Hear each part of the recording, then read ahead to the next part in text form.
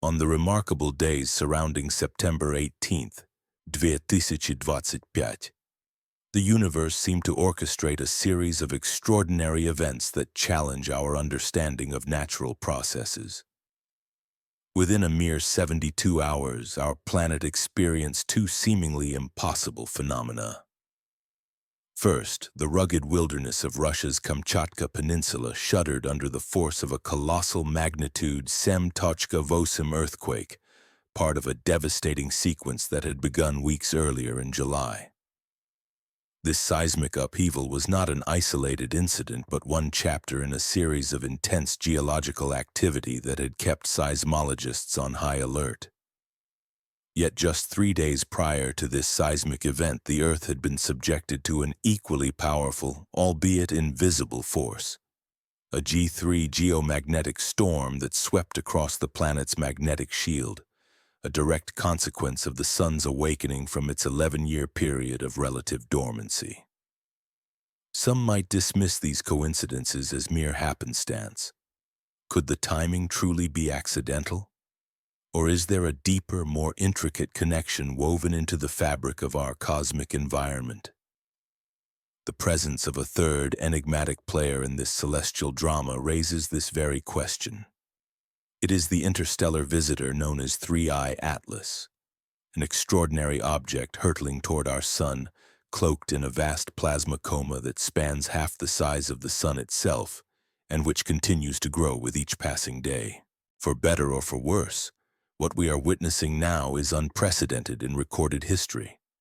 A sequence of events so extraordinary that it beckons us to look beyond the surface, to explore whether these phenomena are interconnected in ways science has yet to fully comprehend.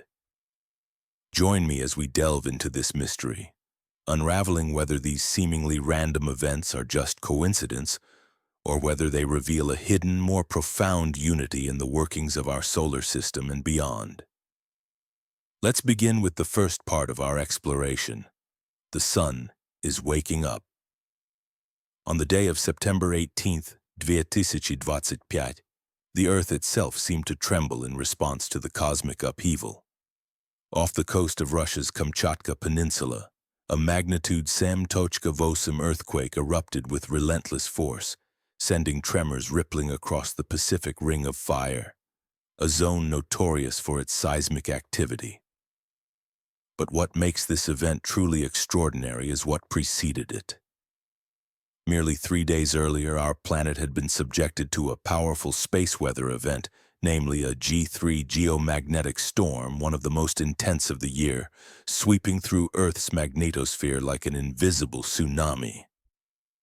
This sequence of two major phenomena happening within such a short span prompts a question that would cause any rational scientist to pause and ponder. What are the odds? The answer begins with the Sun itself. After years of relative dormancy, solar cycle 25 is now reaching its maximum intensity. The solar activity numbers tell a story that is as fascinating as it is unsettling.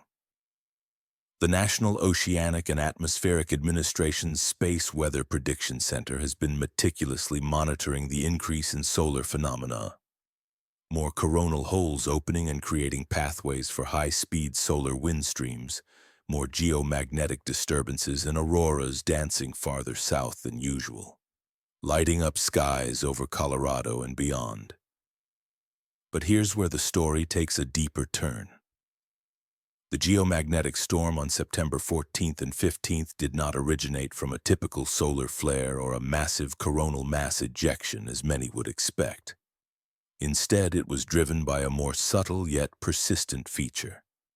A coronal hole, a large region on the Sun's surface where magnetic field lines open outward like the petals of a flower, forming a highway for charged particles. These particles, racing through space at speeds exceeding 600 kilometers per second, create high-speed streams that continuously buffet Earth's magnetic shield. Imagine the Sun's magnetic field lines opening up and forming a vast, invisible highway, an energetic corridor through which charged particles accelerate and travel across space, directly impacting our planet. Then the earthquake in Kamchatka. The magnitude 7.8 event was not a typical aftershock of a previous quake. It struck precisely in the same region that had experienced a colossal magnitude 8.8 earthquake just 7 weeks earlier, on July 29th. That earlier event had been one of the most powerful earthquakes ever recorded instrumentally, capable of triggering tsunami warnings across the Pacific Ocean from Hawaii to Chile, with systems detecting waves that could have reshaped coastlines. The sequence of these two massive seismic events separated by only a few weeks raises profound questions about the underlying forces at play. Seismologists traditionally attribute earthquakes to the slow but relentless movement of tectonic plates, massive continental chunks that grind and slide past each other, a process that has shaped Earth's surface over billions of years. This tectonic dance is well understood and forms the bedrock of modern geology. However, what if there's more to the story? What if external influences, dynamic electromagnetic phenomena, perhaps linked to the sun's activity or even interstellar objects, are subtly nudging this tectonic dance? Enter now our third key player in this celestial saga. Comet 3I Atlas, officially designated as C2025N1. This isn't just any ordinary comet passing through our solar system. It holds the distinction of being the third confirmed interstellar visitor ever detected, an extraordinary traveler from the depths of interstellar space journeying toward a close encounter with our Sun. As it arcs its way inward on October the 30th, 2025, it will reach perihelion, the point of closest approach to our star, coming within approximately 1.4 astronomical units. To put that into perspective, that's about 140 million miles, or roughly 1.4 times the average distance from Earth to the Sun. But before you begin stockpiling canned goods or preparing for doomsday, let me clarify. 3I Atlas does not pose any threat to Earth. Its nearest approach to our planet will be about 1.8 astronomical units, around 168 million kilometers, far beyond the orbit of Earth itself, well more than the distance from Earth to the Sun. This isn't an extinction-level event. It's a rare and valuable scientific opportunity. What makes 3I Atlas truly remarkable, however, is what recent observations have uncovered. The Hubble Space Telescope, with its keen eye and cutting-edge instruments, has revealed something astonishing. This interstellar wanderer is already active. It has begun developing a coma, a vast, diffuse envelope of gas and dust that's forming at a distance where most comets in our solar system typically remain dormant. This is significant because usually comets only become active as they near the Sun, where solar radiation heats their surfaces enough to cause sublimation of ices and outgassing. But 3I Atlas is defying expectations. It's creating a sprawling atmosphere that could extend up to 700,000 kilometers across, almost half the diameter of our Sun. Imagine that for a moment.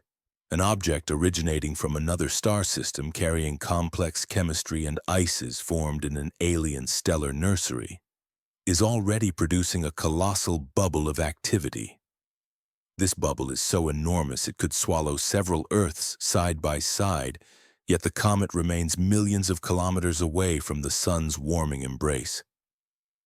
It's as if this interstellar visitor is already awakening, revealing mysteries about the material and conditions from its distant origin.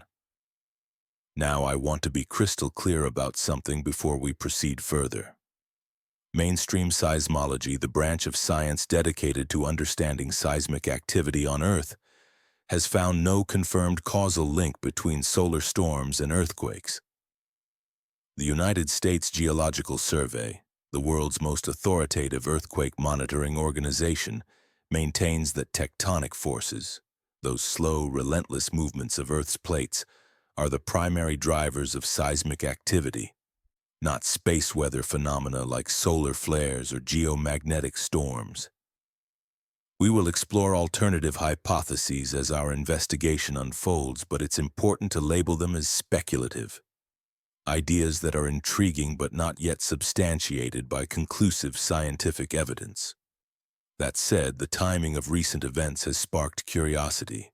For example, the geomagnetic storm that occurred on September the 14th was driven by a persistent feature known as a coronal hole, specifically a recurring trans-equatorial coronal hole, a sustained gap in the sun's magnetic field that had been channeling high-speed solar wind toward Earth for several days. This same coronal hole, identified by solar physicists as Ch-19316, created the conditions for multiple geomagnetic disturbances throughout September. Unlike the explosive solar flares or massive coronal mass ejections we often associate with space weather impacts, high-speed streams from coronal holes tend to deliver a continuous, steady pressure rather than a sudden punch. The effect can last for days, gradually influencing Earth's magnetic environment. During these streams, the density of the solar wind, comprising charged particles streaming from the sun, drops significantly, sometimes below a single particle per cubic centimeter, which is an incredibly sparse environment. Meanwhile, the velocity of these particles increases, often approaching nearly double the usual baseline of about 400 kilometers per second. For those following along at home, you can monitor these conditions in real time. The National Oceanic and Atmospheric Administration's Space Weather Prediction Center provides continuous updates on what's called the KP Index, a scale that measures the level of geomagnetic disturbances on a scale from 0 to 9. This index helps gauge the potential impact of space weather on technological systems and can be followed live through their online dashboards. Certainly. Here is a deeply enriched and seamless rephrasing of the provided excerpt, expanding and elaborating on each idea to create a more comprehensive and engaging narrative. Any level of space weather disturbance above a G4 classification begins to interfere with technological systems on Earth. When geomagnetic activity intensifies to a G6 or G7 level, the impact becomes even more pronounced, capable of disrupting vital infrastructure such as power grids and satellite-based navigation systems like GPS. These disturbances can cause widespread outages, blackouts, and communication failures, affecting everything from the energy supply to transportation, commerce, and emergency services. To monitor and understand these phenomena, the United States Geological Survey stands as a pillar of transparency and reliability. It maintains an extensive, publicly accessible database of seismic activity, meticulously cataloging every earthquake of magnitude 2.5 or greater. These records are analyzed in real time, with data streaming into public view within mere minutes after detection. When the media buzzes with sensational headlines and the narrative becomes noisy, trust me, it will. These authoritative sources serve as your unwavering ground truth, providing the verified facts needed to interpret the unfolding events. Now let us shift our focus back to our cosmic visitor, the interstellar object known as 3I Atlas. It is not traveling alone through the increasingly energetic and turbulent environment of our heliosphere. October of the year 2025 is shaping up to be one of the most densely packed months for comet watchers in recent memory, with multiple celestial visitors making their close approaches to our planet. One of the most anticipated is Comet C-225 R2 Swan. This comet is expected to reach its nearest point to Earth around the dates of October 19th through 21st, passing within a mere 0.26 astronomical units, roughly 25 million miles, making it sufficiently close to develop a tail visible with binoculars. Such proximity offers a spectacular opportunity for skywatchers, both amateur and professional, to observe the evolving structure of its tail and glean insights into its composition and activity. Simultaneously, another visitor, designated C-225, a 6 Lemon, is exhibiting rapid brightening. Forecasts suggest it could attain a visual magnitude of 4 by late October. Bright enough under dark, clear skies to be visible to the naked eye, provided you know precisely where to look. The simultaneous appearance and activity of multiple travelers across the solar system turn this period into a veritable cosmic parade, a Sunday filled with celestial activity. And Earth is responding in kind. During this time, the planet is experiencing some of its most intense seismic releases in over a decade. Powerful earthquakes are shaking regions that have not seen such activity in recent memory, raising questions about whether these phenomena are connected or merely coincidental. The scientific community remains divided, pondering whether the apparent timing of these events hints at underlying links. In the segments ahead, we will explore compelling hypotheses that suggest mechanisms capable of connecting these seemingly disparate phenomena. These theories challenge and expand our current understanding of the solar system as an interconnected dynamic system, a complex web where celestial and terrestrial processes influence one another in subtle yet profound ways. For example, what we do know with certainty is that the sun's magnetic field extends well beyond the luminous disk we see, creating a vast protective bubble called the heliosphere. This magnetic envelope encompasses all the planets and stretches far into interstellar space. When objects like 3I Atlas enter this domain, they don't simply drift passively. They become part of an intricate electrical circuit spanning billions of cubic kilometers.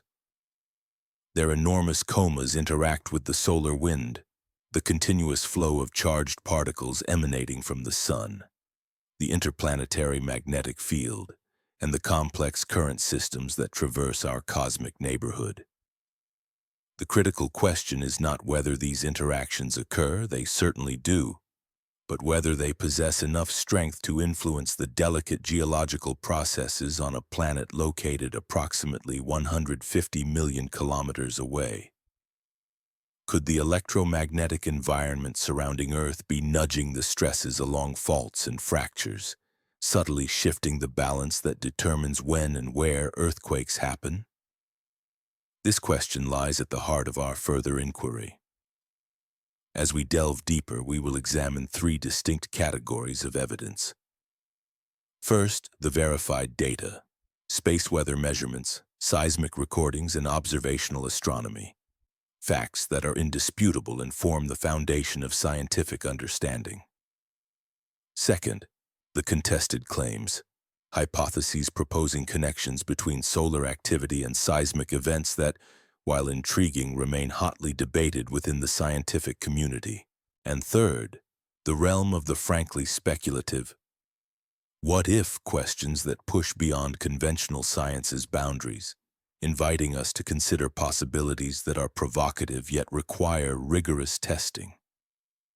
Our exploration begins with a closer look at the Kamchatka Peninsula, an area renowned for its intense tectonic activity. Here, the forces of Earth's inner dynamics have forged one of the planet's most seismically active regions, an ideal natural laboratory for investigating potential correlations between space weather and seismic phenomena. However, as we delve deeper into these phenomena, it becomes clear that even the most straightforward geological explanations invite complex questions about the timing, clustering, and the enigmatic rhythms that seem to orchestrate when Earth chooses to unleash its accumulated energy. These patterns challenge our conventional understanding, hinting at underlying principles or influences that we have yet to fully comprehend.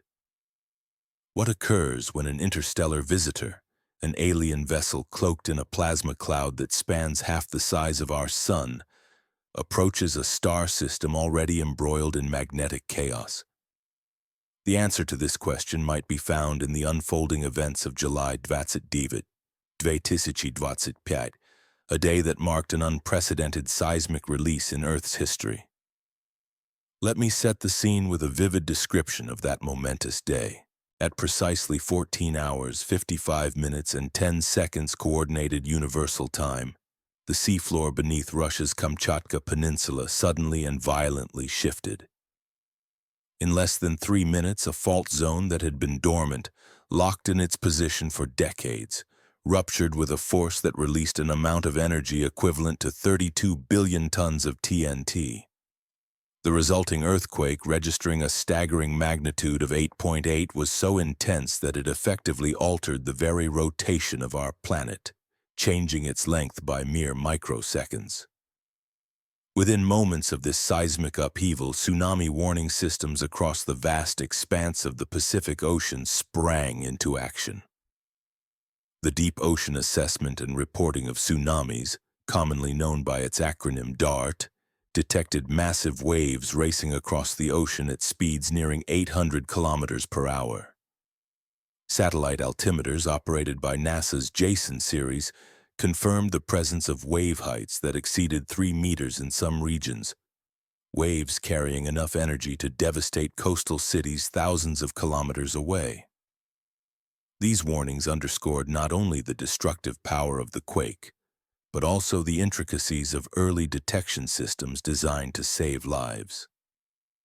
What truly elevates this event into the realm of the extraordinary within seismology's chronicles is that it was, to a certain extent, anticipated, not in the sense of an exact prediction, but in terms of its underlying tectonic context.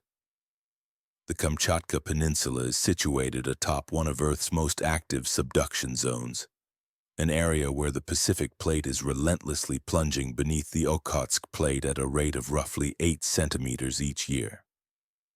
For centuries, this ongoing collision has been steadily amassing stress along the fault lines, creating the perfect conditions for a colossal megathrust earthquake. The geometrical arrangement of the subduction here is textbook perfect. The descending Pacific Plate forms a gently dipping fault plane capable of rupturing across hundreds of kilometers simultaneously. When such a rupture occurs, the overlying crust snaps back like a tightly compressed spring, displacing vast volumes of seawater and generating tsunamis of catastrophic proportions. Yet what no one expected was the clustering of multiple large earthquakes that followed this initial rupture, an extraordinary sequence that defied typical seismic patterns. By mid-September, the Kamchatka region had experienced over 40 aftershocks exceeding magnitude 6, with several of these tremors rivaling major earthquakes in their own right. The July 29th event was merely the first act in a series that kept seismologists worldwide glued to their monitoring stations, trying to understand whether this was a statistical anomaly or a sign of deeper underlying processes at work.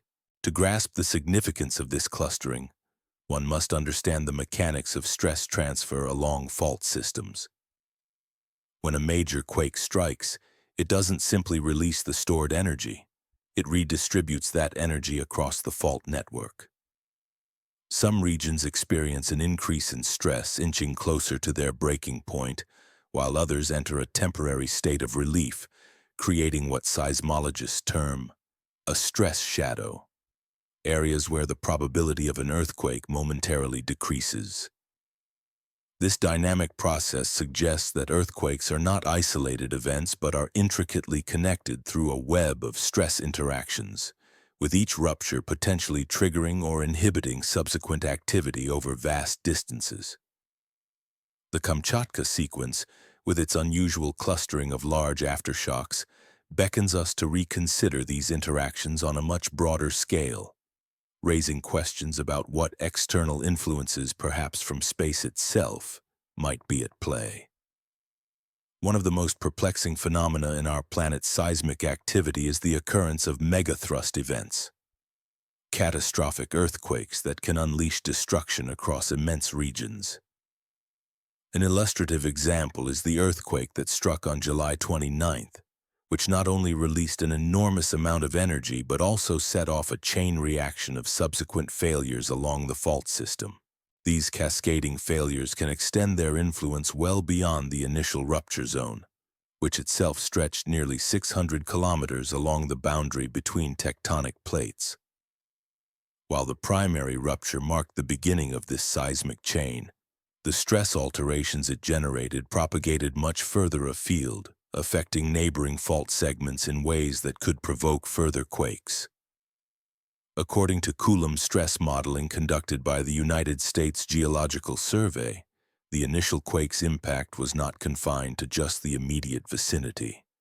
Instead, it increased the likelihood that dozens of fault segments nearby would fail in the aftermath, effectively setting the stage for additional seismic events. This illustrates a fundamental principle in seismology.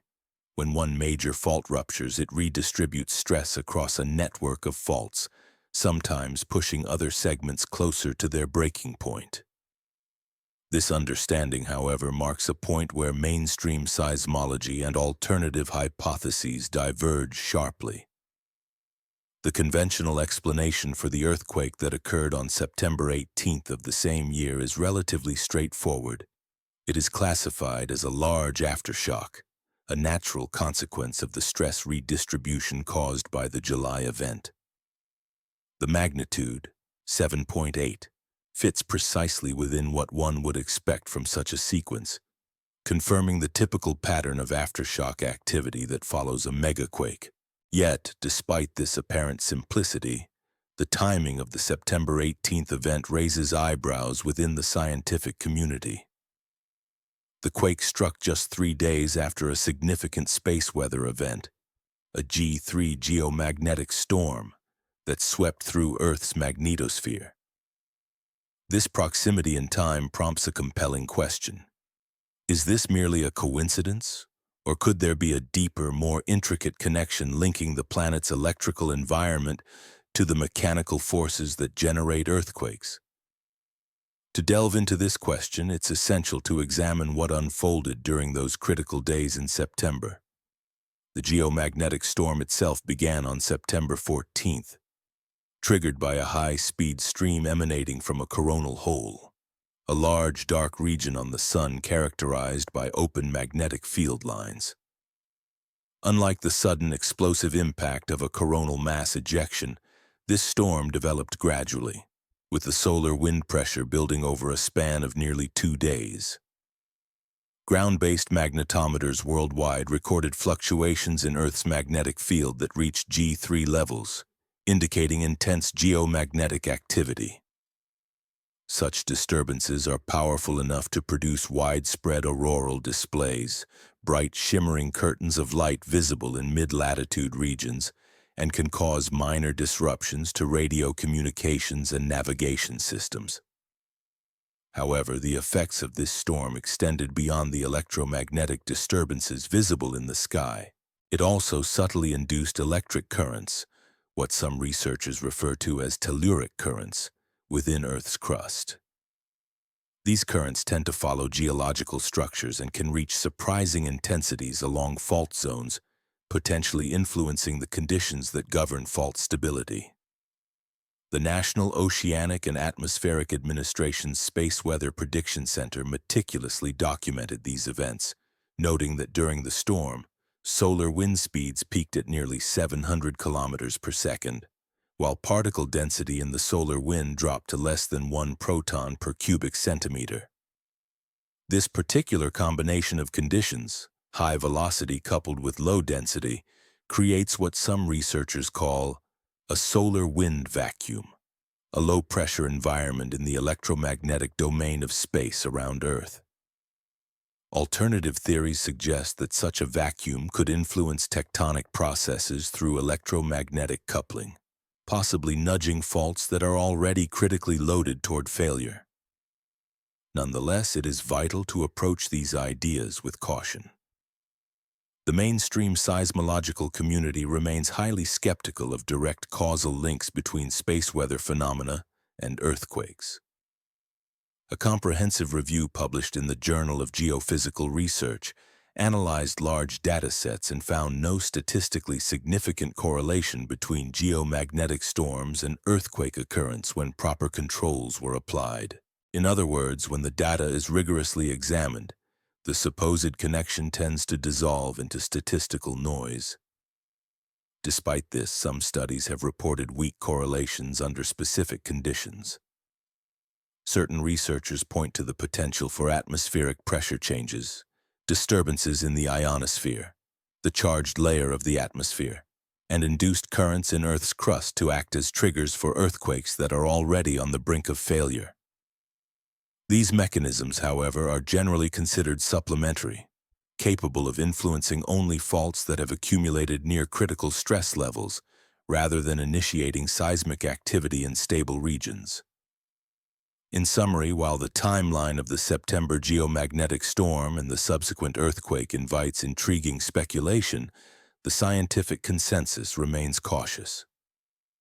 The consensus holds that, under current understanding, space weather does not serve as a primary driver of large earthquakes, but might play a role in modulating the timing of events that would happen anyway, particularly in faults already primed for failure. The phrase that encapsulates the core idea is close to failure. It emphasizes that space weather, even if influential, cannot directly cause earthquakes in crustal regions that are entirely stable. In other words, it cannot spontaneously generate seismic events in areas where the stress levels are minimal or non-existent. The Kamchatka Peninsula, however, was anything but stable in September of 2025. This region had already been experiencing heightened seismic activity following the massive earthquake of July, the so-called megathrust quake, and its subsequent aftershock sequences. These aftershocks typically adhere to well-understood statistical patterns, with their occurrence frequency diminishing over time according to power laws that have been thoroughly validated across countless earthquake sequences worldwide. Such patterns are foundational in seismology, providing a predictable framework for understanding how stress redistribution occurs after large ruptures. What makes the earthquake on September the 18th particularly noteworthy isn't just its occurrence, since large aftershocks are expected in the aftermath of an event as powerful as a magnitude 8.8 quake, but rather its precise timing in relation to the geomagnetic storm that had recently disturbed Earth's magnetic environment. This temporal correlation prompts a deeper examination. Is this just a coincidence, or does it hint at a more profound connection? To determine this, rigorous statistical analysis is essential. Such analysis would assess whether the timing of the earthquake falls within the range of random chance or if it exceeds what would be expected under normal conditions, thus suggesting a potential causal or at least correlational link. The physics underlying the potential for space weather to influence seismic activity involves several hypotheses, each proposing different mechanisms. For instance, geomagnetic storms, intense disturbances caused by solar activity, can induce electric currents within Earth's conductive geological layers. These currents might, under certain conditions, alter pore fluid pressures along existing fault lines, nudging them closer to failure. Additionally, atmospheric pressure variations resulting from ionospheric heating during geomagnetic disturbances could theoretically influence the stress distribution within the crust. Some researchers even suggest that electromagnetic effects could modify the behavior of fluids within fault zones, changing their viscosity or pressure, potentially making faults more susceptible to slipping. However, amidst these hypotheses, a crucial point must be emphasized. Even if such mechanisms are valid, their influence is limited to faults that are already heavily loaded and on the verge of rupture. Space weather, in this context, cannot generate earthquakes ex nihilo.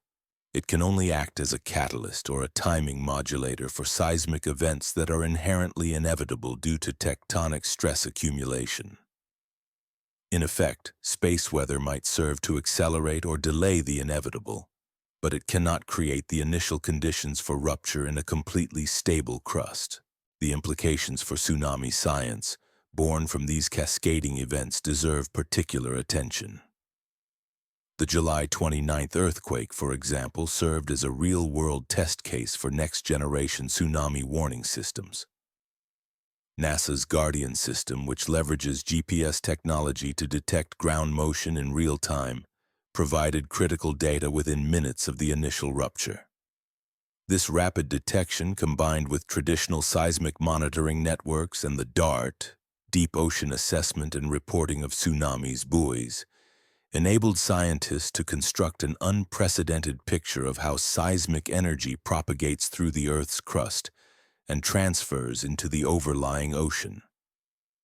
The waves generated by this event traversed the Pacific Ocean in less than 10 hours, a stark reminder of the incredible speed at which tsunamis can spread across vast oceanic basins. Coastal communities from Alaska to Chile received early warnings, exemplifying the effectiveness of international cooperation in tsunami science since the catastrophic Indian Ocean tsunami of 2004. As the year 2025 draws to a close, seismologists are closely monitoring the Kamchatka region, with models suggesting that additional large aftershocks remain possible in the coming months and years. These probabilities, however, are expected to decline gradually over time. Still, what traditional seismological models often overlook is the potential for an extraordinary convergence of astronomical and space weather events, an intersection that has no recorded precedent in history.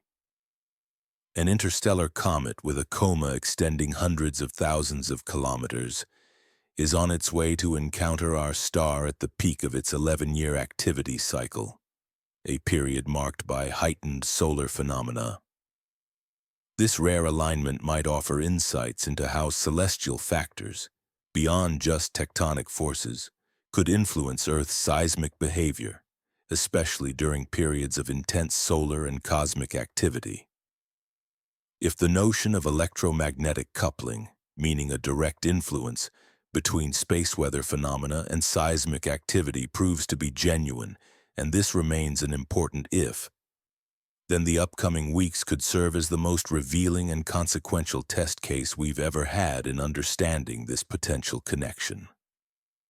The key question isn't simply whether there is a correlation, meaning two things happening simultaneously or sequentially, but rather whether that correlation is powerful enough and consistent enough to justify serious, rigorous scientific inquiry.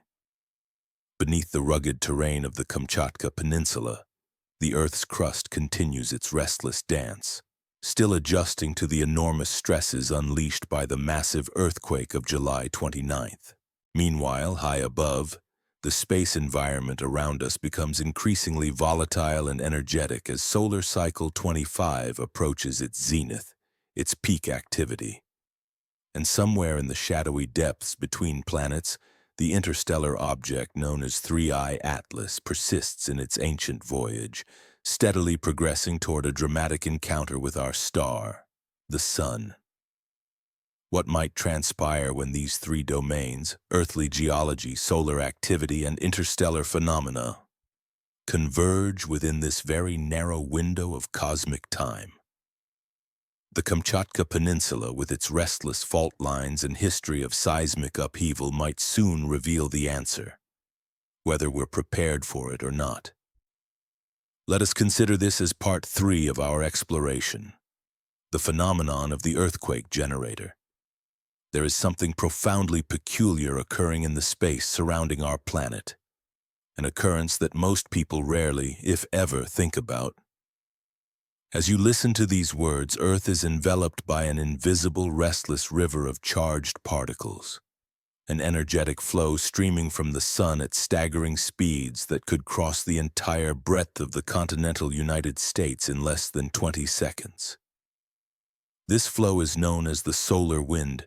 It has been coursing past our planet for billions of years, shaping and influencing our space environment in ways both subtle and dramatic. Yet this river of charged particles is not steady or uniform, rather it fluctuates. Sometimes it races with ferocious intensity, and at other times it slows to a crawl. There are moments when the solar wind creates conditions so extraordinary that a small group of researchers hypothesize it could, under certain circumstances, actually influence Earth's crust enough to cause it to shake, potentially even trigger earthquakes. To comprehend this phenomenon more fully, we need to delve into the concept of coronal holes. Visualize the sun's surface not as a simple, uniform, glowing orb of fire, but as a highly complex magnetic landscape, an intricate terrain of magnetic field lines that are either open or closed. Most of the time, the sun's magnetic field lines emerge from its surface, arching back into the solar interior and forming closed loops. These loops trap and contain hot plasma, creating the solar prominences and active regions that we observe as bright, looping arcs of solar material. However, coronal holes are distinctly different. They represent regions on the sun where the magnetic field lines do not loop back but instead extend outward into space, effectively opening a kind of magnetic highway. These open magnetic field lines allow solar material charged particles to escape with relative ease, creating high-speed streams of solar wind that can travel at velocities exceeding 700 kilometers per second, almost twice the average solar wind speed. This is where the story becomes particularly intriguing for those investigating the Earth's seismic processes. When these high-velocity streams from coronal holes sweep past Earth, they produce what some scientists refer to as a solar wind vacuum.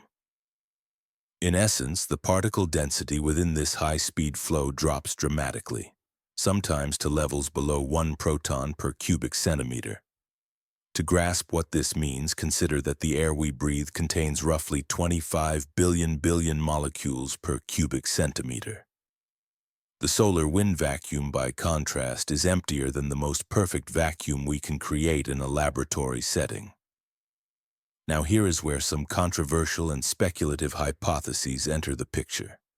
Ideas that circulate within alternative research circles rather than mainstream scientific consensus. These conjectures propose that under certain rare and extreme conditions, such vacuum states created by the solar wind might have a tangible effect on Earth's crust.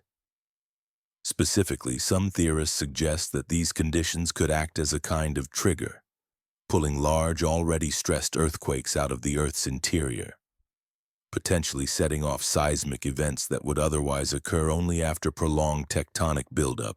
This hypothesis posits that the rare, extraordinary drop in particle density, what can be called a solar wind vacuum, might influence the delicate balance of forces within Earth's crust, tipping the scales and prompting fault lines to rupture.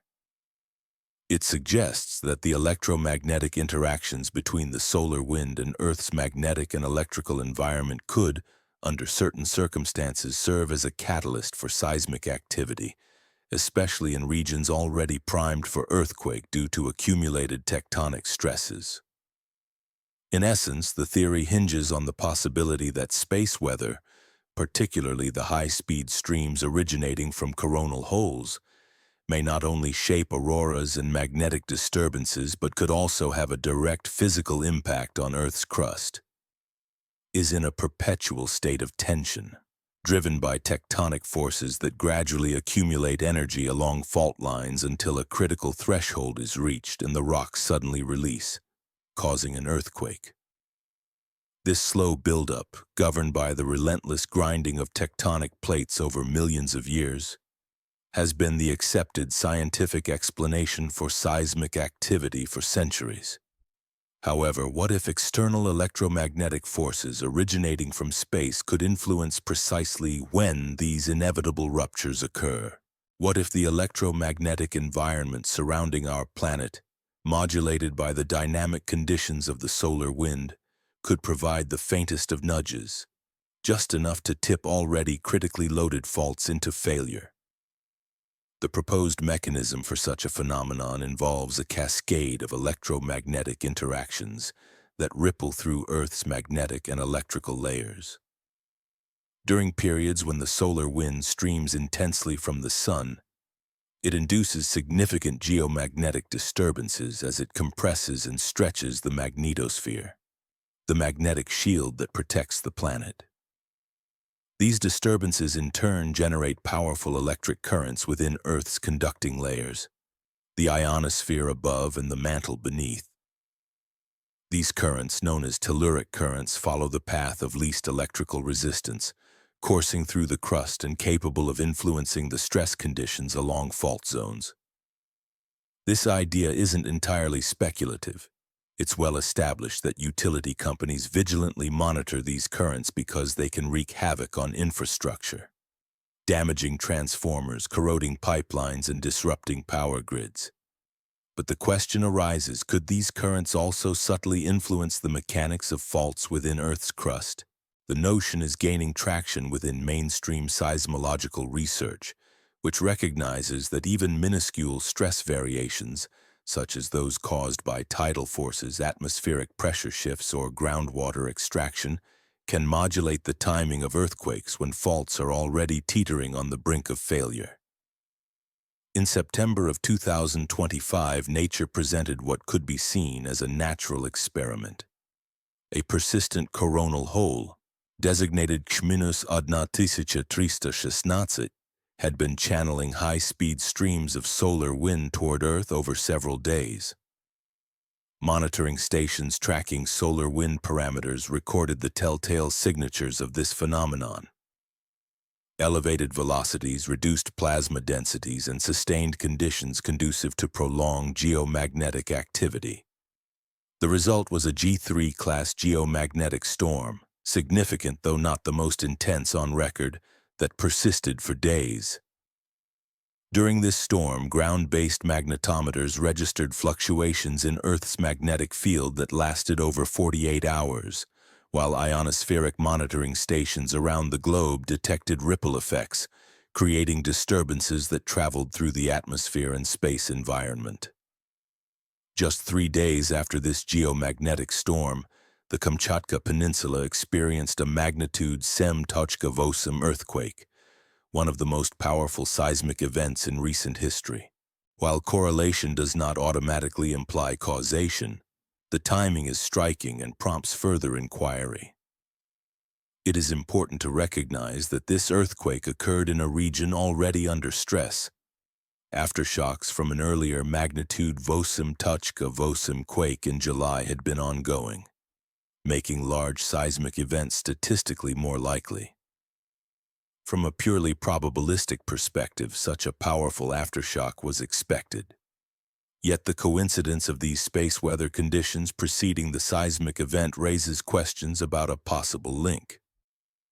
Analyses of these patterns suggest a tendency for major earthquakes to cluster during periods when the solar wind density is unusually low, conditions created by the streams emanating from coronal holes. The proposed sequence of events begins with what is called a solar wind vacuum, when high-speed solar wind streams reduce external pressure on Earth's magnetosphere, allowing it to expand and in turn alter the electromagnetic environment within and around Earth.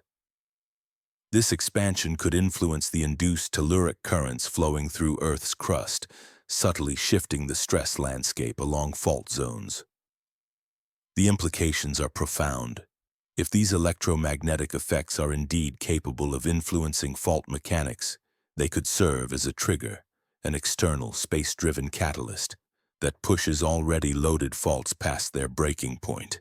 This hypothesis aligns with decades of research indicating that small stress changes, even those seemingly insignificant, can determine the timing of an earthquake when faults are critically poised. While this idea remains controversial within the scientific community, mainly because establishing a direct causal link is challenging, it opens new avenues for understanding the complex interplay between space weather and terrestrial seismicity. It suggests that the sun's activity, far from being a distant, unrelated phenomenon, could subtly shape the timing of Earth's most devastating natural events through electromagnetic coupling. This subtle yet profound expansion in the Earth's electromagnetic environment influences the intricate network of electrical currents that course through our planet. Specifically, it alters the dynamics within the magnetosphere and the ionosphere's coupling regions where the Earth's magnetic field and ionized atmospheric layers interact most intensely. These shifts in current flow, although minuscule on an absolute scale, can have significant effects on the Earth's crustal stress landscape. When these electromagnetic fluctuations intersect with zones where fault systems and conductive geological formations converge, they could, in theory, influence the physical conditions that govern seismic activity. For example, such current variations might slightly modify the pressure of fluids trapped within fault zones, or alter the electrical properties of the rock and mineral materials that comprise these fault systems. These changes could lead to localized stress concentrations, effectively nudging already critically loaded faults toward failure, even if the stress adjustments are exceedingly small. Earthquakes are notoriously sensitive to tiny fluctuations in stress, especially when faults are near their breaking point, meaning that even subtle electromagnetic influences could potentially serve as triggers under specific conditions. Support for these ideas primarily stems from statistical analyses comparing extensive earthquake catalogs with space weather data. Some studies have identified correlations suggesting that the strength of geomagnetic storms, disturbances caused by fluctuations in Earth's magnetic field during solar activity, may coincide with increased seismic activity. Other research has pointed to specific parameters of the solar wind, such as its velocity or density, as potential influencers of earthquake timing. Yet despite these findings, the consensus within the scientific community remains cautious and skeptical. The United States Geological Survey, which maintains the most comprehensive and authoritative earthquake database globally, explicitly states that no definitive causal link between space weather phenomena and seismic activity has been established. Their position, reinforced by multiple independent analyses, is that the apparent correlations reported in various studies tend to dissipate once rigorous statistical controls are applied, indicating that these links may be coincidental or the result of data artifacts. One of the paramount challenges in this field lies in distinguishing genuine signals from statistical noise. Earthquake records include thousands of events over many years, while space weather data encompass continuous, often complex variations across dozens of parameters. The sheer volume of data increases the likelihood of finding seemingly meaningful correlations, even if no real relationship exists, an issue known as spurious correlation. Critics highlight several methodological problems that undermine the reliability of space weather earthquake studies. Selection bias can skew results, as researchers may unintentionally focus on specific time periods or regions where correlations appear stronger. The problem of multiple comparisons further complicates the picture. Testing numerous potential correlations increases the probability of false positives, finding relationships that are purely coincidental. Moreover, many of the physical mechanisms proposed to explain these connections lack quantitative support from laboratory experiments or detailed theoretical models. Nevertheless, proponents argue that the consistent appearance of correlations across diverse data sets, geographic regions, and analytical approaches hints at an underlying phenomenon worth further investigation. They point to laboratory experiments where electromagnetic fields have demonstrably influenced rock mechanics, and to the growing awareness that Earth's electrical environment is more intricate and dynamic than previously appreciated. The solar wind vacuum hypothesis exemplifies one such effort to provide a physical framework. It suggests that specific space weather conditions, particularly low-density, high-velocity solar wind streams emanating from persistent coronal holes, could create environments conducive to influencing seismic activity. As solar cycle 25 approaches its peak, opportunities to test and refine these hypotheses are increasing. The heightened activity in solar phenomena, characterized by more frequent coronal holes and stronger solar wind streams, offers a natural laboratory to observe potential electromagnetic effects on Earth's crust. Researchers are now better equipped than ever to explore these complex interactions, moving toward a deeper understanding of how space weather might subtly influence our planet's seismic behavior. Coronal holes become increasingly numerous and enduring during the peak phase of solar activity, known as solar maximum. These persistent magnetic anomalies frequently generate high-speed streams of solar wind that collide with Earth's magnetosphere, creating dynamic and often intense electromagnetic interactions. Concurrently, our capacity to monitor these space weather phenomena has advanced to unprecedented levels. Today, scientists have access to highly detailed measurements of Earth's electromagnetic environment, especially during seismic events, allowing for a more comprehensive understanding of potential interconnections between solar activity and terrestrial processes. The sequence of events observed in September of 2025 provides a compelling, though still debated piece of this ongoing scientific puzzle. During that month, a prolonged coronal hole stream persisted, creating what can be described as textbook vacuum conditions in the space surrounding Earth. Remarkably, within days of these conditions forming, a major earthquake struck a region already heavily loaded with tectonic stress. This sequence of correlation, coronal hole activity followed by seismic release, has ignited intense discussion among researchers.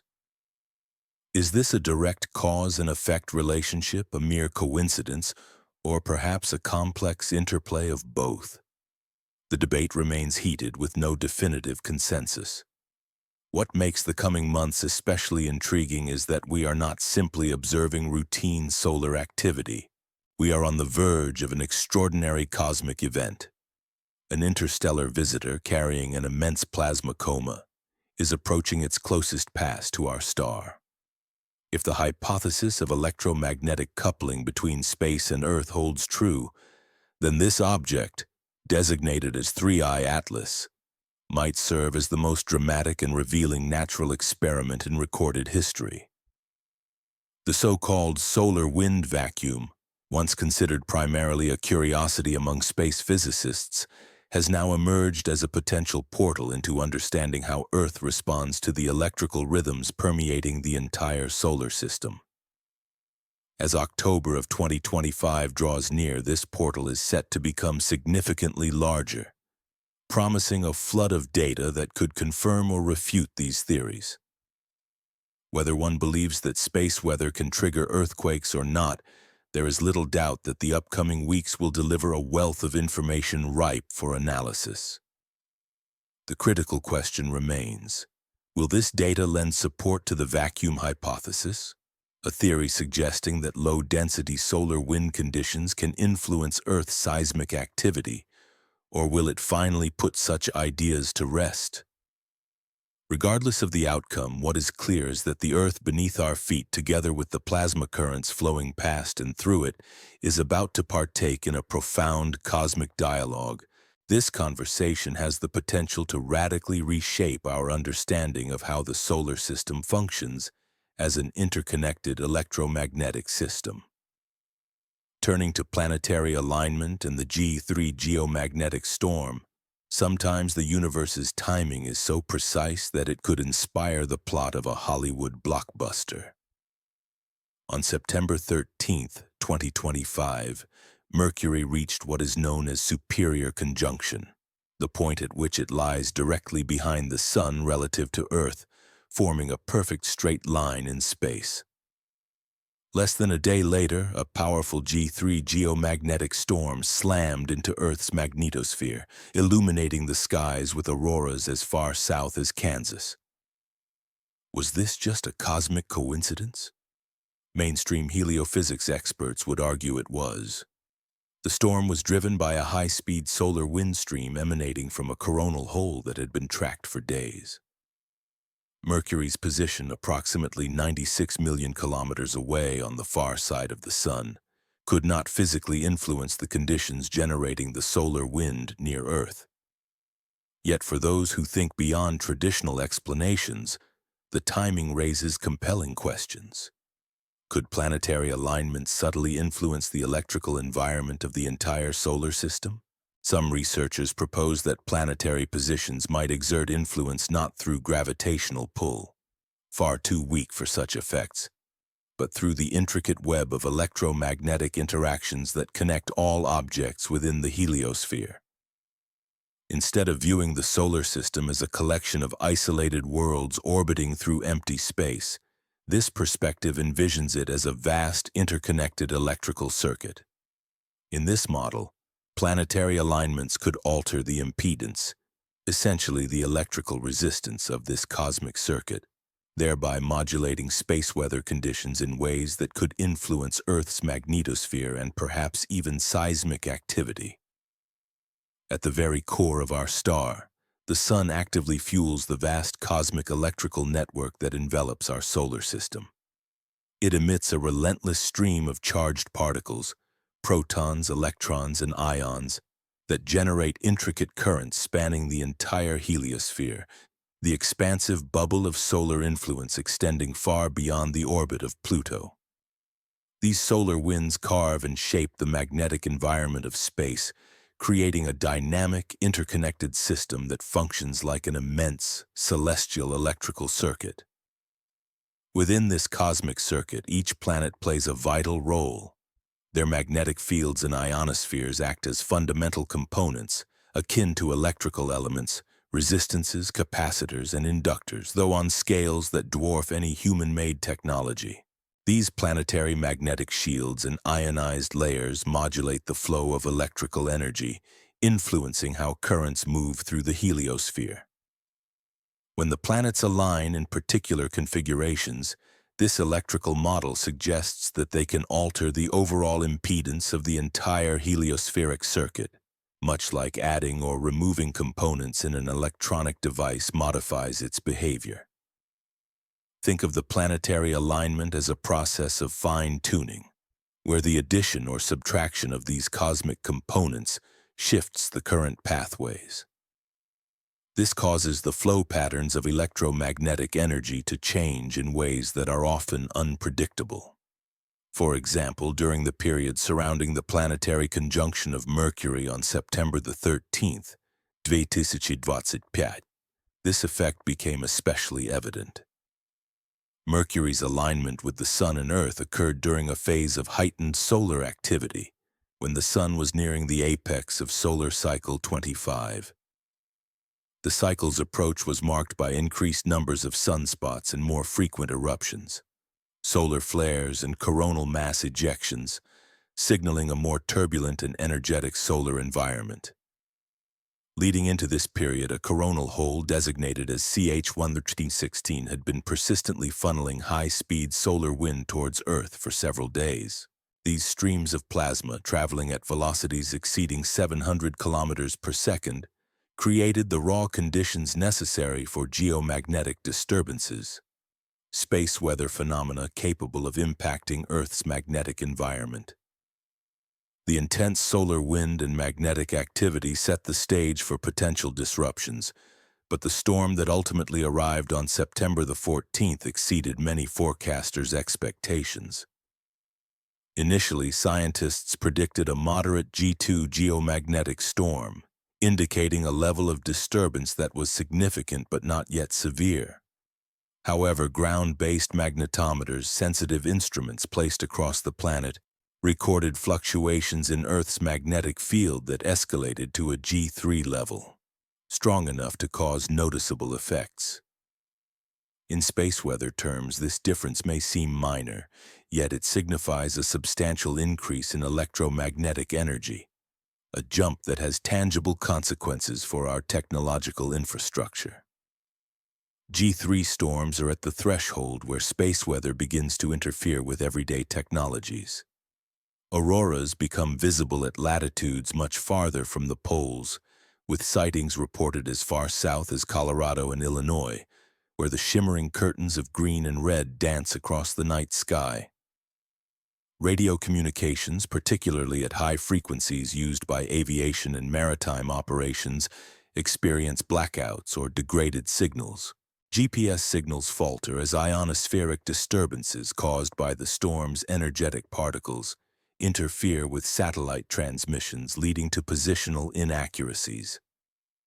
Beyond these technological effects, the storm's influence extends into Earth's crust through the induction of substantial geomagnetic currents, called telluric or telluric currents, that flow through conductive geological formations. These currents follow pathways shaped by underground water, mineral deposits, and the specific mineralogical and structural characteristics of the rocks. This phenomenon is well documented.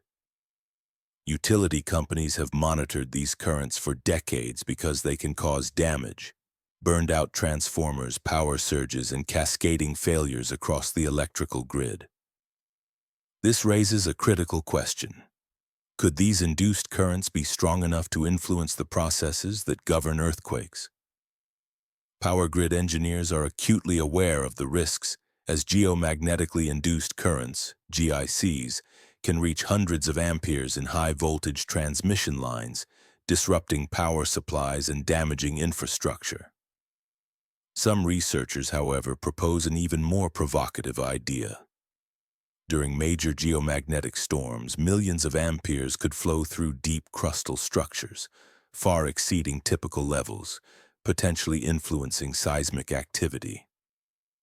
The mechanisms by which these intense currents might trigger earthquakes are still largely speculative, but several hypotheses have been proposed. One involves the alteration of pore fluid pressure within fault zones. Electric currents coursing through faults could change the electrochemical properties of groundwater, affecting its pressure and lubricating the fault surfaces. Another suggests that the electrical currents might modify the electrical breakdown characteristics of fault materials, making slip, and thus seismic failure, more probable under existing tectonic stresses.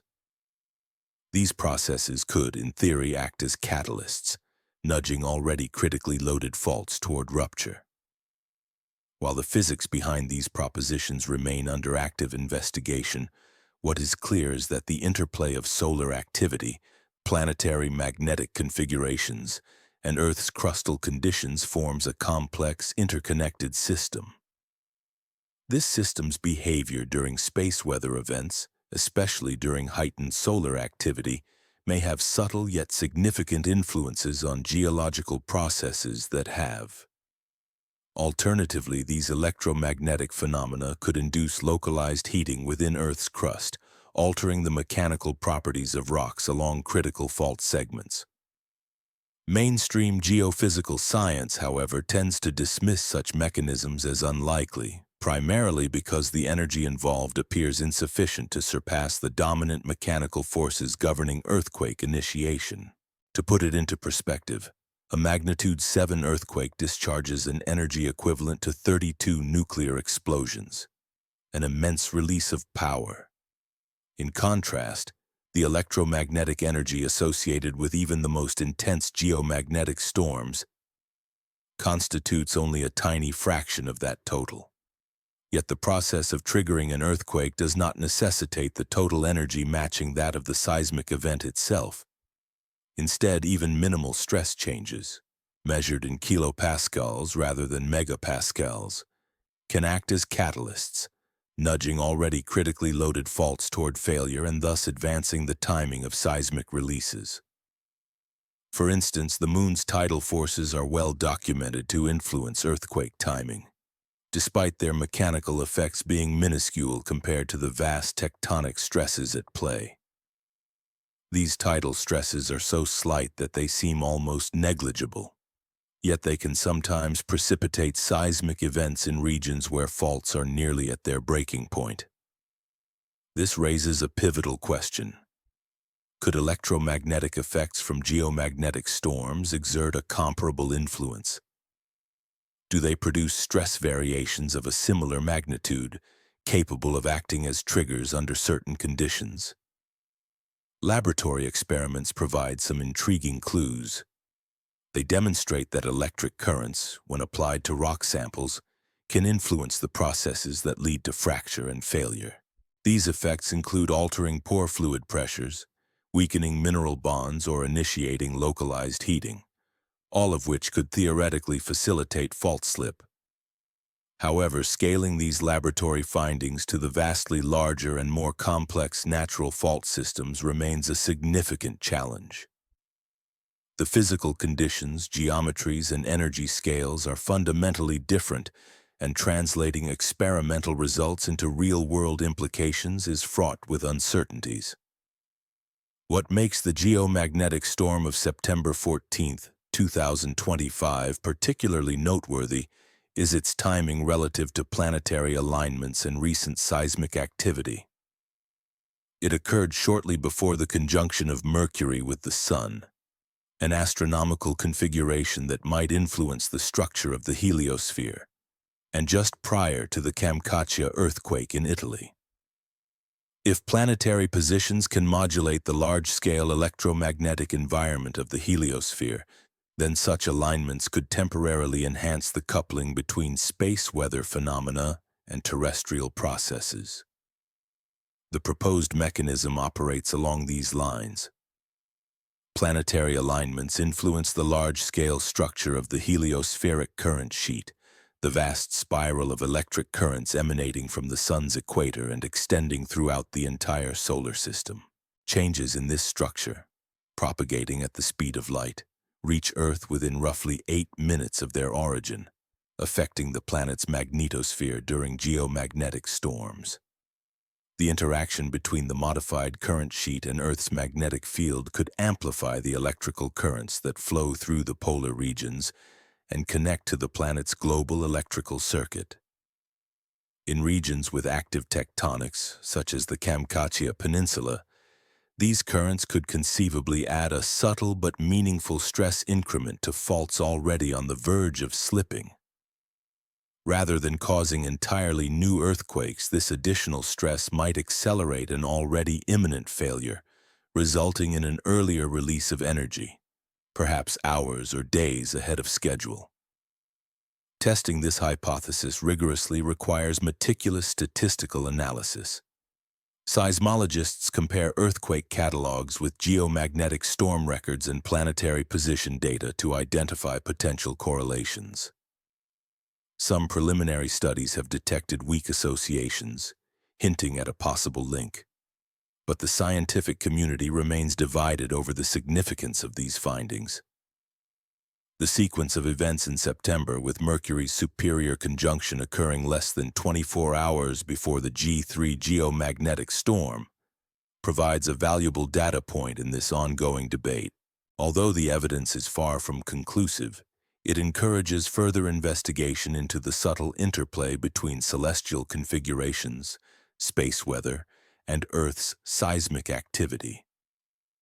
The electromagnetic disturbances ignited by the storm persisted for more than 48 hours, creating a continuous and intense wave of electromagnetic activity that rippled through our planet's magnetic environment. Remarkably, just 3 days after this storm subsided, the Kamchatka Peninsula was struck by a powerful magnitude 7.8 earthquake, a seismic event of extraordinary strength and significance. The crucial question that lingers is whether these two phenomena are connected by more than mere coincidence. The timing of these events, the hours between the conjunction of celestial bodies and the onset of the storm, and the days separating the storm from the subsequent earthquake, aligns intriguingly with some of the leading hypotheses proposing electromagnetic mechanisms for earthquake triggering. These mechanisms suggest that fluctuations in space weather driven by the Sun's activity could influence tectonic stresses and possibly induce seismic events. However, skeptics argue that the observed intervals could equally be explained by chance, and that without definitive evidence, such correlations remain speculative. As we delve deeper into the current phase of solar cycle 25, which is nearing its maximum, the opportunities to rigorously test these ideas will increase significantly. During solar maximum, coronal holes, large regions of open magnetic field lines, become more abundant, often resulting in high-speed solar wind streams that impact Earth's magnetic shield. These streams can generate prolonged geomagnetic disturbances, creating a dynamic electromagnetic environment that persists and intensifies over days or even weeks. Throughout the year, planetary alignments occur with regularity, providing multiple natural experiments to compare and analyze the electromagnetic conditions in our solar system. The upcoming period in late October promises to be especially revealing. During this time, the interstellar object known as 3I Atlas will reach perihelion, the closest point to the Sun, while several other significant astronomical events take place in unison. If the hypothesis of electromagnetic coupling, that space weather influences terrestrial seismic activity, is correct, this convergence could serve as the most compelling and tangible piece of evidence yet to be uncovered. However, this scenario hinges on the effects being subtle and localized, influencing only specific fault zones or regions. What if, during this period, the electromagnetic environment is not merely a gentle nudge but a force strong enough to affect seismic activity across multiple regions simultaneously? Should that happen, we would be venturing into uncharted territory, an era where the relationship between space weather and Earth's geological processes defies conventional understanding. The Sun's heightened activity, with multiple comets converging into the inner solar system, combined with planetary positions aligning in unprecedented configurations, is creating conditions unlike any seen in recorded history. The events of September could very well have been just the opening act of a much larger cosmic drama, a sequence of celestial and terrestrial phenomena intertwined in ways we are only beginning to comprehend. Whether these phenomena remain curiosities or escalate into something more consequential depends on the questions we are now just starting to learn to ask. This leads us to what researchers call Part 5, the antipodal threat, a concept rooted in the elegant symmetry of our planet. Consider this. If you draw a straight line from any point on Earth's surface passing through its center and extend it outward, you arrive at that point's antipode, the exact opposite location on the globe. For most places, this antipodal point resides beneath vast stretches of ocean. But in the case of the Kamchatka Peninsula, an area known for intense seismic activity, something unusual occurs. Its antipode lies remarkably close to the Drake Passage, a region at the southern tip of South America that is among the most tectonically active areas in the world. This geographical curiosity has sparked interest among scientists exploring the concept of energy balance in global seismic systems. The hypothesis posits that large earthquakes generate seismic waves that travel in a sense completely around the Earth, distributing energy and stress across the planet's interior. According to this idea, the energy released by a significant seismic event in one region doesn't remain confined, but eventually finds its way to distant parts of the globe, where it might contribute to or trigger subsequent earthquakes. This concept isn't purely speculative. It draws from well-understood physics.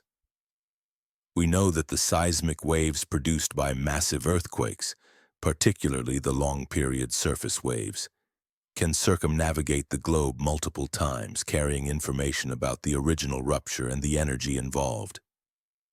These waves spread stress and strain across the Earth's crust, potentially influencing fault systems far from the initial rupture zone. The intriguing part is the suggestion that the planet's internal energy distribution might be more interconnected than traditionally thought, with distant regions linked through a subtle but persistent transfer of seismic energy. In the case of Kamchatka and its antipodal position near the Drake Passage, researchers wonder whether the energy from the July earthquake, an enormous magnitude 8.8 event, could have propagated through the Earth's interior, subtly altering stress conditions in the distant Southern Ocean region. If such energy transfer occurs, it might help explain why certain regions are more prone to seismic activity following major earthquakes elsewhere. and it could provide a new framework for understanding global seismic risk. The seismic waves generated by such powerful earthquakes, especially the long-period surface waves capable of encircling the entire globe multiple times, serve as carriers of crucial information. Details about an earthquake's magnitude, depth, and the rupture process itself, reaching every corner of the Earth's surface. But what if these waves do more than convey just data? What if they act as carriers of something deeper, actual stress changes that build up gradually over time, creating the physical conditions necessary to trigger future seismic events in regions seemingly disconnected from the initial quake? The magnitude 8.8 earthquake that struck Kamchatka on July 29th offers a compelling case study to explore this possibility. Its tremendous energy output was sufficient to test such a hypothesis, as the seismic waves from this event were recorded by monitoring stations scattered across every continent. Some instruments detected ground motion more than 12 hours after the initial rupture. And these waves did not merely dissipate after a single circuit around the planet. Instead, they repeatedly circled the Earth, passing through and interacting with every significant fault system. Whether they be transform faults, spreading ridges, or subduction zones that form the complex tectonic mosaic of our planet's crust, including those situated in the Southern Ocean region. Of particular interest is the Drake Passage area, a tectonic hotspot sitting at the convergence of three major plates, the Antarctic, South American, and Scotia plates. This region is especially sensitive because its tectonic configuration allows for the accumulation of stress in ways that are both unpredictable and capable of sudden release. Some researchers propose an intriguing antipodal hypothesis, suggesting that energy from the Kamchatka quake might have been deposited in the structures surrounding the Southern Ocean, potentially setting the stage for a delayed response earthquake, one that occurs many months after the initial event. The precise mechanism behind such a process, however, remains elusive. It could involve straightforward transfer of stress through the deep layers of the Earth's interior, where seismic energy propagates along pathways beneath the surface. Alternatively, resonance effects might amplify certain stress concentrations in local fault zones, much like how a tuning fork can magnify vibrations in a resonant cavity. More exotic possibilities involve interactions with the Earth's magnetic field or the planet's electrical conductivity structure, factors that could influence how energy is stored and released on a planetary scale. What makes this idea especially compelling to its advocates is the timing. Based on historical analyses of antipodal earthquake pairs, earthquakes that occur roughly opposite each other on the globe, there appears to be a window of about 2 to 6 months within which delayed responses tend to manifest. The Kamchatka earthquake occurring on July 29th falls squarely within this period as we now move through October and November of 2025. Yet critical scrutiny is essential. The mainstream geological community, including the United States Geological Survey and other authoritative institutions, does not officially recognize antipodal triggering as a validated phenomenon. Their models and forecasts are primarily based on regional geological conditions, the rate at which stress accumulates along specific fault lines, and statistical patterns derived from decades of seismic history. While the concept of global stress transfer is well supported by science, large earthquakes do indeed alter the stress landscape over thousands of kilometers.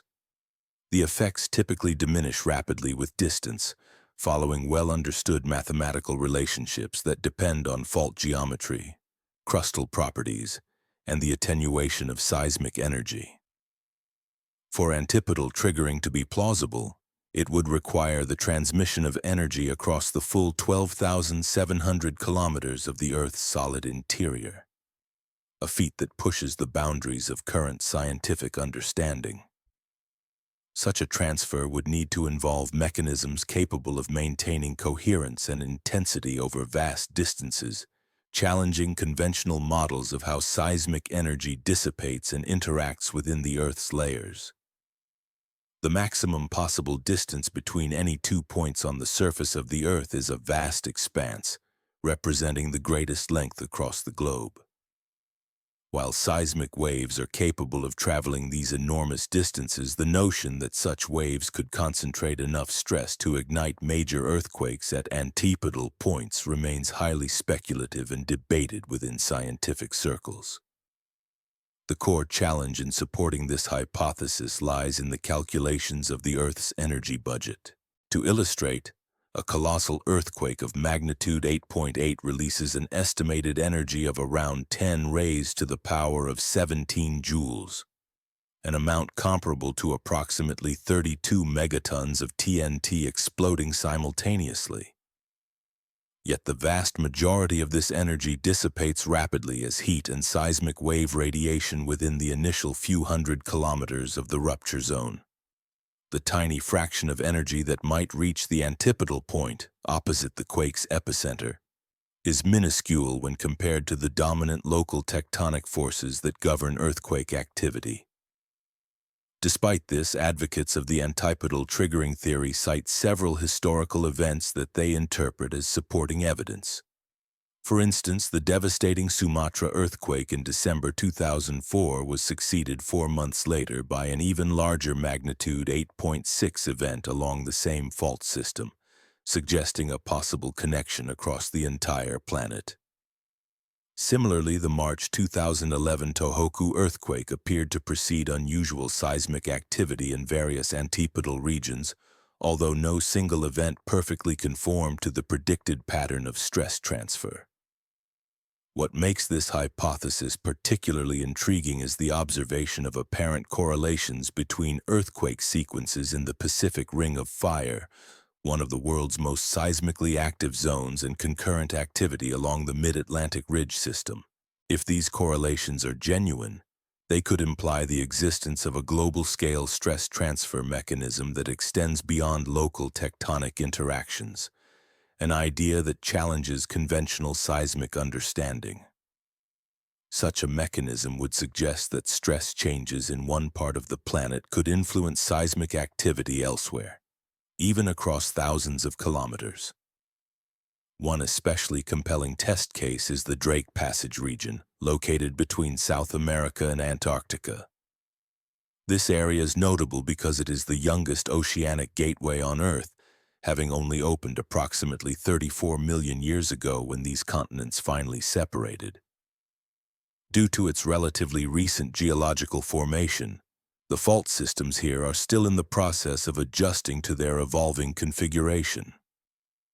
This ongoing adjustment results in a region that experiences regular seismic activity, with earthquakes typically ranging from magnitude 5 to 7 along the South American Antarctic Ridge system. However, the complex interplay between the spreading ridges, transform faults, and the nearby South Sandwich subduction zone creates a dynamic environment where larger seismic events remain a possibility. If the antipodal energy transfer concept holds true, then in the coming months, we might observe several key signatures in this region. An increase in seismic activity across multiple fault systems would indicate broad, rather than localized stress alterations. Additionally, changes in earthquake focal mechanisms, such as shifts in the orientation of rupture planes, could reveal modifications in the underlying stress fields. The timing of any significant earthquakes should also align within the predicted window for antipodal responses, further supporting or challenging the hypothesis.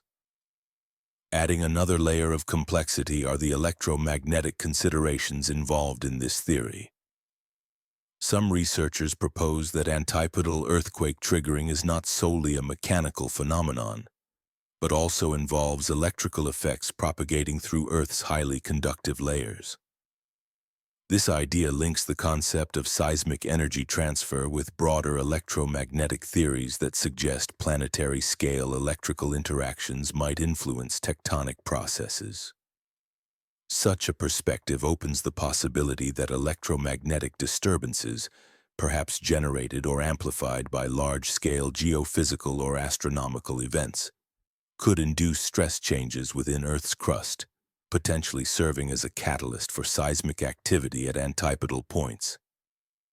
This integrated approach invites a re-evaluation of how planetary energy systems and electromagnetic phenomena might work in concert to influence earthquake dynamics on a truly global scale.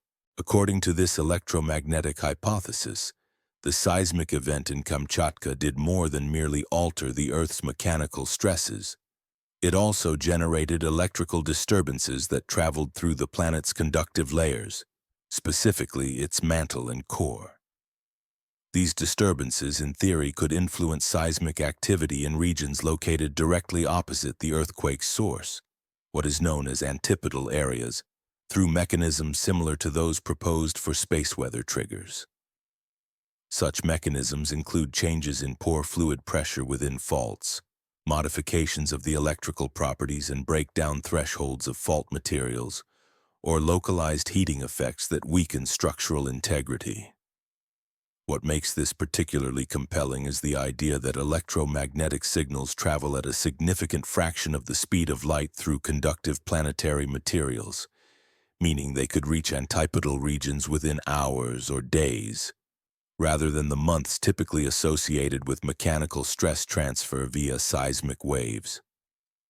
To rigorously test these ideas, scientists need to perform highly sophisticated analyses that combine comprehensive global seismic records with detailed electromagnetic monitoring data. While some research groups have reported promising initial findings, such as correlations between electromagnetic disturbances and subsequent seismic activity, the broader scientific community remains cautious. The challenge lies in the inherently noisy nature of global earthquake catalogs, which contain numerous variables that complicate efforts to establish direct causal links between electromagnetic signals and seismic events. This difficulty is further compounded by the complexity of isolating true signals amid background variability. What makes the current period especially intriguing is the convergence of multiple potential triggers. We are witnessing a sequence of aftershocks from the July Kamchatka earthquake, heightened solar activity driven by solar cycle 25, and the approaching perihelion of interstellar object 3I Atlas, which is developing a massive electromagnetic coma. If the theory of antipodal triggering holds any validity, this confluence of factors could produce the most compelling test case in recorded history. The combined influence of the Kamchatka earthquake's mechanical stress transfer, the electromagnetic effects stemming from solar and space weather phenomena, and potential interactions with the plasma environment surrounding the interstellar visitor could collectively impact seismic processes across multiple distant regions simultaneously. One of the most promising target areas for observing such effects is the Drake Passage, a region of intense tectonic activity at the convergence of several major plates. Additionally, other antipodal zones to recent large earthquakes, such as parts of the Atlantic Ocean and the Indian Ocean, contain transformed fault systems that might respond to these global stress changes. The key to validating these ideas will be identifying patterns of seismic activity that significantly exceed typical background levels, while also aligning with the predicted timing windows suggested by the electromagnetic and geological models. As we proceed through October and November of the year 2025, seismologists worldwide will be meticulously monitoring these regions. Their focus isn't necessarily rooted in a firm belief in antipodal earthquake triggering, but rather in the unprecedented natural experiment unfolding. An intricate interplay of seismic, electromagnetic, and extraterrestrial factors. Whether this convergence ultimately supports the validity of alternative earthquake theories or reinforces conventional tectonic models, the data collected during this period will undoubtedly expand our understanding of how Earth's seismic behavior responds to both internal stress accumulation and external energetic influences. This period promises to be a pivotal chapter in the ongoing quest to decipher the complex web of forces shaping our planet's dynamic interior. Beneath our feet lies a planet of staggering complexity, a vast web of interconnected systems where even minor stress shifts in one region can ripple across thousands of kilometers, influencing geological processes far away. As we delve deeper into this intricate web, it becomes increasingly apparent that our planet might not be solely governed by internal tectonic forces. Instead, it could also be profoundly affected by influences originating from far beyond its own boundaries. Visitors from the space between stars, drifting silently through the cosmic void. This notion aligns intriguingly with the energy balance hypothesis, which posits that Earth maintains a kind of seismic equilibrium, a delicate state where major disturbances in one area are eventually compensated for by responses elsewhere across the globe. If this theory holds, then the colossal July Kamchatka earthquake did more than just release pent-up tectonic energy. It potentially created an imbalance that still lingers, demanding eventual correction. The critical questions are no longer whether this resolution will occur, but rather where it might manifest, when it could happen, and whether we are truly prepared to recognize its signs when it does. This brings us to a fascinating chapter in our ongoing exploration of cosmic influence. Part 6. The anomalous interstellar object. It was during the 1970s that the renowned astronomer Carl Sagan famously remarked that, in our universe, extraordinary claims necessitate extraordinary evidence. Applying that standard, the case of 3I Atlas presents a profound and perplexing puzzle. This isn't merely another comet meandering through our solar neighborhood. Rather, it is a messenger from the depths of interstellar space, carrying in its icy core chemical signatures and materials born in the stellar nurseries of distant suns, cryptic remnants of worlds light years away. The official designation, 3I Atlas, tells a story of cosmic rarity. The I signifies its interstellar origin, and the number 3 indicates that it is only the third confirmed visitor from beyond our solar system. The first, Oumuamua, baffled astronomers when it appeared in 2017 with its elongated cigar-shaped profile and an enigmatic, unexplained acceleration that defied conventional explanations. The second, 2I Borisov, was more straightforward, an ordinary-looking comet behaving as expected during its passage through in 2019, following familiar patterns. But 3I Atlas exists in a realm that straddles the boundary between the familiar and the extraordinary, making it one of the most captivating cosmic visitors ever observed. Its initial detection was made by the Asteroid Terrestrial Impact Last Alert System Telescope Network in 2025, appearing initially as little more than a fuzzy dot drifting against the backdrop of distant stars. Yet rapid orbital calculations painted a clear picture. This object's path was hyperbolic, a trajectory indicating velocities and angles that could only be explained by an origin far beyond the sun's gravitational influence. An interstellar traveler. From the very outset, 3I Atlas exhibited signs that set it apart from typical comets. Most comets remain dormant and inert until they venture within roughly 2 or 3 astronomical units of the sun, about the distance of the asteroid belt, when solar heating begins to energize their icy nuclei. But this visitor was already showing activity at much greater distances, where the sun's warmth should have barely registered. The very presence of a developing coma, a characteristic cloud of gas and dust that gives comets their iconic appearance, was evident from the earliest observations. The first detailed images from the Hubble Space Telescope confirmed suspicions held by ground-based astronomers. 3I Atlas was indeed forming a coma, an ethereal shroud of gas and dust surrounding its nucleus. This was perplexing, for conventional cometary physics suggests that such activity should not occur so far from the sun, where temperatures are too low for the sublimation of ices. The fact that this interstellar visitor was already manifesting such signs of activity challenged our understanding of comet behavior and planetary formation, hinting at a composition and history unlike anything encountered within our native solar system. Furthermore, the morphology of the coma, its shape, distribution, and structure, began revealing even more enigmatic features during extended observations. The patterns observed suggested that 3I Atlas was not just a simple icy body but a complex object with a dynamic and possibly heterogeneous surface, actively outgassing in ways that defied traditional models.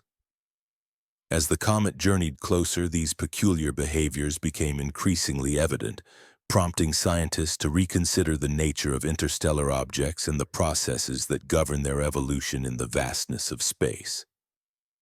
In stark contrast to the more familiar comets that tend to develop symmetrical nucleus-centered glowing envelopes, known as comae, 3I Atlas exhibits a strikingly different behavior. Astronomers refer to this as forward brightening, or the formation of leading coma structures where the brightest regions of its gaseous envelope are positioned ahead of the nucleus along its orbital path. This peculiar asymmetry suggests complex and highly dynamic outgassing patterns, driven by the comet's rotation and surface properties, that are unlike anything observed in our local population of solar system comets. Spectroscopic analysis has unveiled yet another remarkable feature. While most comets within our solar system are predominantly composed of water ice, with traces of carbon monoxide and carbon dioxide, 3I Atlas displays an unusually rich signature of carbon dioxide. This composition aligns well with what we would expect from an object formed in the earliest, coldest regions of space, the interstellar nurseries between stars. In such frigid environments, carbon dioxide remains in solid form, frozen into ice, while water ice might have been depleted over time through various processing mechanisms. Thus, its chemical makeup not only hints at its pristine origin but also provides clues to its ancient formation conditions that have kept its volatile components largely unaltered since the dawn of stellar birth. What truly sets 3I Atlas apart, however, is its staggering scale. Based on observations from the Hubble Space Telescope combined with thermal modeling, scientists estimate that its solid nucleus is relatively modest, likely just 3 to 6 kilometers across. While this size is significant, it is not unprecedented among known comets. The extraordinary aspect is the vastness of the coma, the luminous cloud of gas and dust that surrounds it. Current measurements indicate that this gaseous envelope extends at least 348,000 kilometers from the nucleus, forming a roughly spherical cloud with a diameter approaching 700,000 kilometers. To visualize this, imagine lining up nearly 50 Earths side by side across the width of this immense diffuse halo. Such a scale is extraordinary for an object of its size and makes 3I Atlas comparable in extent to some of the largest structures in our entire solar system. For perspective, the Sun itself boasts a diameter of approximately 1.4 million kilometers. Thus, the comet's coma spans nearly half the width of our star, a ghostly diffuse bubble of gas and dust drifting through the void of space. Its sheer size challenges our usual intuitions about what comets can be. Small, icy remnants, when viewed from the scale of cosmic structures. The physics underlying such an enormous coma, originating from a relatively modest nucleus, involves several factors that are unique to interstellar objects. Unlike comets native to our solar system, which have been heavily processed over billions of years by solar radiation, gravitational interactions, and planetary perturbations, 3I Atlas is believed to be composed of pristine material that has remained largely unaltered since its formation in its parent stellar environment. Its ice mixture may be far more volatile than familiar cometary ices, allowing it to outgas vigorously even at substantial distances from the Sun where solar heating is minimal. Furthermore, the rotation of 3I Atlas appears to be a key player in shaping its outgassing behavior. Initial observations suggest a rotation period of several hours, typical for small bodies, but the distribution of surface materials, likely highly heterogeneous, could be unevenly exposed to solar heating. Some regions may be rich in volatile ices that readily sublimate, while others remain relatively inert, creating a patchwork surface. This uneven composition could naturally result in the asymmetrical coma structure and produce the unusual forward brightening phenomenon, where the brightest glow appears ahead of the nucleus rather than directly surrounding it. As 3I Atlas makes its approach toward perihelion, expected on October 30th, the comet's coma is poised to grow even larger. Increased solar heating as it ventures closer to the Sun will vaporize more surface and subsurface ices, likely expanding the gaseous envelope to dimensions that could dwarf even its current impressive size. This ongoing process promises to produce a spectacular display, challenging our understanding of cometary physics and offering an unprecedented glimpse into the behavior of pristine interstellar material subjected to the Sun's influence. Some scientific models propose that the expansive coma surrounding 3I Atlas could extend beyond 1 million kilometers in diameter, vastly exceeding the Sun's own size. What makes this phenomenon particularly captivating from a space physics standpoint is that this colossal coma is far from being a mere inert cloud of gas and dust. Instead, it functions as an electrically charged plasma structure, actively engaging with the solar wind and the interplanetary magnetic field in ways that humanity has never previously had the chance to observe directly. When charged particles from the solar wind, comprising high-energy protons and electrons, collide with the neutral atoms and molecules within the comet's coma, they can strip away electrons from these neutral particles. This process results in the formation of ions, positively charged particles, that are highly responsive to electromagnetic forces. These newly formed ions don't stay static. They are swiftly captured and swept up by the flowing solar wind, carried away from the nucleus of the comet, thus creating what is known as the ion tail. This tail always points directly away from the Sun, a signature of the complex electromagnetic interactions at play. Considering the staggering scale of the coma, spanning hundreds of thousands of kilometers, the interaction zone becomes extraordinarily vast.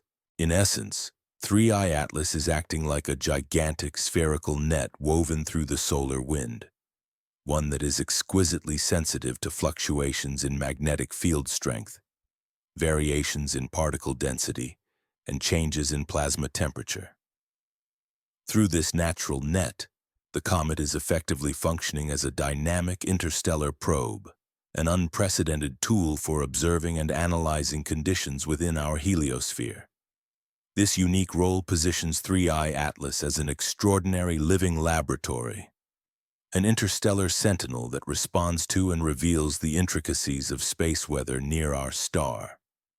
Its interactions could unlock insights into the behavior of magnetic fields, particle dynamics, and plasma phenomena within the heliosphere, information that is otherwise inaccessible with current laboratory capabilities. The timing of 3I Atlas's arrival into this turbulent environment could not be more ideal for scientific exploration. As solar cycle 25 approaches its peak activity phase, the Sun is unleashing an increased number of solar flares, coronal mass ejections, and high-velocity solar wind streams. These phenomena make the heliosphere more energetic, turbulent, and variable than it has been in over a decade, providing an abundant and diverse array of plasma conditions for the comet to encounter and respond to.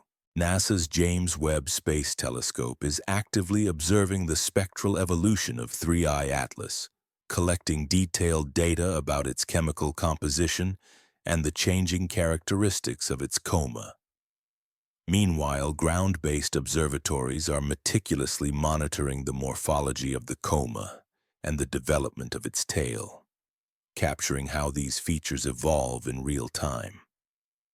Complementing these efforts, the European Space Agency's Solar Orbiter mission is strategically positioned to provide critical measurements of solar wind conditions, offering insights into how different regions of the heliosphere influence and interact with the comet as it journeys through this highly active space environment.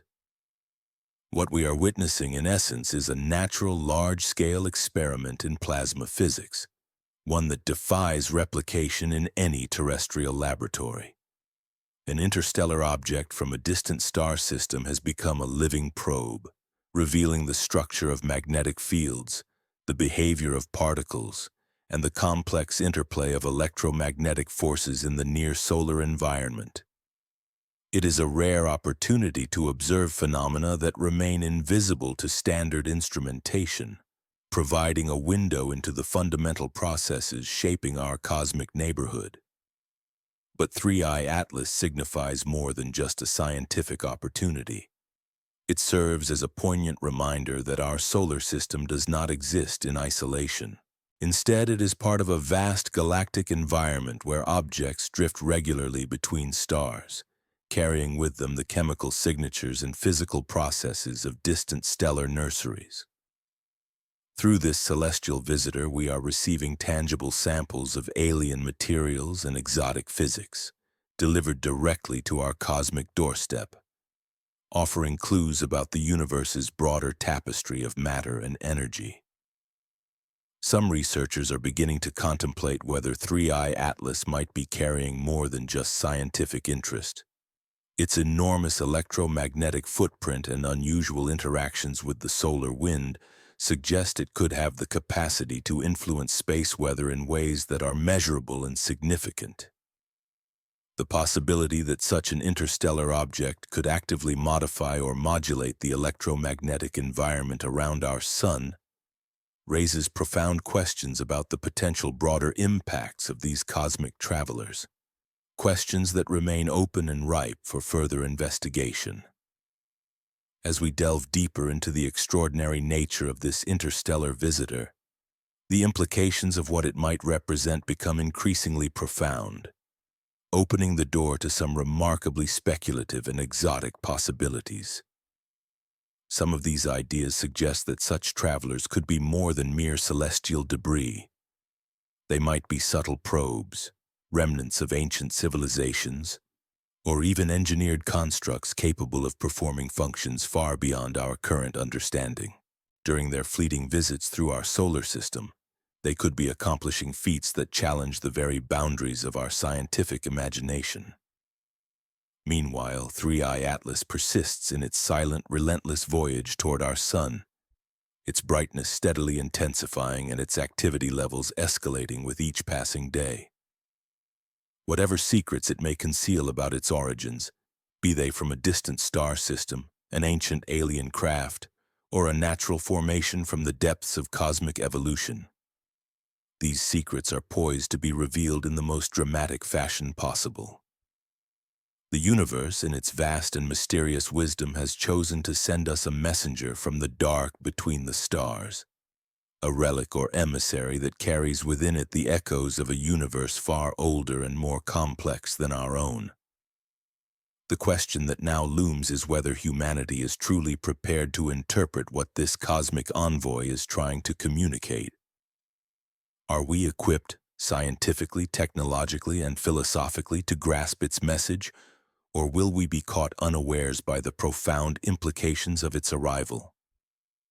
This moment of encounter could redefine our understanding of cosmic life, the nature of interstellar objects, and our place within an interconnected universe teeming with possibilities beyond our current grasp.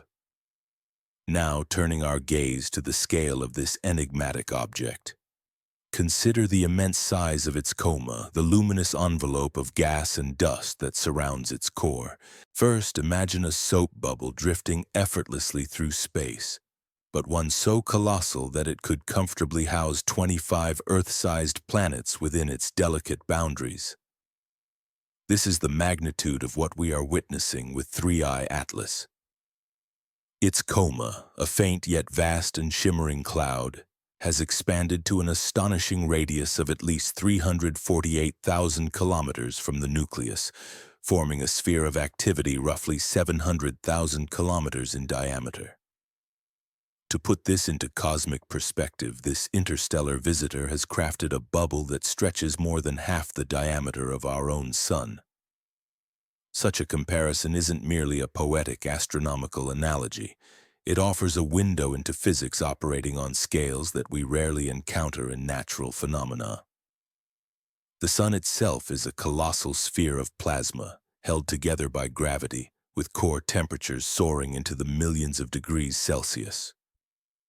In stark contrast, 3I Atlas is a tiny fragment of ice and rock, probably no larger than a modest mountain. Yet it has evolved a structure that rivals our star in sheer size, albeit through entirely different processes. Understanding this colossal phenomenon begins with the nature of cometary comas. When we observe a comet streaking across the night sky, that brilliant head, its coma, is not the solid nucleus itself. Instead, it is a vast, luminous cloud of gas and dust particles that have been liberated from the surface of the nucleus by the warmth of the sun. As the comet approaches the sun, the frozen ices on its surface sublimate, transforming directly from solid to vapor, carrying dust particles along with them.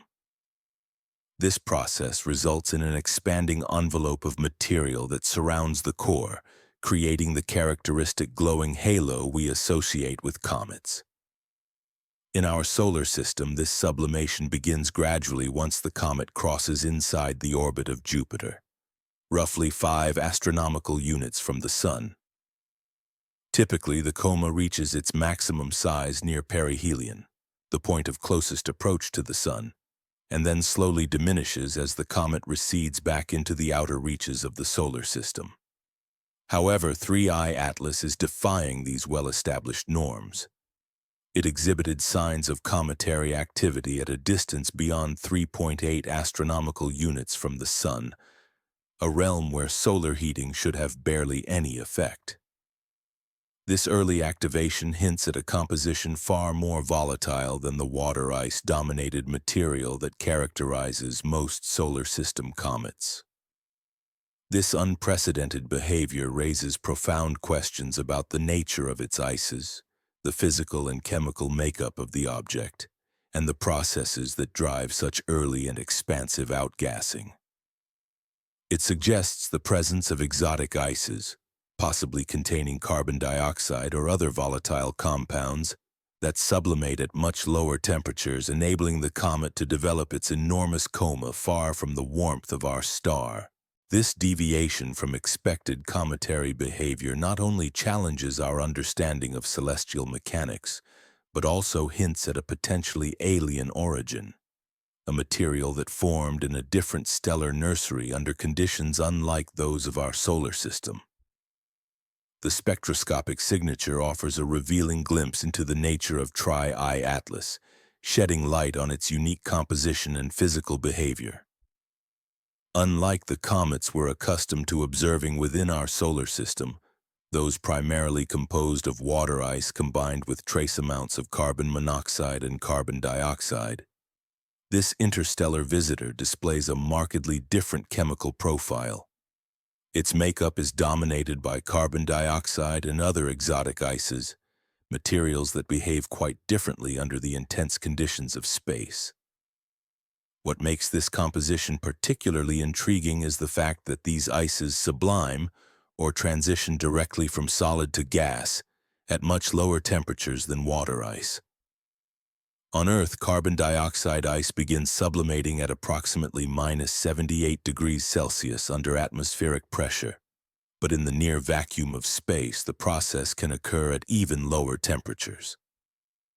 This is primarily because the faint heat emitted by the distant sun, diminished but persistent, can drive sublimation without requiring high ambient temperatures. Consequently, 3I Atlas has been steadily outgassing over many months as it journeys closer to perihelion. gradually building its enormous coma particle by particle, despite being still far from the sun's warming influence. However, the size of the coma alone does not fully convey its unusual and complex nature. It is not merely a uniform spherical cloud of gas and dust encircling the nucleus. Instead, it represents a highly dynamic environment, a swirling, constantly evolving arena where multiple physical processes operate simultaneously and interact in intricate ways. For instance, solar radiation pressure exerts a gentle but persistent push on tiny dust particles, gradually steering them away from the sun and forming the characteristic dust tail that can extend millions of kilometers behind the comet. This tail is a familiar feature, yet its formation in such an environment depends heavily on the delicate balance between solar radiation and the dust particles' size and composition. Meanwhile, the solar wind, a relentless stream of charged particles flowing outward from the sun at speeds approaching 400 kilometers per second, interacts with the neutral gases in the coma through a process known as photoionization. High-energy photons from the sun bombard the atoms and molecules in the neutral gas, knocking electrons free and creating ions almost instantaneously. These newly formed ions are highly responsive to magnetic fields. They become entrained in the solar wind's magnetic influence and are swept away from the comet at tremendous velocities.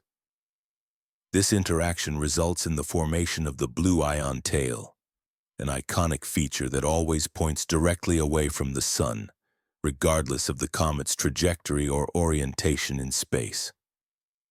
For an object like Tri-I Atlas with a coma that can span hundreds of thousands of kilometers, this photoionization process establishes a vast and active plasma environment. Think of the comet as dragging an enormous, ever-shifting net through the solar wind, a giant responsive sensor constantly sampling the electromagnetic conditions around Earth's star. Variations in the solar wind's speed, density, and magnetic field strength influence how this plasma region behaves, leading to a highly responsive and energetic system. During periods of heightened solar activity, such as geomagnetic storms, these interactions become even more intense, adding layers of complexity and dynamism to the plasma environment surrounding the comet. One particularly fascinating phenomenon observed in Tri-I Atlas is its forward brightening, a feature that adds another level of intricacy to its behavior. Unlike most comets, which develop relatively symmetric and centered comas, this interstellar visitor exhibits its brightest regions ahead of the nucleus along its orbital path. This asymmetry suggests that outgassing is not evenly distributed across its surface. Instead, it appears concentrated in specific regions, possibly due to the comet's rotation or a heterogeneous surface composition, leading to episodic outgassing that creates localized structures within the coma. As Tri-I Atlas rotates, different areas of its surface are illuminated and heated by the sun, resulting in episodic bursts of gas and dust release. These outgassing events can persist for days or even weeks, sculpting a constantly shifting and complex landscape within the coma. These internal features, bright regions, jets, and asymmetries, respond dynamically to both solar heating and the comet's own rotation and surface heterogeneity. The result is a constantly evolving environment, gas and dust streams that respond to multiple influences, creating an intricate tapestry that reflects both the internal properties of the comet and its external space environment. In essence, the behavior of Tri-I Atlas's coma exemplifies the complex interplay of physical forces at work on interstellar objects passing through our solar system, revealing a universe far more dynamic and variable than previously understood. The magnitude of this activity becomes remarkably awe-inspiring when you delve into the rates at which material is being lost from the object. Current scientific estimates indicate that Tri-I Atlas is shedding several kilograms of matter every second as it nears its perihelion, the closest point to the sun in its orbit. While that might seem modest at first glance, the cumulative effect over the course of several months is staggering. This steady, relentless dispersal translates into thousands of tons of pristine interstellar material gradually being released into the inner regions of our solar system. Such material is more than just cosmic debris. It is a direct chemical fingerprint of the stellar nursery where 3I Atlas was born billions of years ago. Spectroscopic analysis of its expansive coma offers a rare, direct glimpse into the chemistry of distant star systems, an invaluable window into the conditions and materials that existed around other suns long before our solar system even formed. This kind of interstellar chemical sampling provides insights into environments that are otherwise inaccessible, revealing information about stellar evolution, planetary formation, and the primordial conditions of other worlds. But the coma of 3I Atlas serves purposes far beyond pure scientific curiosity.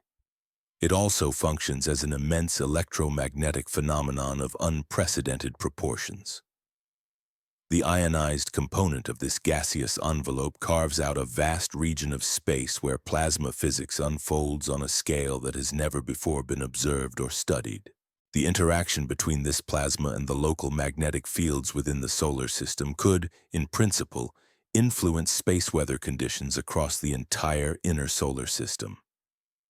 Some researchers have begun to entertain the provocative idea that objects like 3I Atlas might act as natural modulators of space weather, reservoirs of plasma that could amplify or dampen electromagnetic disturbances. This remains highly speculative, yet the sheer scale of the interaction zone makes it a concept worthy of serious consideration. As the object approaches its perihelion on October 30th, the coma is almost certain to continue expanding. Increased solar heating will intensify sublimation of surface ices, potentially enlarging the coma to dimensions that could surpass the Sun's own diameter. Projections from various models suggest that at its peak, the coma might reach an astonishing size, possibly exceeding 1,200,000 kilometers across, forming a colossal structure larger than any feature in our solar system aside from the Sun itself. Unfortunately, from Earth's vantage point, visibility of this immense formation remains limited. Despite its enormous scale, the coma is extremely diffuse, with particle densities far lower than the atmosphere at Earth's high altitudes.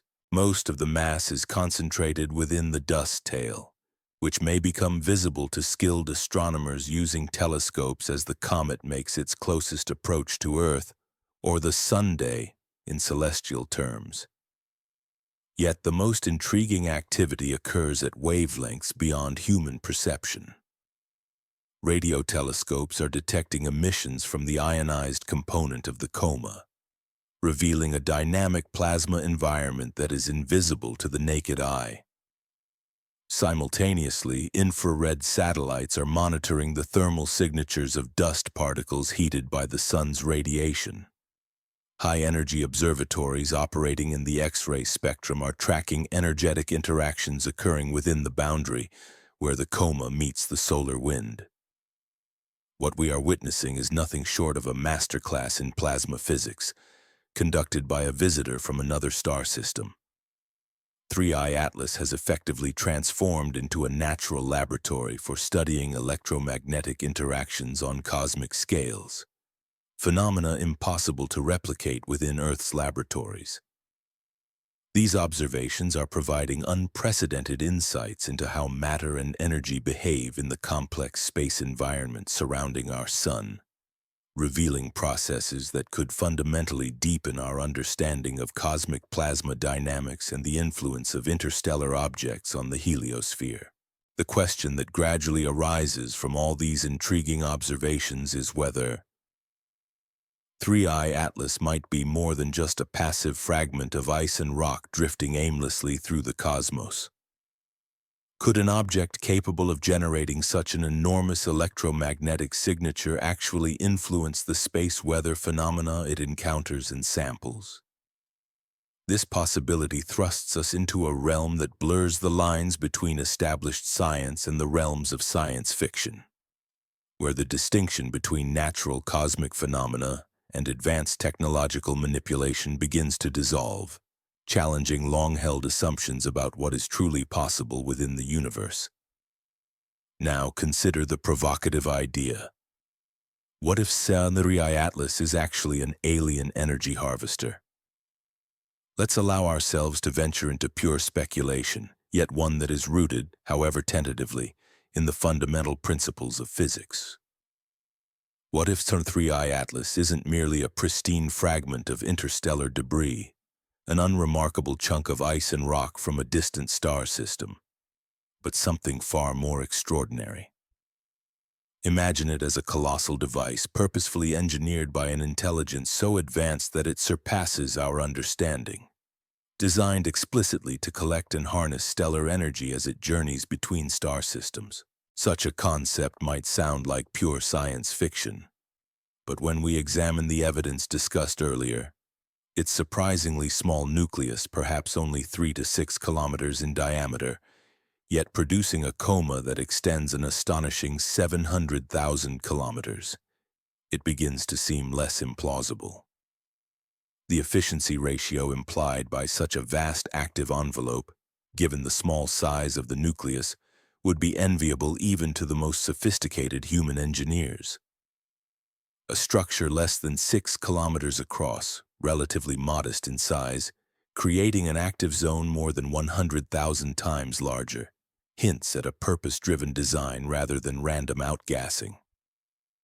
From an energy collection perspective, that enormous coma appears less like a natural haphazard release of gases and more akin to a deliberately engineered plasma sail, an advanced large-scale energy harvesting apparatus.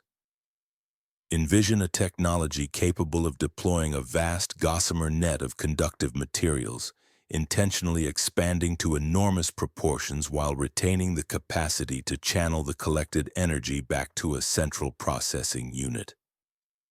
The physics behind this isn't beyond the realm of possibility.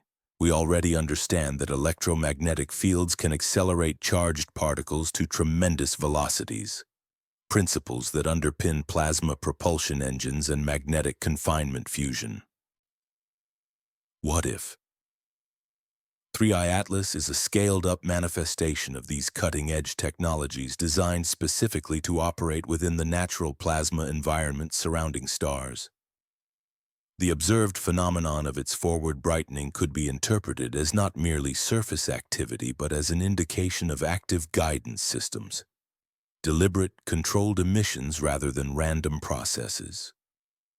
If the object is employing controlled outgassing to modify its trajectory or optimize its interaction with the solar wind, then the asymmetrical activity patterns that have puzzled astronomers might actually be signatures of purposeful engineering. Furthermore, the composition of carbon dioxide and in its outgassing takes on new significance in this context. Unlike water ice, which requires substantial heating to sublimate, carbon dioxide can transition directly from solid to gas at the extremely low temperatures prevalent in the outer regions of space. This makes it an ideal propellant or energy transfer medium for a device operating across vast stellar distances, an efficient self-sustaining system that doesn't rely solely on solar heating. Yet the story of the energy collection cycle extends far beyond simply harnessing plasma interactions. It involves a complex interplay of physics that could include deploying vast, adaptable plasma sails, channeling stellar radiation, or even manipulating electromagnetic fields on a cosmic scale. The implications are profound. 3I Atlas might be a technological marvel, an alien spacecraft or infrastructure, whose purpose is to tap into the immense power of stars, not just as a source of energy, but as a means of propulsion, communication, or even influence over the space environment itself. In this speculative framework, the seemingly innocuous comet from another star becomes a gateway into understanding a level of technology that could transform our entire perspective on extraterrestrial intelligence and cosmic engineering. It prompts us to ask, are we merely observing a natural object? Or are we glimpsing a deliberate, intelligent mechanism operating on a scale and sophistication far beyond our current comprehension? To realize such a grand vision, a mechanism capable of channeling the vast amounts of gathered energy toward practical applications would be essential. This is where the fascinating realm of physics becomes particularly relevant. The very same processes responsible for forming ion tails in comets might, in theory, be harnessed on an enormous scale to generate electrical power. When solar wind particles collide with neutral atoms in a comet's coma, they ionize those atoms, producing charged particles that are highly responsive to magnetic fields. In the case of a natural comet, these ions are typically carried away effortlessly by the solar wind, dispersing into space. But what if an interstellar object like 3I Atlas contains embedded magnetic field generators designed to manipulate these ions, guiding them along specific pathways? Such a system could operate like a colossal magneto-hydrodynamic MHD generator, converting the kinetic energy of solar wind particles directly into electrical current. The scale of such an energy harvesting system would be unprecedented in human experience. Think of a power collection area spanning millions of square kilometers, functioning in an environment where particle velocities routinely exceed 500 kilometers per second. When you run the numbers, the potential energy involved becomes truly staggering. At Earth's distance from the Sun, the solar wind's energy flux is roughly 1,000th of a watt per square meter. If this interstellar object's coma is on the order of several million square kilometers, the potential power it could generate reaches into the terawatt range, comparable to hundreds of large-scale power plants operating simultaneously. Of course, the efficiency of converting this kinetic energy into usable electrical power would be a critical factor. In natural plasma interactions, a significant portion of the energy is lost as heat or electromagnetic radiation, making the process inherently inefficient. However, an engineered system, perhaps utilizing superconducting materials or advanced magnetic field configurations, could dramatically improve this conversion efficiency, surpassing what natural processes achieve. This raises a fundamental question. Once such a colossal amount of power is harvested, what would it be used for? One compelling possibility is energy storage, perhaps achieved through the creation of exotic states of matter or high-energy particle configurations that could be maintained over vast interstellar distances. Alternatively, the collected energy could serve propulsion needs, powering reaction mass acceleration to alter or maintain the object's trajectory through space. From a strategic perspective, such a solar energy harvester would be immensely advantageous for any civilization seeking to explore or colonize the galaxy. Stars are the universe's most concentrated energy sources, and a technology capable of efficiently tapping into stellar output would offer extraordinary benefits for interstellar travel. These devices could fulfill multiple functions simultaneously: harvesting energy, propelling the craft, enabling communication, and conducting scientific research. They might operate autonomously for millions of years, following pre-planned routes between star systems while continuously gathering data and resources for their creators. This concept echoes the von Neumann probe idea proposed by mathematician John von Neumann in the 1940s, a self-replicating machine that could spread throughout the galaxy by harvesting materials and energy from encountered stellar systems. 3I Atlas might represent a more subtle variant of this concept, not necessarily self-replicating, but designed to sustain itself by continuously harvesting stellar energy. Such an organism would be a marvel of engineering, functioning as a long-term self-sufficient energy collector that could operate in deep space for eons, quietly fulfilling its purpose of resource and data collection without the need for constant external intervention. Here is where a healthy dose of skepticism becomes essential. If the object known as 3I Atlas were an artificial construct, one would expect to find unmistakable signatures that set it apart from ordinary celestial bodies formed by natural processes. Such indicators might include unusual spectral lines, distinctive atomic or molecular emissions that do not match typical cometary signatures, or non-thermal radiation patterns that cannot be explained solely by known physical mechanisms. Additionally, deviations in its trajectory, unexpected course changes that defy the gravitational influence, and outgassing effects presumed to govern natural objects would raise suspicion. To date, most observations of 3I Atlas align closely with behaviors expected of a naturally occurring comet, albeit on an extraordinary scale. Its spectroscopic profile reveals the familiar atomic and molecular lines associated with sublimating ices, consistent with what we observe in other comets in our solar system. Its orbit follows a hyperbolic path, which could suggest it was gravitationally ejected from a distant star system, an event that naturally results in such trajectories. Furthermore, some comets, including one designated as Oumuamua, have exhibited non-gravitational accelerations, tiny deviations in their motion that cannot be explained by gravity alone. While these could, in theory, point toward artificial propulsion, an engineered means of movement, such phenomena are also well within the scope of natural processes, such as asymmetrical outgassing or other complex mechanisms that scientists still do not fully comprehend.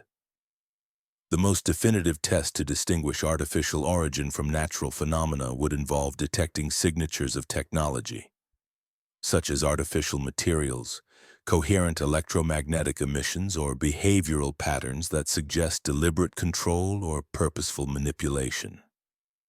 So far, radio telescope searches for signals emanating from 3I Atlas have only revealed emissions consistent with plasma interactions, which are expected from natural cometary activity and space environment phenomena.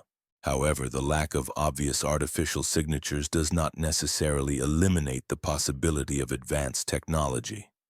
A sufficiently sophisticated civilization might craft their probes to mimic natural objects meticulously, deliberately disguising their true nature to avoid detection. Such mimicry could serve a range of purposes: scientific to prevent contamination of natural observations, strategic to avoid revealing their presence or capabilities to potentially hostile civilizations, or protective to safeguard their technological secrets from other species. From this perspective, the apparent naturalness of 3I Atlas might paradoxically be evidence of an artificial origin, an intentionally crafted illusion designed to blend seamlessly into the cosmic environment. A true energy harvesting device from an advanced civilization would need to replicate the behavior of natural interstellar objects with remarkable precision, especially if it aims to operate undetected across vast distances and through complex space environments. The timing of its arrival, coinciding with the peak of solar cycle 25, could be mere happenstance, or it might be a strategic choice. A highly intelligent probe might coordinate its perihelion passage with periods of maximum stellar activity, when the solar wind and electromagnetic conditions are most conducive to energy collection. Such timing would maximize its ability to harvest solar energy efficiently, leveraging the natural fluctuations of the heliosphere to its advantage. Throughout this ongoing investigation, the electromagnetic effects associated with 3I Atlas become even more intriguing. If the object is actively engaged in harnessing solar energy, it might generate electromagnetic signatures capable of influencing space weather conditions across the inner solar system. These influences could be deliberate, perhaps as a form of testing planetary magnetospheres or environmental responses, or they might be unavoidable byproducts of large-scale energy collection processes operating in the complex electromagnetic domain of the heliosphere. In either case, the implications are profound. The possibility that an alien technology could be subtly affecting space weather, or that it might be intentionally manipulating electromagnetic environments for purposes beyond our current understanding, challenges the very foundation of how we interpret cosmic phenomena.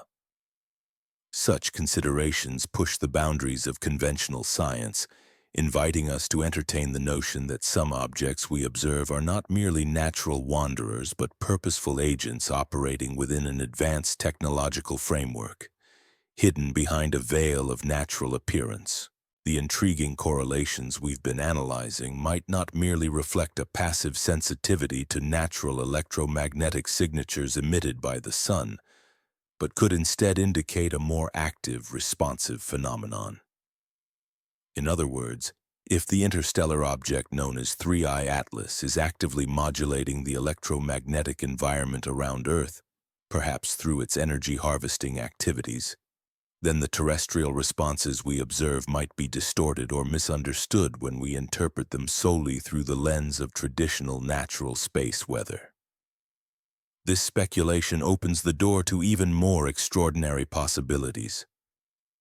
What if the triggering of earthquakes isn't merely a coincidence or a consequence of natural tectonic processes, but rather a deliberate act?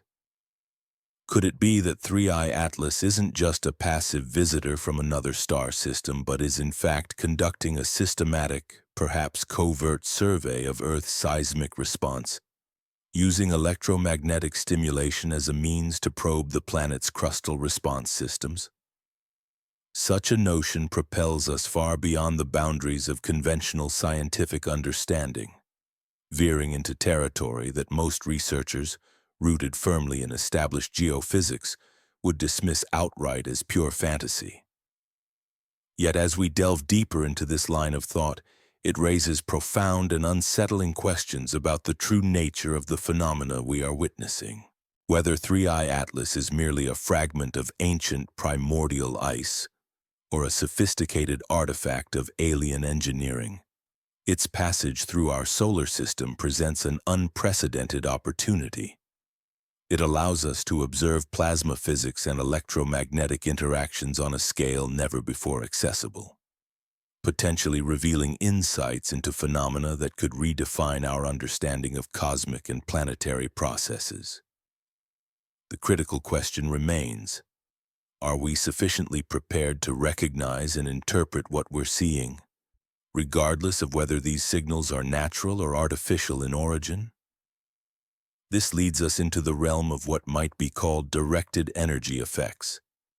Whether these are naturally occurring, perhaps as part of some cosmic experiment, or artificially engineered by an advanced civilization, raising essential questions about the true nature of the universe's interconnected systems. In particular, our exploration now turns toward what might be called earthquakes as a form of directed energy application.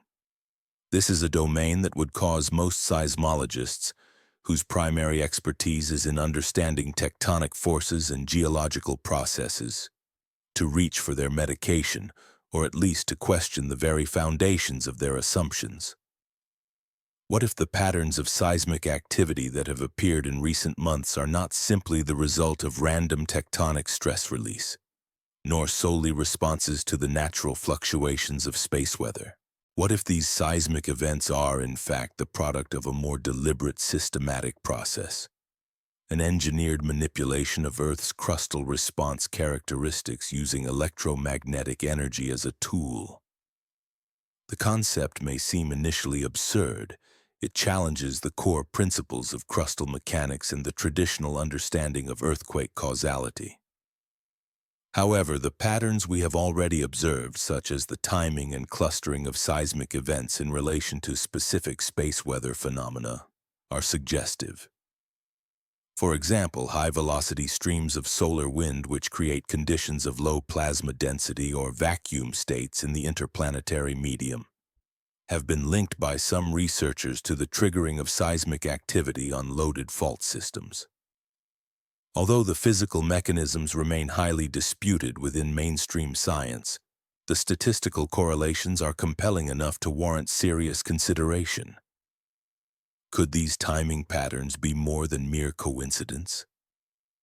What if those vacuum conditions aren't purely natural, What if an advanced technology, perhaps of extraterrestrial origin, has the ability to modulate the characteristics of solar wind and space weather itself?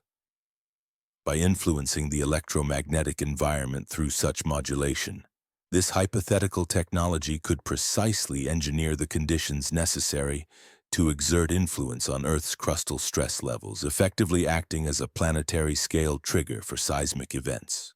Understanding this idea requires us to think about energy and information on scales that challenge human intuition and conventional physics. We tend to view earthquakes as chaotic, unpredictable phenomena resulting from the slow accumulation of tectonic stress over decades or centuries, an inherently complex but fundamentally natural process. The suggestion that external electromagnetic fields could act as a catalyst or trigger in this process appears to violate everything we've been taught about crustal mechanics. Yet the calculations concerning the energy budgets involved in seismic events are not as implausible as they first seem. Earthquakes, particularly large ones, release staggering amounts of energy, comparable to hundreds or thousands of nuclear detonations. But this energy is already stored within the Earth's crust, accumulated over long periods by tectonic forces. In this context, the role of external electromagnetic influences would be to provide a tiny, yet critical additional stress or perturbation, acting as the proverbial straw that breaks the camel's back, precisely at moments when faults are already critically loaded. Thus, even a relatively minuscule electromagnetic input could, under the right conditions, serve as the trigger for a seismic event. The implications of this are profound. If such a mechanism exists, natural or artificial, it fundamentally alters our understanding of earthquake causality, transforming it from a purely tectonic process into one that can be externally influenced, even deliberately manipulated. The prospect large-scale seismic events such as major earthquakes undeniably unleash vast quantities of energy, comparable to hundreds of nuclear detonations. However, this colossal energy isn't something that appears out of nowhere. It has already been accumulated within the Earth's crust over countless years through a gradual process known as tectonic loading. In essence, tectonic plates slowly grind and press against each other, storing potential energy until the stress surpasses the fault's strength, resulting in a sudden release.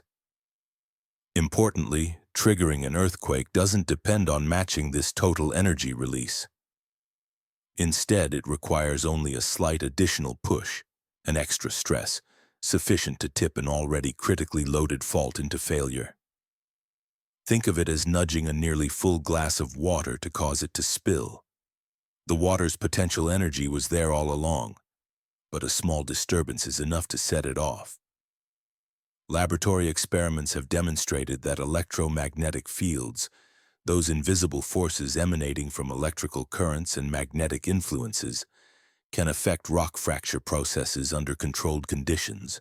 When electric currents pass through rock samples, they can alter their mechanical properties in several ways. For example, they can modify the pressure of fluids within the rock, which plays a crucial role in fault stability. They can induce localized heating, weakening the rock's structure just enough to influence failure thresholds. Or they can cause subtle changes in the internal stresses, nudging the rock closer to its breaking point. These experiments suggest that electromagnetic influences can, under certain conditions, make faults more susceptible to slipping. The critical question is whether effects observed at the laboratory scale could be amplified or scaled up to influence natural fault systems on a planetary scale. Could artificially generated electromagnetic fields, perhaps from advanced technological sources, be used to systematically trigger seismic activity? If so, such a capability would allow for detailed, controlled studies of Earth's seismic behavior.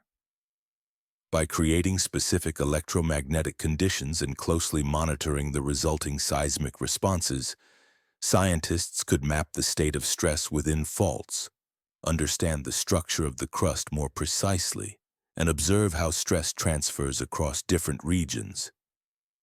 Such experiments could provide unprecedented insights into the mechanics of earthquake initiation and fault dynamics, revealing details that are currently hidden within the Earth's deep interior. Historical data, while not conclusive on its own, offer some intriguing hints that support this line of speculation. For instance, during the September 2017 perihelion of an interstellar object known as I/Oumuamua, Mexico experienced a catastrophic magnitude 8.2 earthquake just days afterward. Although this is merely a temporal coincidence, the proximity of the event raises questions about whether external factors, such as electromagnetic influences from celestial bodies, might have played a role in destabilizing already stressed faults.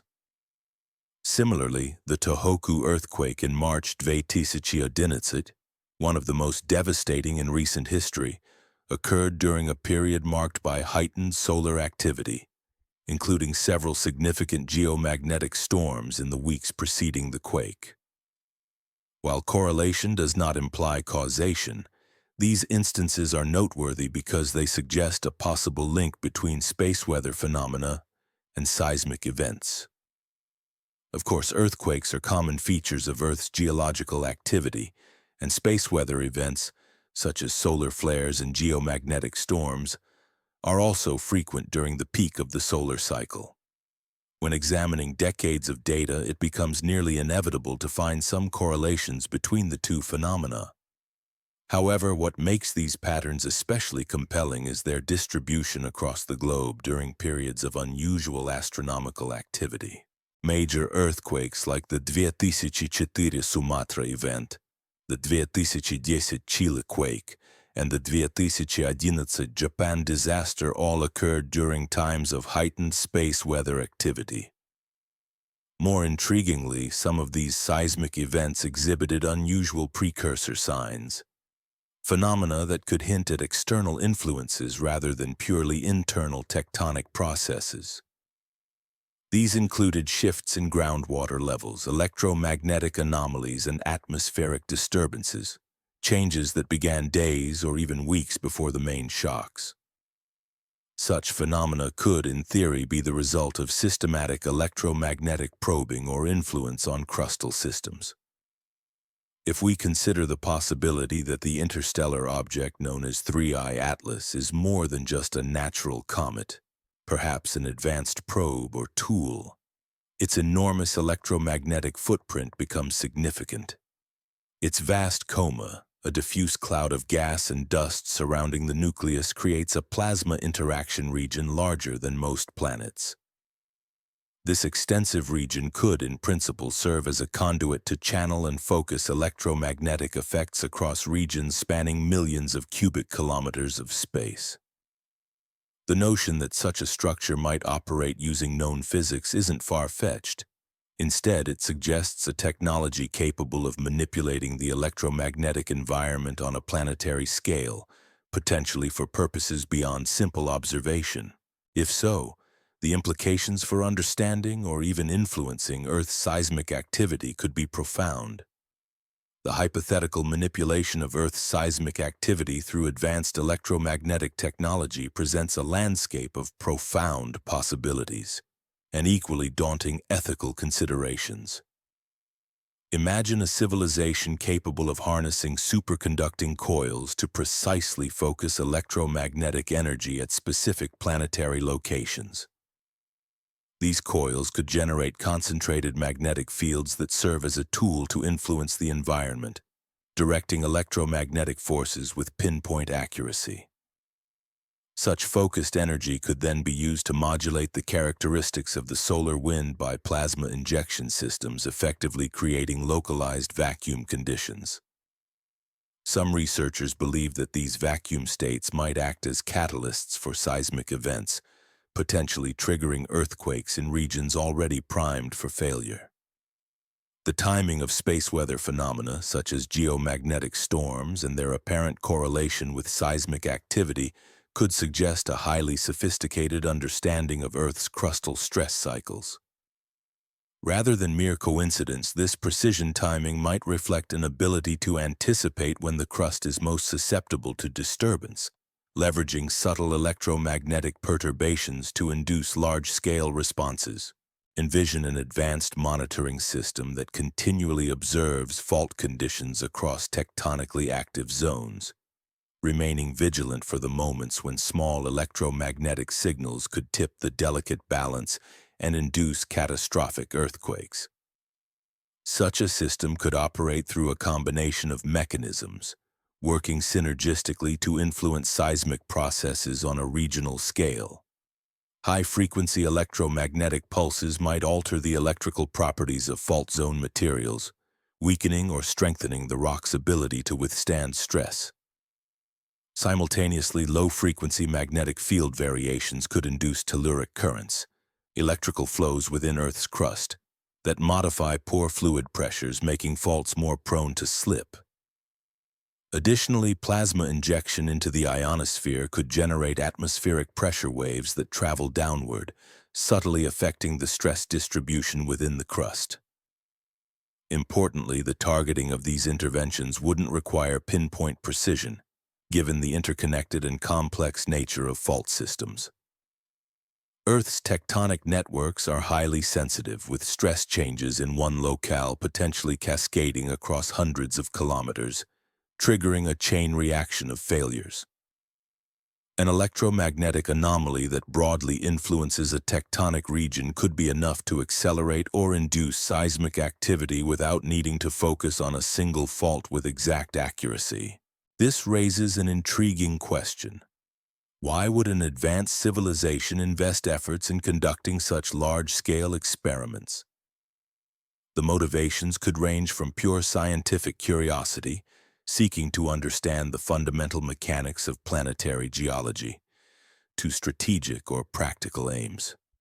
For example, mastering the ability to control or influence seismic activity could provide invaluable insights for planetary colonization efforts, where understanding crustal stability and resource distribution is vital.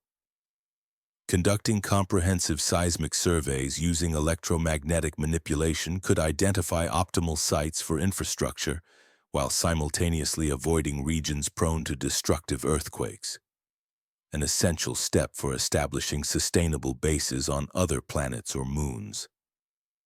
From a more ominous perspective, the capacity to artificially trigger earthquakes could serve as a formidable strategic weapon. The ability to devastate coastal cities, disable critical infrastructure, or create chaos in targeted regions from afar would grant enormous leverage in interplanetary diplomacy or conflict. The ethical implications of such technological power are staggering. If a civilization could intentionally induce earthquakes of catastrophic magnitude, akin to the 2004 Indian Ocean tsunami that claimed nearly 250,000 lives, or the 2011 Tohoku disaster that led to nuclear meltdowns, the consequences would be incalculable. The idea that these events could be the result of extraterrestrial experiments or manipulations challenges the fundamental assumptions about natural disaster causality and forces humanity to confront uncomfortable questions about the true nature of planetary processes.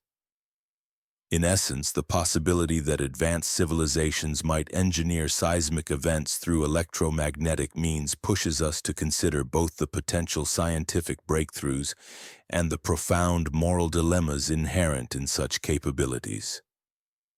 The capacity to influence Earth's seismic stability remotely raises the specter of deliberate or accidental catastrophe, an unsettling reminder of how much remains unknown about the power hidden within our planet's deep interior and how it might be harnessed or misused by others with knowledge beyond our current understanding. The observed correlations between space weather phenomena and seismic activity, along with the perplexing timing patterns and the extraordinary convergence of astronomical events during solar cycle 25, could be interpreted as compelling evidence of deliberate investigation rather than mere coincidence. These patterns raise profound questions. Are we witnessing the footprint of intentional influence, Or are they simply the result of natural processes that we have yet to fully comprehend? The challenge lies in discerning between effects that are directed and purposeful, and those that are purely natural phenomena. Effects that might appear artificial when viewed through the limited lens of our current scientific understanding. At the forefront of this inquiry is the possibility that advanced plasma physics operating across the vast scales of the heliosphere could generate effects that, from our perspective, seem engineered or artificially induced. When massive cometary comas interact with the solar wind, they might produce electromagnetic signatures, patterns of electrical activity, that imitate the signals typically associated with human technological systems. These signatures could be the result of natural interactions, but might also resemble deliberate electromagnetic communications or signals from an intelligent source. The defining test to distinguish true artificial influence from natural variability would involve identifying consistent patterns that unmistakably indicate intelligence and purpose. Such patterns could include the systematic targeting of specific fault zones, especially when their timing aligns precisely with moments when the stresses along these faults are at their peak, conditions most conducive to triggering seismic events. Moreover, electromagnetic signatures that exhibit characteristics of technological origin, such as coherent structured signals, rather than the randomness or chaotic nature of natural space weather phenomena, would be key indicators of deliberate activity. So far, the seismic activity documented in recent times remains within the bounds of what we consider natural variability. Even if the timing of these events appears suspiciously aligned with space weather phenomena, the patterns observed do not yet definitively point to artificial manipulation. For instance, the seismic upheavals in the Kamchatka Peninsula occurred in a region that had been seismically active for millions of years, a tectonically loaded zone where stress has accumulated over geological timescales. This suggests that the recent earthquakes could very well be part of the natural progression of tectonic forces. However, the upcoming perihelion passage of the interstellar object known as 3I Atlas in October presents a more compelling opportunity for testing this hypothesis. If this object truly is a form of advanced technology, rather than a natural comet, its closest approach to the Sun might coincide with intensified electromagnetic effects that, in turn, could influence seismic activity on Earth in measurable ways. Such effects might include enhanced electromagnetic coupling, which could subtly or significantly impact the stresses along fault lines, potentially triggering earthquakes through mechanisms that go beyond standard tectonic processes. The global seismic monitoring network today is more comprehensive and sensitive than ever before. Every earthquake above a magnitude of 4 is detected within minutes by multiple stations, providing unprecedented precision in determining the timing, location, and source mechanisms of seismic events. If artificial influences are at play, the patterns resulting from these influences during the October period should emerge distinctly, allowing scientists to differentiate them from natural seismic processes. In addition to seismic data, our electromagnetic monitoring capabilities have reached new heights. Worldwide magnetometer networks continuously track fluctuations in Earth's magnetic fields, while satellite systems provide real-time measurements of space weather and heliospheric conditions. Any attempt at technological manipulation of electromagnetic fields, whether by an extraterrestrial intelligence or an unknown natural process, should leave identifiable signatures that stand out from the background of natural solar and geomagnetic variability. What makes this line of inquiry particularly unsettling is not merely the possibility that earthquakes could be artificially triggered, but what such a revelation would imply about our understanding of the universe itself. The notion that advanced civilizations capable of interstellar travel might consider planets like Earth as natural laboratories, sites for experiments that could trigger catastrophic human disasters, would fundamentally challenge our assumptions about planetary security and our place in the cosmic community. It would suggest that planetary systems could be subject to deliberate influence, and that we might be unwitting participants in a broader galactic experiment, one in which our planet serves as a testing ground for technologies and motives far beyond our current comprehension. The moral and ethical considerations surrounding such activities would quite likely be as unfamiliar and alien to us as the advanced technology involved itself. From a more optimistic vantage point, systematic and continuous seismic monitoring could serve as a valuable planetary survey, an effort to gather detailed data about the Earth's crustal architecture and the underlying geological processes that shape our world. Such data could significantly enhance our scientific cooperation, fostering international collaboration and shared understanding in ways that benefit future generations. If indeed certain triggering effects are real, they might represent unfortunate but unintended side effects of legitimate scientific pursuits, risks inherent in exploring the unknown realms of planetary physics. The fundamental challenge, however, is that our current grasp of the complex physics involved remains limited. We do not possess the comprehensive understanding necessary to definitively distinguish between natural phenomena and the subtle signatures of artificial influence. The electromagnetic interactions involving colossal cometary comas and the plasma-rich environment of the heliosphere are frontier sciences, domains where our theoretical models are still incomplete and evolving. This is uncharted territory, where new discoveries could fundamentally alter our perspective. What remains within our reach is vigilant and persistent monitoring using the most advanced instruments and technologies available. By meticulously observing the patterns and anomalies that manifest, we can hope to glean insights into the true nature of what we are witnessing. The coming weeks promise to be critical. The data collected during this period could dramatically reshape our understanding of how the solar system functions. Not as a collection of isolated planets, but as a vast, interconnected electromagnetic environment. Whether these phenomena are purely natural or hint at more exotic, perhaps artificial influences, the knowledge gained will expand the frontiers of science. In truth, the universe is conducting experiments, on scales and in dimensions that we are only beginning to observe and comprehend.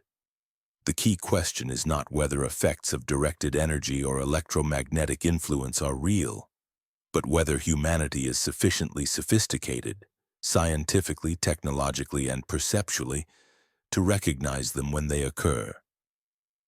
As the approaching perihelion of the interstellar object, 3I Atlas, draws nearer, we stand on the brink of our most comprehensive investigation yet into plasma physics operating across cosmic scales. If our observations challenge the conventional assumptions about the universe's natural processes, we must be prepared to radically expand our understanding. This might mean reevaluating our place within the galaxy, contemplating new models of cosmic interaction, and acknowledging that phenomena previously thought impossible could, in fact, be part of a larger, interconnected cosmic dance. Part 10. The October Nexus and the Unseen Peril. October of the year 2025 is shaping up to be one of the most astronomically significant periods in recorded history. A rare convergence of celestial events that almost reads like a script from ancient apocalyptic texts. Yet, unlike the baseless fears often associated with such stories, these are genuine, precisely calculated and scientifically verifiable phenomena. The critical question isn't whether these events are occurring, but rather what they might imply for Earth's future, and for our fundamental understanding of how the entire solar system operates. At the heart of this cosmic convergence lies the new moon on October 21st, when Earth's natural satellite will align perfectly, positioned directly between our planet and the approaching interstellar object, 3I Atlas. This alignment on its own is not unusual. New moons occur predictably each month following a well-understood cycle. However, this particular lunar event coincides with an array of other significant astronomical alignments, creating conditions that humanity has never before witnessed in recorded history. One of the most striking aspects of this period is the approach of 3I Atlas, which will reach perihelion, the closest point in its orbit to the Sun, on October 30th. Its proximity to our star, roughly 1.4 astronomical units, promises an intense interaction with the increasing turbulence of the solar environment as solar cycle 25 reaches its peak. This period is marked by heightened solar activity, including massive solar flares, coronal mass ejections, and high-velocity solar wind streams emanating from persistent coronal holes.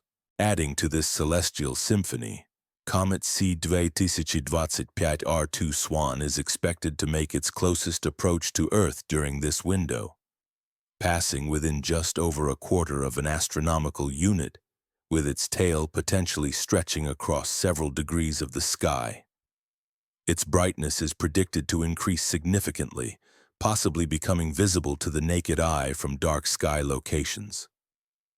Meanwhile, other comets, such as C-2025 K1 Atlas and 210 P Christensen, are also scheduled to arrive or pass nearby, further enriching the cosmic spectacle. This alignment of multiple celestial bodies and active space weather conditions creates what some researchers refer to as a reset configuration, an unprecedented natural experiment in cosmic electromagnetism. During this window, the combined effects of these objects and the heightened solar activity could produce phenomena that challenge our current understanding. Effects that may influence terrestrial processes in ways we are only beginning to fathom. From a scientific perspective, the implications are profound. The interaction between the approaching interstellar objects developing coma. As the cosmos aligns in a remarkable convergence, Comet C-2025 R2 Swan is set to make its closest pass to Earth around October 19th through the 21st, approaching within a mere 0.26 astronomical units. To put that into perspective, this distance is roughly a quarter of the space separating our planet from the Sun, bringing the comet tantalizingly close enough for its burgeoning tail to stretch across several degrees of the night sky when viewed through binoculars. Such an event is not only awe-inspiring but also unprecedented in recent astronomical history. The timing of this celestial approach is what some researchers have dubbed a reset configuration, a rare alignment of multiple astronomical bodies arranged in ways that haven't occurred since before we developed modern space weather monitoring systems. It's as though the universe itself is orchestrating a grand natural experiment in cosmic electromagnetics, designed to probe how celestial mechanics might influence processes on Earth. This period is particularly intriguing from a scientific perspective because we're not simply observing ordinary comets following predictable, well-understood orbits. Instead, Comet 3I Atlas carries with it a cargo of chemistry and materials originating from another star system. Materials that could respond to solar heating in entirely novel ways, unlike any objects within our local comet population. Its enormous carbon dioxide-rich coma signifies uncharted territory in plasma physics, a structure so vast and complex that it could interact with the heliospheric environment in ways we've never previously observed or understood. For ground-based astronomers, the observational window presents both exciting opportunities and significant challenges. During most of October, 3I Atlas will be positioned on the far side of the Sun from Earth, rendering direct observation impossible from terrestrial vantage points. Nevertheless, space-based telescopes continue to monitor its development, detecting its electromagnetic signature through radio and X-ray observations that can penetrate the intense solar glare. Meanwhile, Comet Swan offers more accessible viewing prospects for amateur astronomers. Its tail, already extending about 2.5 degrees across the sky, roughly 5 times the width of the full moon, promises a spectacular sight for anyone with access to dark skies and standard optical equipment. As the comet approaches its closest approach, the tail might even become visible to the naked eye from locations free of light pollution, offering a rare opportunity to witness an interstellar visitor in action. Beyond the visual spectacle, both comets will be interacting with increasingly dynamic solar wind conditions as the sun approaches its solar maximum. Recent weeks have seen the occurrence of G3 geomagnetic storms, heightened solar flare activity, and streams of coronal holes, persistent gaps in the sun's magnetic field that generate high-speed solar wind streams. These streams are believed by some researchers to create what they refer to as electromagnetic vacuum conditions, conditions that could potentially influence seismic activity on Earth, including earthquake triggering. The convergence of these factors, close cometary approaches, intense solar activity, and a hostile turbulent space environment acts as a natural stress test for existing theories about how space weather might influence terrestrial processes. It's as if the universe has arranged a grand experiment, providing scientists with a unique opportunity to observe and analyze the interactions between celestial mechanics, plasma physics, and Earth's geological activity in real time. If the electromagnetic connection between the conditions in our heliosphere and seismic activity truly exists, then the upcoming October period stands as our most promising opportunity yet to gather compelling evidence. The global network of seismic monitoring agencies is closely observing this window, not necessarily because they are convinced that space weather can directly trigger earthquakes, but because the sheer number of variables involved transforms this into an unparalleled natural experiment. We are faced with a confluence of factors: multiple celestial bodies traversing our skies, heightened solar activity reaching its peak, and Earth itself still adjusting to the immense stress redistributions caused by the colossal Kamchatka earthquake in July. This extraordinary blend of phenomena could unveil vital insights into how these seemingly separate systems, solar, cosmic, and terrestrial, interact and influence one another. From a more speculative viewpoint, some researchers believe that this alignment in October might symbolize a kind of celestial reset, a moment when the intricate dance of planetary and stellar mechanics could be momentarily reconfigured, creating conditions that might influence everything from space weather patterns to the electromagnetic environment enveloping our planet. This idea isn't grounded in the firm bedrock of established physics. Rather, it arises from pattern recognition drawn from centuries of astronomical records. In symbolic terms, the new moon on October 21st is said to occur within the constellation Virgo, based on precise astronomical coordinate systems. However, from an astrological perspective, traditions would place this event in Libra, owing to the slow precession of Earth's axis over millennia. While these symbolic frameworks do not exert any direct influence on physical processes, they do serve as cultural touchstones, interpretative lenses humanity has used for thousands of years to find meaning in celestial events. The psychological and cultural impact of such simultaneous astronomical phenomena should not be underestimated.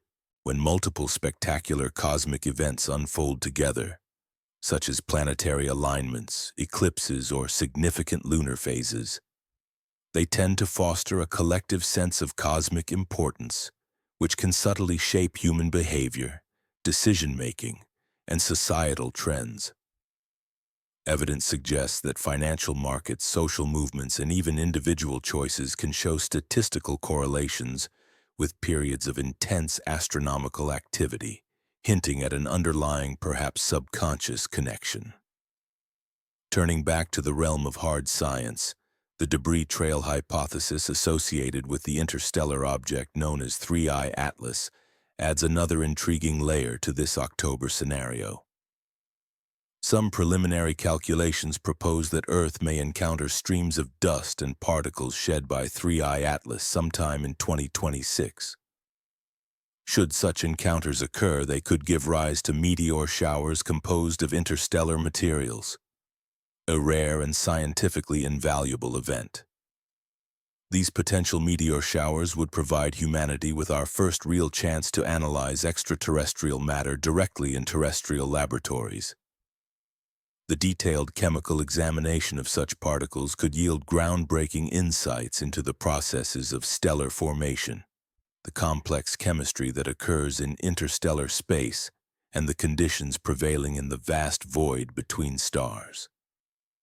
It's important to emphasize, however, that no official space agency has confirmed any hazardous debris encounters from 3I Atlas. Its trajectory remains well clear of Earth's orbital path, and its dust production, despite the enormous scale of its coma, appears to be following typical cometary patterns rather than exhibiting any anomalous activity.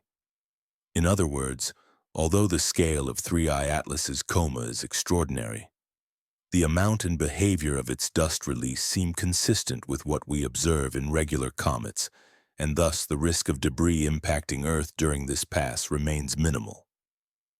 Nonetheless, the possibility of encountering interstellar particles offers a tantalizing scientific prospect, an unprecedented opportunity to study material from another star system and deepen our understanding of the universe's stellar and chemical diversity. The true mystery that looms over this entire cosmic interplay lies in how the multitude of electromagnetic interactions will converge and manifest during the upcoming peak activity phase. The complex dance involves the interplay of intense solar wind conditions, a mosaic of cometary plasma environments, and Earth's own dynamic magnetosphere, all of which create a three-body problem in space physics so intricate that solving it through traditional analytical methods becomes virtually impossible. While advanced computer models can offer us educated estimates and simulations, the definitive behavior of these interactions can only be truly understood through direct observation and real-time data collection. The upcoming perihelion passage of 3I Atlas on October 30th signifies the climax of its visibility to space-based observational instruments. As this interstellar traveler completes its orbit around the Sun at its closest approach, the intense solar heating is expected to vaporize the surface ice at maximum rates, potentially causing the comet's coma to swell to sizes that surpass even the diameter of the Sun itself. This is not merely an extraordinary spectacle, but an unprecedented scientific opportunity. During this critical period, every major space telescope equipped for solar observations will be meticulously focused on 3I Atlas, gathering invaluable data on interstellar chemistry, plasma interactions, and the intricate structures of electromagnetic fields, phenomena that have remained beyond our reach until now. Ground-based radio telescopes will be actively monitoring electromagnetic emissions emanating from the interaction zones, while X-ray observatories will be tracking high-energy processes occurring within the ionized components of the coma. The volume and detail of data collected during this window will likely keep plasma physicists engaged for years, striving to decode the complex behaviors and interactions that their observations reveal.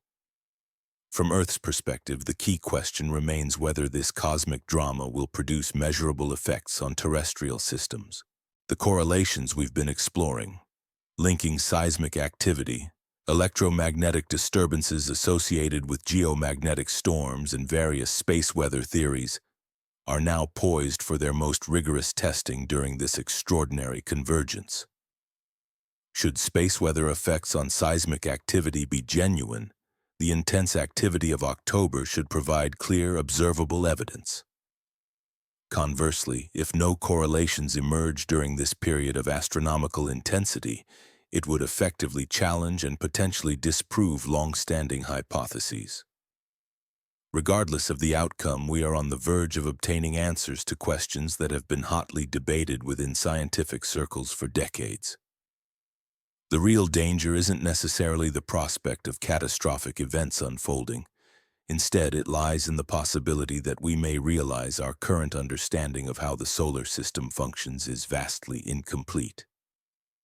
The universe is about to conduct a grand experiment in cosmic physics on a scale never before witnessed. Whether humanity is equipped or prepared to interpret and assimilate the results remains an open and pressing question. Come October of 2025, our collective knowledge of the electromagnetic environment we inhabit, our cosmic neighborhood, will be fundamentally reshaped. This convergence event, with its unprecedented assembly of celestial and interstellar phenomena, is poised to answer questions we've only recently begun to formulate. It's a moment that pushes the boundaries of scientific inquiry and opens a new chapter in humanity's understanding of its place within the larger cosmic community. If you thought 3i Atlas was traveling alone through this cosmic theater, prepare to expand your perspective dramatically. The final months of 2025 are witnessing what astronomers are calling a comet swarm, a collective of multiple celestial visitors converging in the inner solar system. This assembly of 7 distinct objects, each with its own unique characteristics and mysteries, promises to transform what we know about cometary behavior, interstellar materials, and the broader dynamics of our cosmic environment.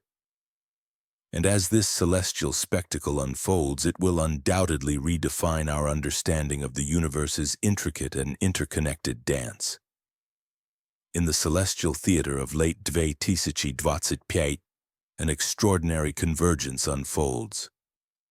7 distinct objects journeying through the inner solar system simultaneously, creating a scene of unprecedented density and scientific intrigue. This rare assembly transforms the sky into a bustling laboratory, offering an unparalleled opportunity to observe and compare natural phenomena on a cosmic scale. Allow me to introduce you to the full cast of this celestial drama, each with its own unique traits and mysteries that deepen the story. First and foremost is the star of the show. 3i Atlas, the interstellar heavyweight that defies the norms of cometary physics. This enigmatic visitor boasts a colossal coma dominated by carbon dioxide, which extends to half the diameter of our Sun. Its journey takes it to perihelion on October 30th, when it will swing closest to the Sun at about 1.4 astronomical units, yet its closest approach to Earth remains at a respectful 0.8 astronomical units. Far enough to avoid any threat, but close enough to observe its remarkable activity. What makes 3i Atlas truly extraordinary is its sustained activity at such vast distances from the Sun. Unlike typical comets that go dormant when far from solar warmth, this interstellar traveler continues to outgas vigorously, challenging our understanding of cometary behavior. Next, we encountered Sam/2025-2, swarm, arguably the most visually spectacular of the ensemble.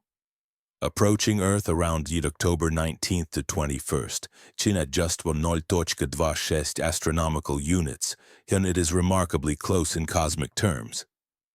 Already it has developed a tail stretching across 2.5 degrees along of the sky, an impressive sight equivalent to 5 full moons lined up side by side. This tail, composed of ghostly gas and dust, is visible through binoculars and may even be seen with the naked eye from dark sky locations, offering a stunning display for observers and a vivid reminder of the dynamic nature of comets. Then comes C/2025-6, Lemons, a rapidly evolving surprise that has captured the attention of astronomers and enthusiasts alike. Initially forecasted to be a modest performer, recent observations have revealed it brightening at a much faster rate than expected. Its current trajectory suggests it could reach a brightness of 4th magnitude by late October, making it visible to the naked eye under suitable dark skies. Lemon's swift development has turned it into a favorite among amateur astronomers who eagerly track its progression night after night, witnessing firsthand the unpredictable beauty of a comet in its prime. The lineup also features C/2025 Atlas, distinct from our interstellar visitor but equally captivating. It reached perihelion on October 8th, providing early autumn viewing opportunities and serving as a prelude to the main celestial spectacle. This more conventional comet exemplifies the classic behavior of solar system bodies, outgassing as it approaches the sun, offering a familiar benchmark against which to compare the more enigmatic visitors. In early November, 2010 Christensen takes the stage. As a periodic comet, it follows a well-established orbit that brings it into the inner solar system every few years, making it a reliable subject for comparative study. Unlike the first-time visitors, Christensen's predictable return makes it an ideal baseline to understand the peculiarities of the interstellar and long-period comets, shedding light on how different objects respond to the varying conditions of solar wind and solar activity. Continuing the performance, 24 Shalma's Comerm extends its journey into late 2025 and early 2026, providing continuity as the October convergence disperses. Its extended visibility offers additional opportunities to observe how comets with differing origins and compositions react to changes in solar wind conditions during solar cycle 25's peak. Finally, we acknowledge C10/2024-3 Atlas Comets, an earlier performer in this celestial lineup. Though no longer active, it played a crucial role earlier in the year by grazing the sun and offering stunning observations that established baseline measurements for space weather interactions. These early data points help contextualize the current ensemble, providing a foundation for understanding the ongoing convergence. Understanding what we observe in this cosmic ensemble requires grasping the mechanics of comet tail development. These physical processes, outgassing, tail formation, and plasma interactions, are essential for interpreting the dazzling displays and subtle behaviors of each object. As we witness these comets' evolving structures and responses to their environment, we gain insights into the complex interplay between solar radiation, solar wind, and the intrinsic properties of these celestial travelers.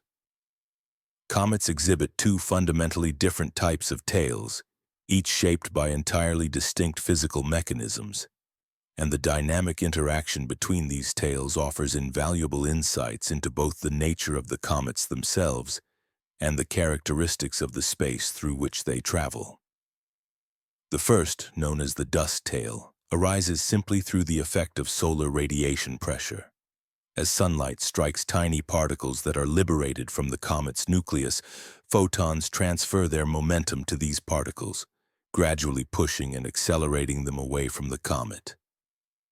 Larger particles, due to their greater mass, respond less readily to this radiation pressure compared to the smaller ones, resulting in a characteristic curved tail.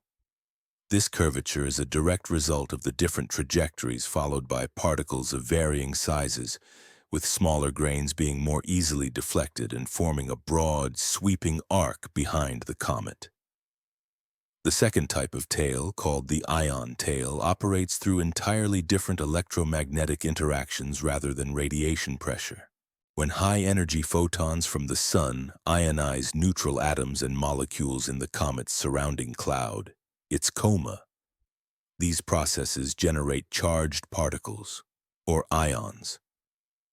These ions respond instantaneously to the magnetic field lines embedded within the solar wind, the stream of charged particles emanating from the sun.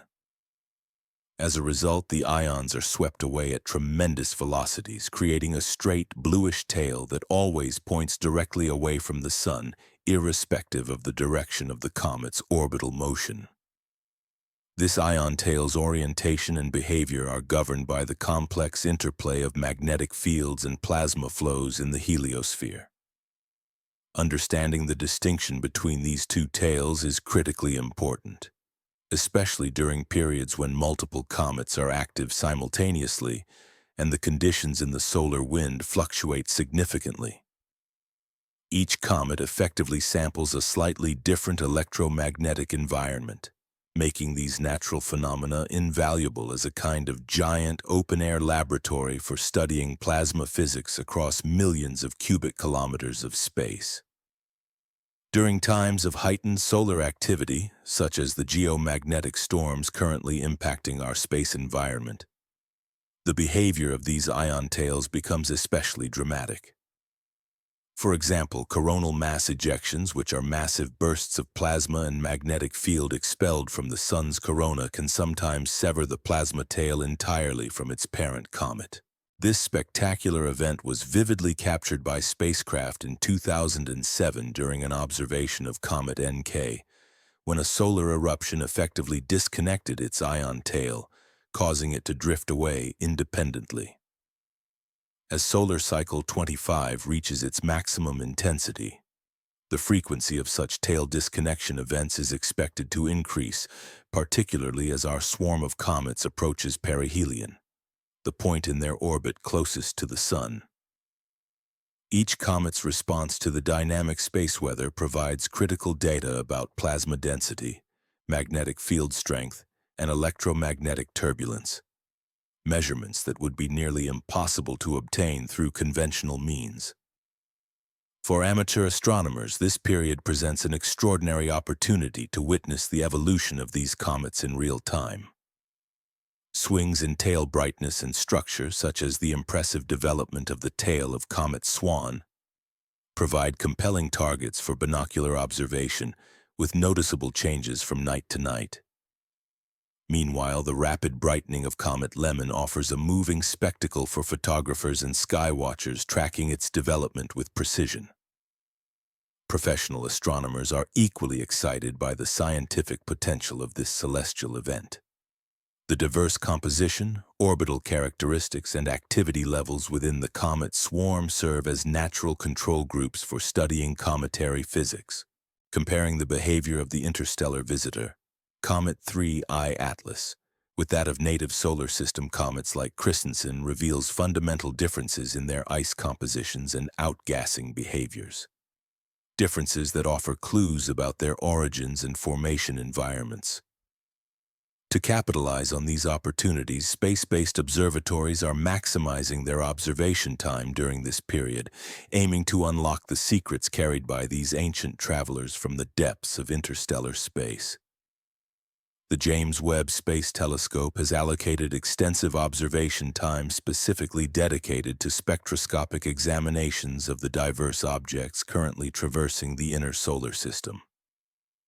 Its primary aim is to analyze the detailed chemical compositions of these celestial visitors, seeking to uncover variations that could shed light on the processes involved in the formation of our solar system.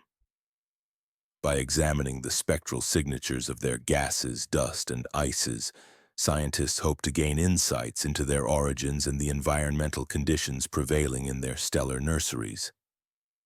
Meanwhile, the Hubble Space Telescope continues its meticulous surveillance, focusing on the evolving shapes and structures of comet comas and tails. Its exceptional high-resolution imaging capabilities allow it to resolve intricate details within the gas and dust envelopes surrounding these comets. Details that ground-based telescopes often cannot discern due to atmospheric interference. These observations reveal the subtle morphological changes as the comets respond dynamically to solar radiation and space weather influences, providing a window into the physical and chemical processes shaping their activity. Complementing these space-based efforts, radio telescopes are actively monitoring electromagnetic emissions emanating from the ionized components of the cometary comas. These emissions, detectable as specific radio frequencies, offer critical information about the plasma environment, including particle densities and the behavior of charged particles in the comet's vicinity. Simultaneously, X-ray observatories track the high-energy interactions occurring where the cometary plasma meets the solar wind, revealing energetic processes that generate X-ray radiation through mechanisms like charge exchange and particle acceleration. This coordinated multi-wavelength observational approach, spanning from radio waves to X-rays, provides a comprehensive and nuanced understanding of how these objects interact with their space environment. From a space weather perspective, the swarm of 7 distinct comets acts as a natural array of probes dispersed throughout the inner solar system. Each comet's plasma environment is intricately responsive to real-time conditions of the solar wind, offering a distributed network of measurement points that capture variations in electromagnetic field strength, particle density, and magnetic turbulence across vast regions of space. The vast amount of data collected during this period promises to revolutionize our understanding of heliospheric physics for years to come. Never before have so many natural plasma probes been active simultaneously amidst a phase of heightened solar activity. The insights garnered from these measurements reveal the complex structure of magnetic fields, the flow of electrical currents, and the propagation of electromagnetic waves. All phenomena that until now existed largely within the realm of theoretical models. Perhaps most captivating is what this swarm of comets reveals about the dynamic and interconnected nature of our local cosmic environment. Rather than viewing the solar system as a static set of planets orbiting through an empty void, it emerges as a highly intricate electromagnetic system, where objects from interstellar space can influence and modulate conditions across the entire heliosphere. The convergence of these 7 celestial bodies during the peak of solar cycle 25 provides an unprecedented natural experiment in cosmic physics, an event that no human-made technology could replicate. Every comet contributes its own unique electromagnetic signature, subtly altering the overall electromagnetic landscape of the heliosphere. This collective activity may have far-reaching effects, potentially influencing space weather patterns and the subtle electromagnetic fields that envelop our planet.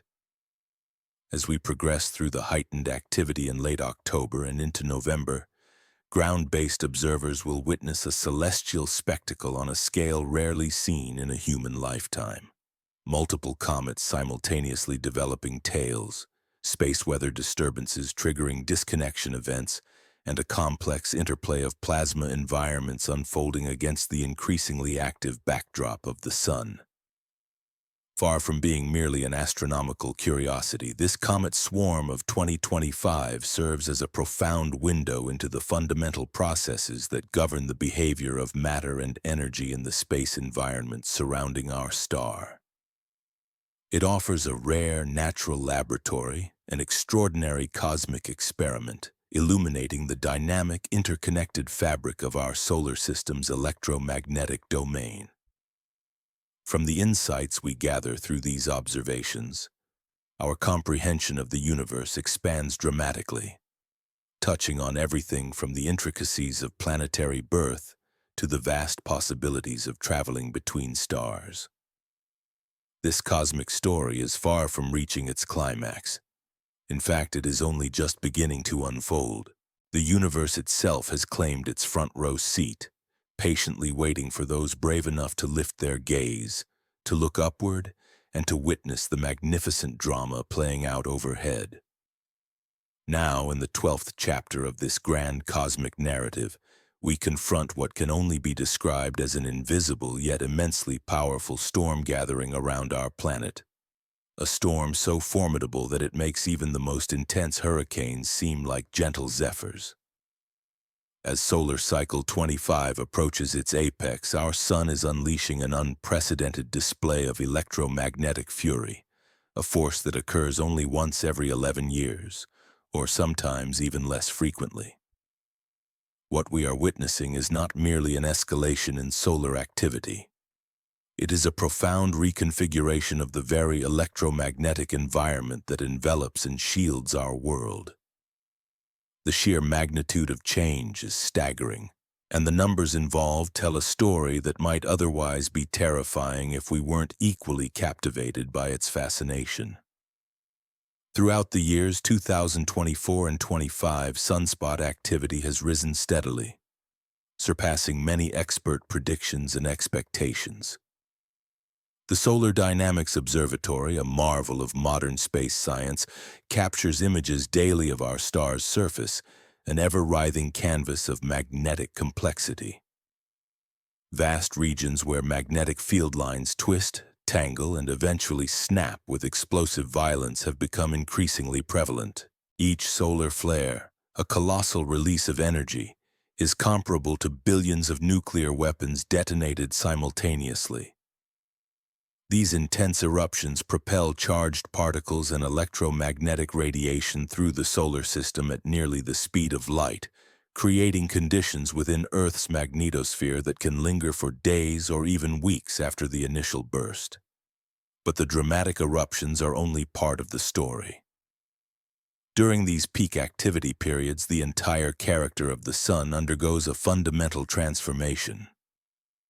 The solar wind, an invisible flow of charged particles, becomes more variable, oscillating between high-speed streams emanating from coronal holes and slower, denser plasma released from active regions.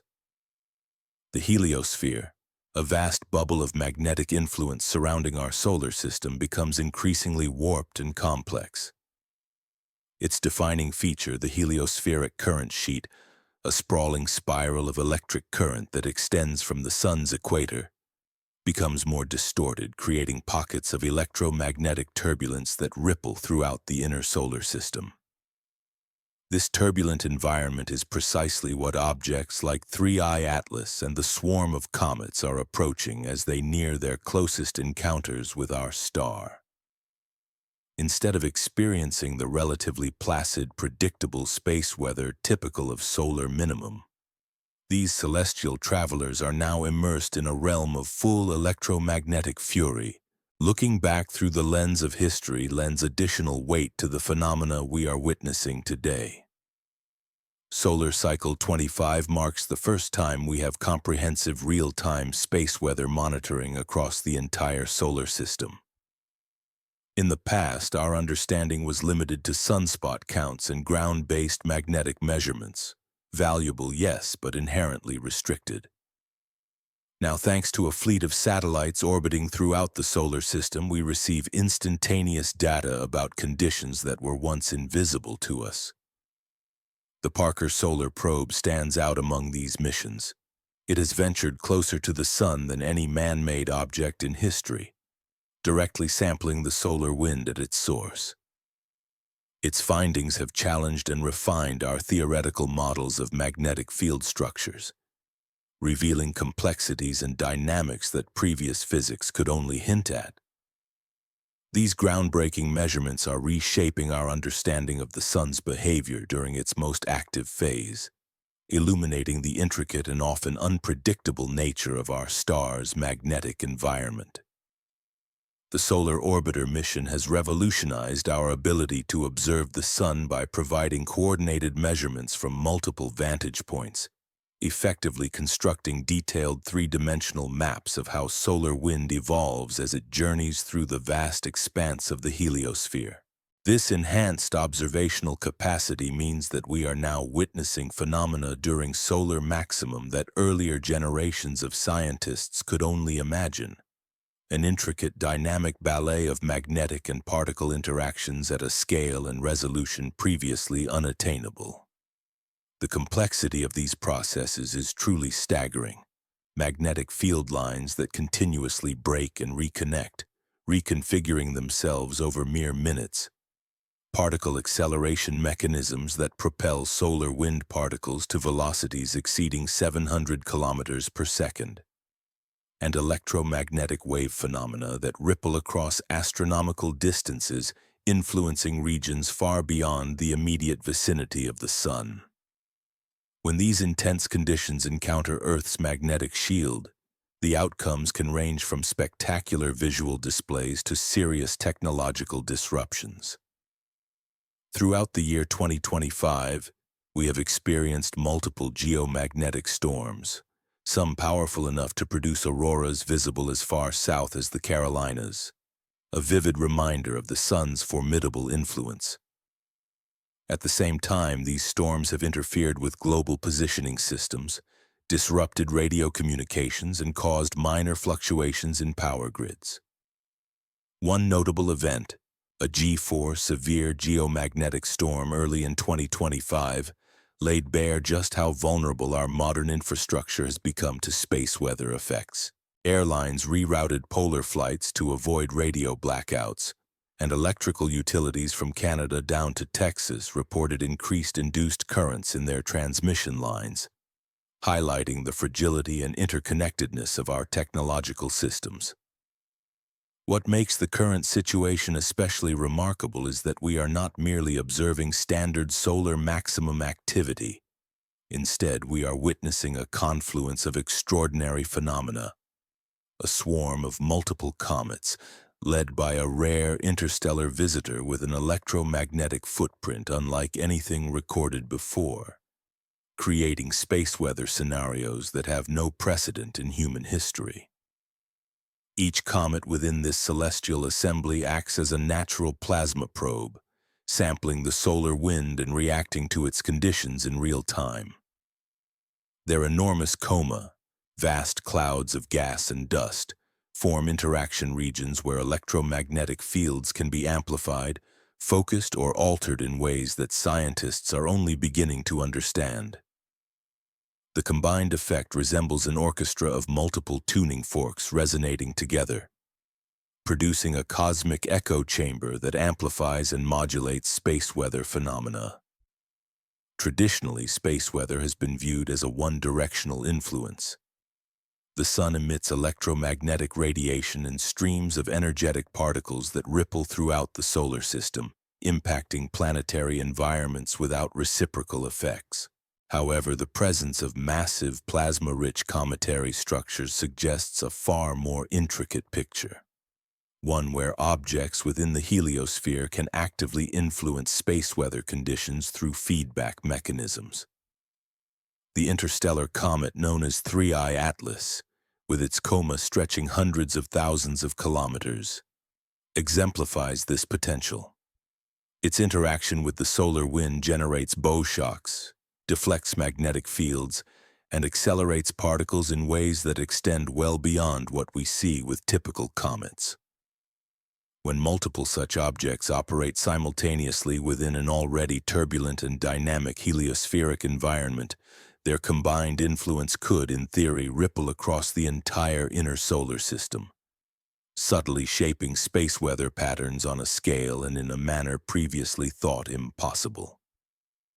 This area of research is at the frontier, an uncharted domain that pushes the limits of our understanding about how electromagnetic systems behave on a cosmic scale.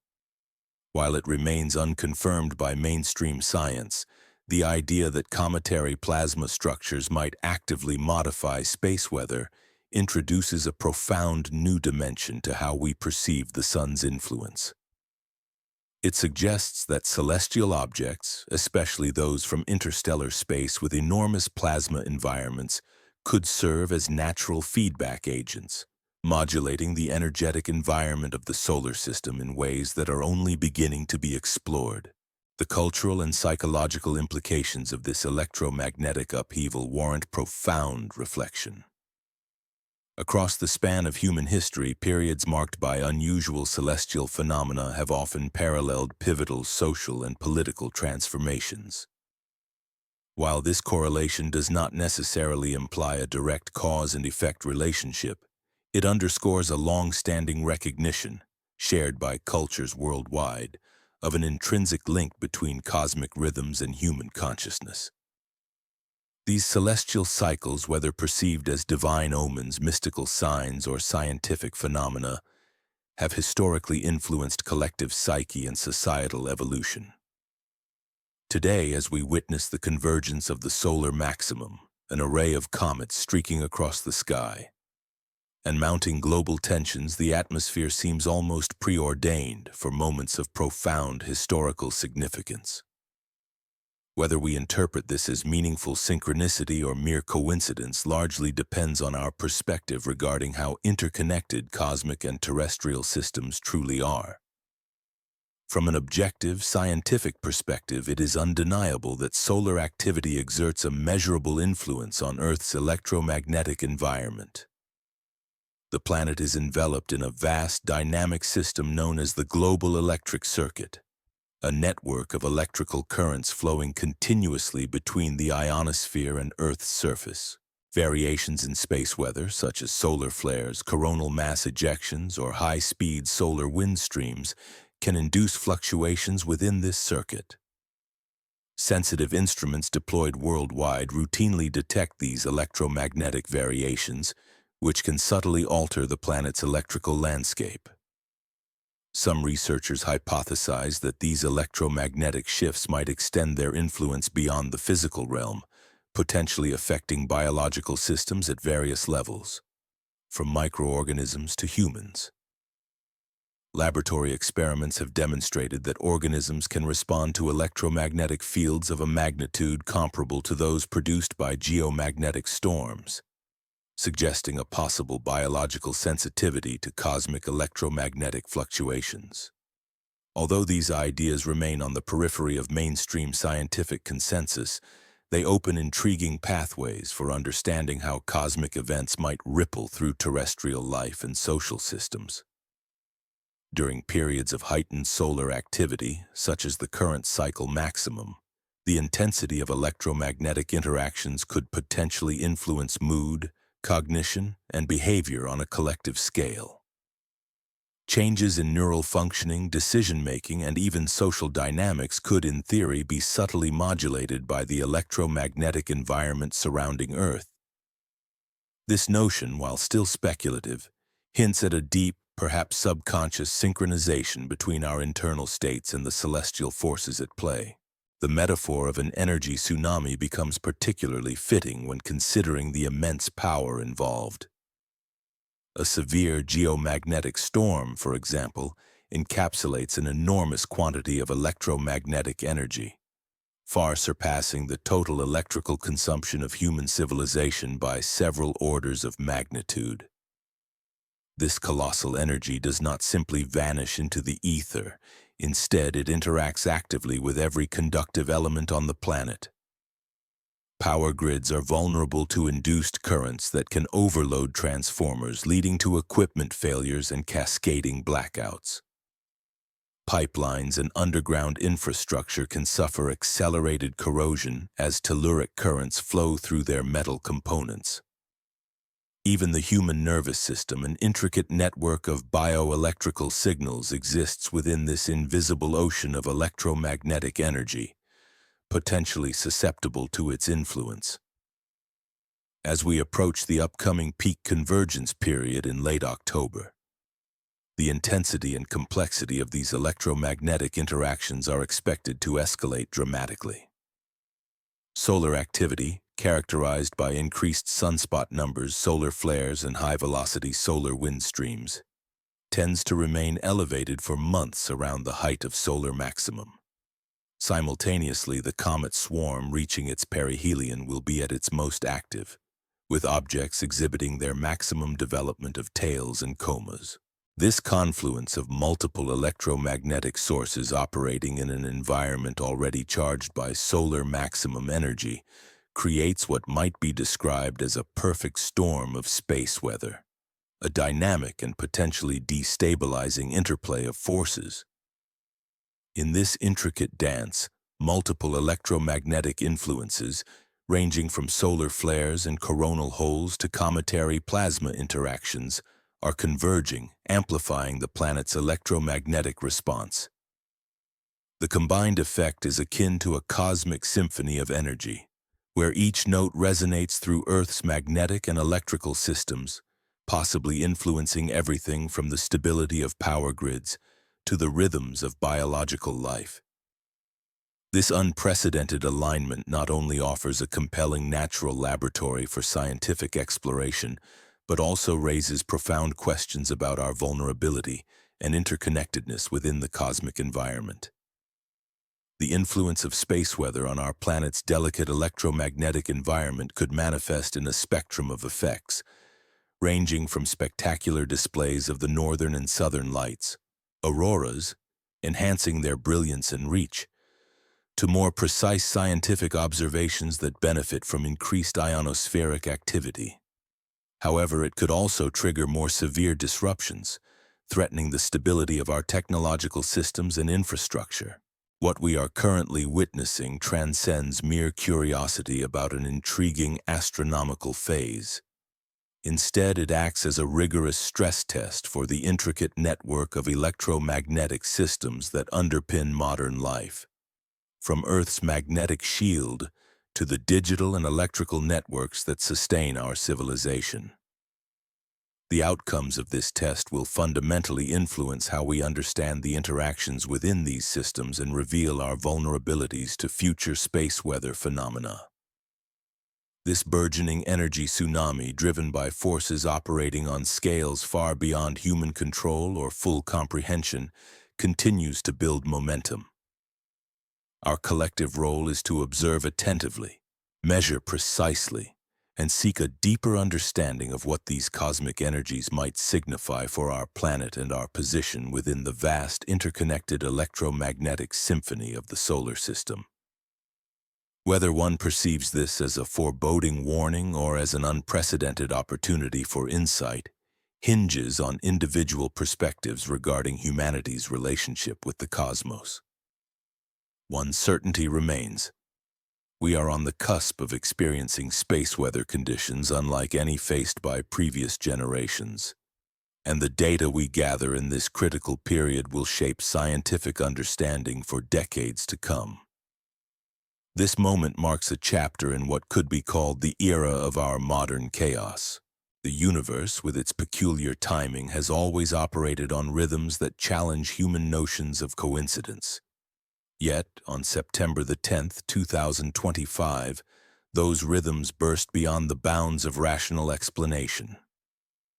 At precisely 11:27 in the morning Mountain Daylight Time, monitoring stations across Utah's renowned Wasatch Fault Zone registered a magnitude 4.1 earthquake. The tremor's epicenter was located just 15 kilometers southeast of Salt Lake City, and with a depth of only 6 kilometers, it fell comfortably within the typical parameters of seismic activity in this region, an area where tectonic stress gradually accumulates like pressure building in an over-tightened kettle. But here is where the intersection of rational explanation and unsettling timing becomes difficult to ignore.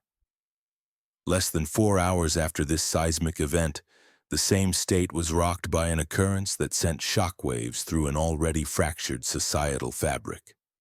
An attempted assassination of a highly controversial figure during a public gathering. The shooter was swiftly apprehended, yet this incident carved yet another fault line into a society increasingly prone to extremes and upheaval. Two very different events, one geological, the other social, occurred on the same day, within the same geographical boundary, seemingly unrelated except for the cruel coincidence of the clock and the geography. Yet, when we probe the patterns of synchronicity during periods of elevated electromagnetic activity, even the most skeptical minds might begin to wonder if deeper currents are at play beneath the surface of apparent randomness. The Utah earthquake, while typical for the region, was not extraordinary by local standards.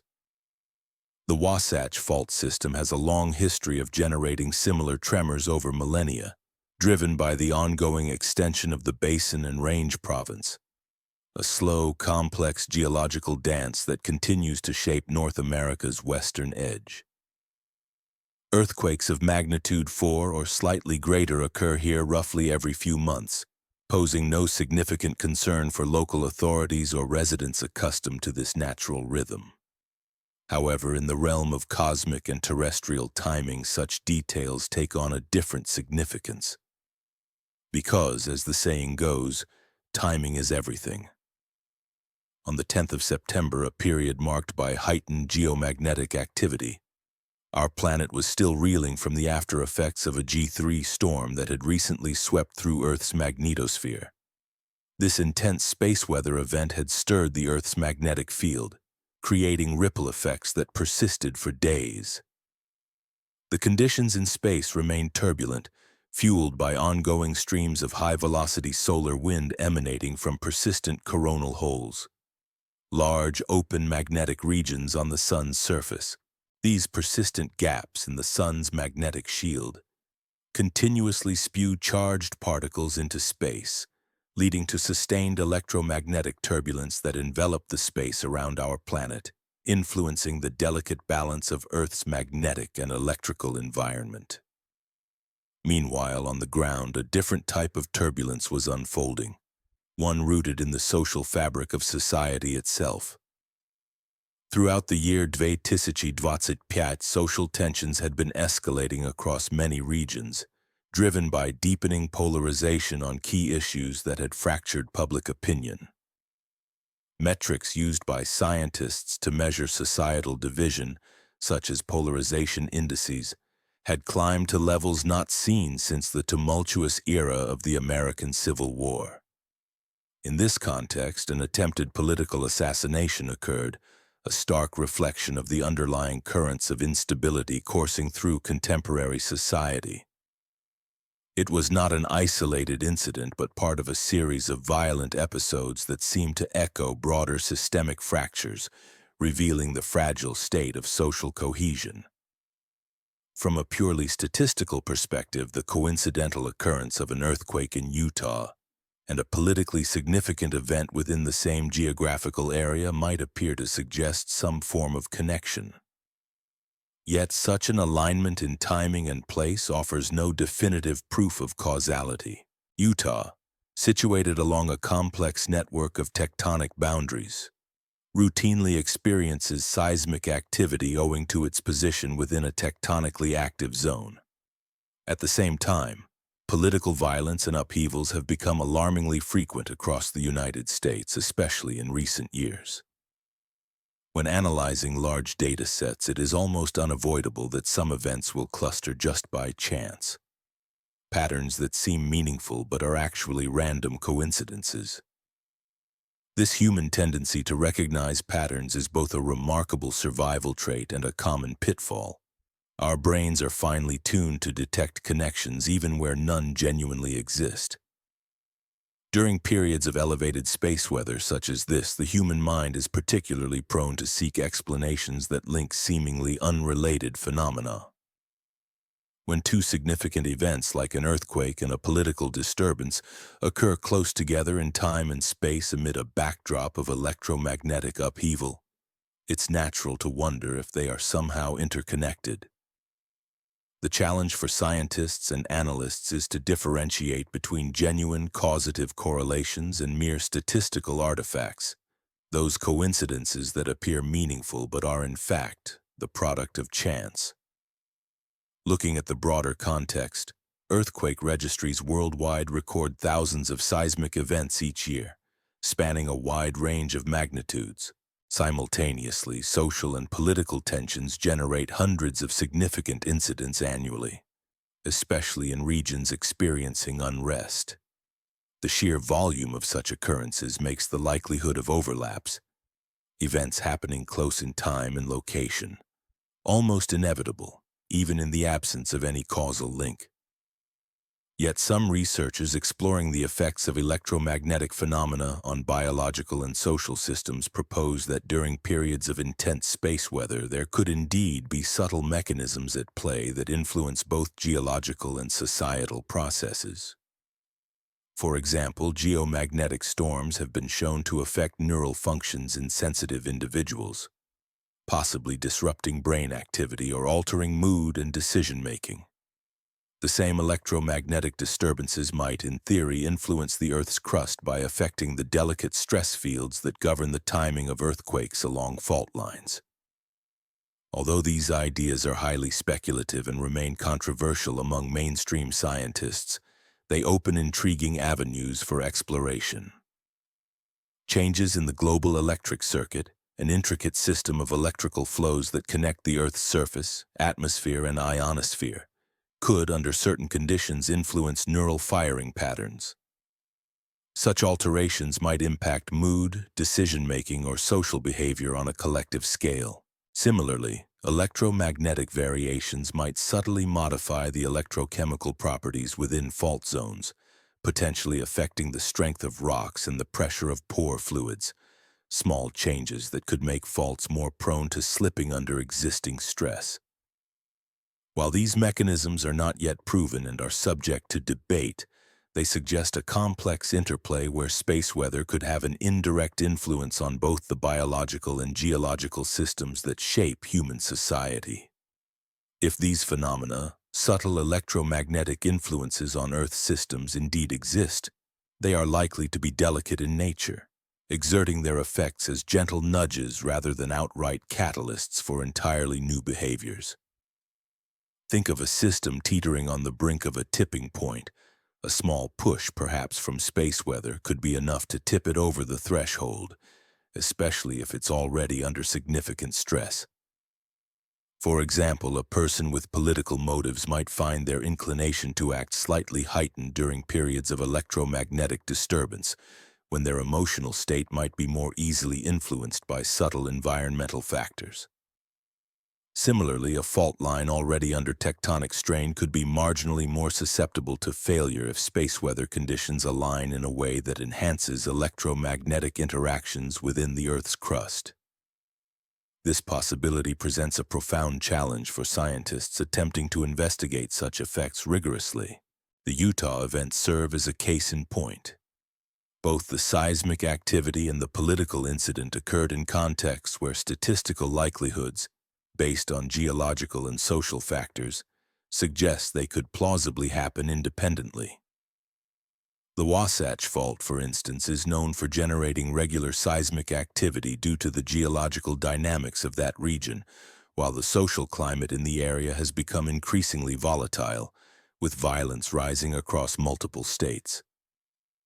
In such a complex environment, disentangling the influence of space weather from natural variability or human factors becomes an arduous task. What's less contentious, however, is the well-documented impact of space weather on the technological infrastructure that increasingly mediates our social interactions. Geomagnetic storms, intense disturbances in Earth's magnetic field, are known to disrupt GPS signals, interfere with satellite communications, and induce fluctuations in power grids. These disruptions, while often appearing minor in isolation, can cascade through interconnected systems, amplifying their effects and potentially exacerbating tensions within society. During periods of heightened solar activity, these technological disturbances can ripple outward, affecting everything from financial markets, where trading algorithms rely heavily on precise timing signals, to social platforms that depend on stable communication channels. When GPS signals degrade, for example, the timing of transactions and data flows can become erratic, leading to unpredictable behaviors in markets and infrastructure.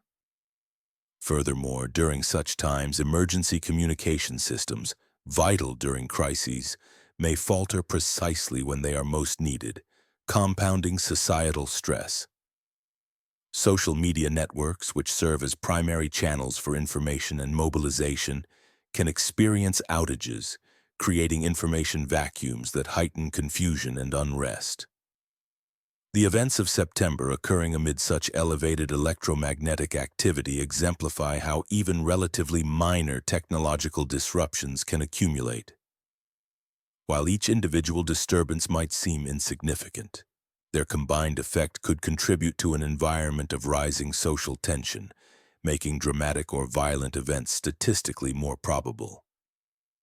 This pattern appears to extend beyond Utah. Throughout 2025, similar correlations have been observed worldwide, regions experiencing unusual seismic activity coinciding with social unrest, and periods of intense space weather aligning with spikes in social tensions and political upheavals. The global wave of protests and demonstrations during the G3 storm period offers a compelling example. Although the underlying grievances, economic hardship, political discontent, social polarization, predate the space weather events, the timing suggests a possible link worth exploring. The idea is that electromagnetic disturbances could act as catalysts, subtly influencing the collective emotional climate or individual decision-making processes, thereby intensifying existing tensions. Nevertheless, a critical question remains. Are these correlations genuine, indicating a causal relationship between cosmic phenomena and terrestrial events? Or are we merely observing the human tendency to seek patterns, a cognitive bias that leads us to connect events that are, in reality, independent and coincidental? Our challenge as scientists and observers is to differentiate between meaningful cause and effect and the natural human inclination to find order amid randomness. As intriguing as these correlations are, establishing definitive proof requires rigorous, controlled investigation that accounts for the multitude of confounding variables at play. In times marked by intense celestial activity, such as the ongoing convergence of multiple comets and the peak of the solar cycle, our collective consciousness tends to become more attuned to the subtle patterns and coincidences that surround us. During these periods, we are naturally more receptive to interpreting seemingly random events as meaningful signals, as the universe's cosmic dance appears to intensify and resonate more profoundly in our awareness. As the October alignment draws near, when numerous astronomical factors align during the height of solar activity, it is predictable that these apparent synchronicities will multiply, emerging from the chaos of daily life like fleeting whispers of a larger cosmic order. The core challenge, however, remains in striking that fragile balance between healthy skepticism and genuine openness. An openness that invites us to consider possibilities beyond the limits of conventional scientific understanding. This delicate equilibrium is essential if we are to navigate the profound shifts that such cosmic events may catalyze. Part 14 of this exploration centers on what can be described as an archetypal transformation, a profound cycle of death, renewal, and the embracing of radical responsibility. When the sky begins to exhibit unusual activity, when celestial bodies seem to dance with an almost conscious rhythm, something deeply transformative happens within the collective human psyche.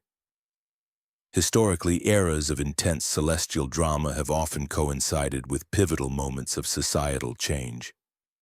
These periods have marked the death of old paradigms, the emergence of new ways of understanding ourselves and our place in the cosmos, and the unsettling space between the old and the new, where responsibility becomes the only true compass guiding our evolution. October 21st, 2025, signifies a symbolic milestone, a new moon, calculated with astonishing mathematical precision by astronomers, yet carrying a weight far beyond mere celestial mechanics.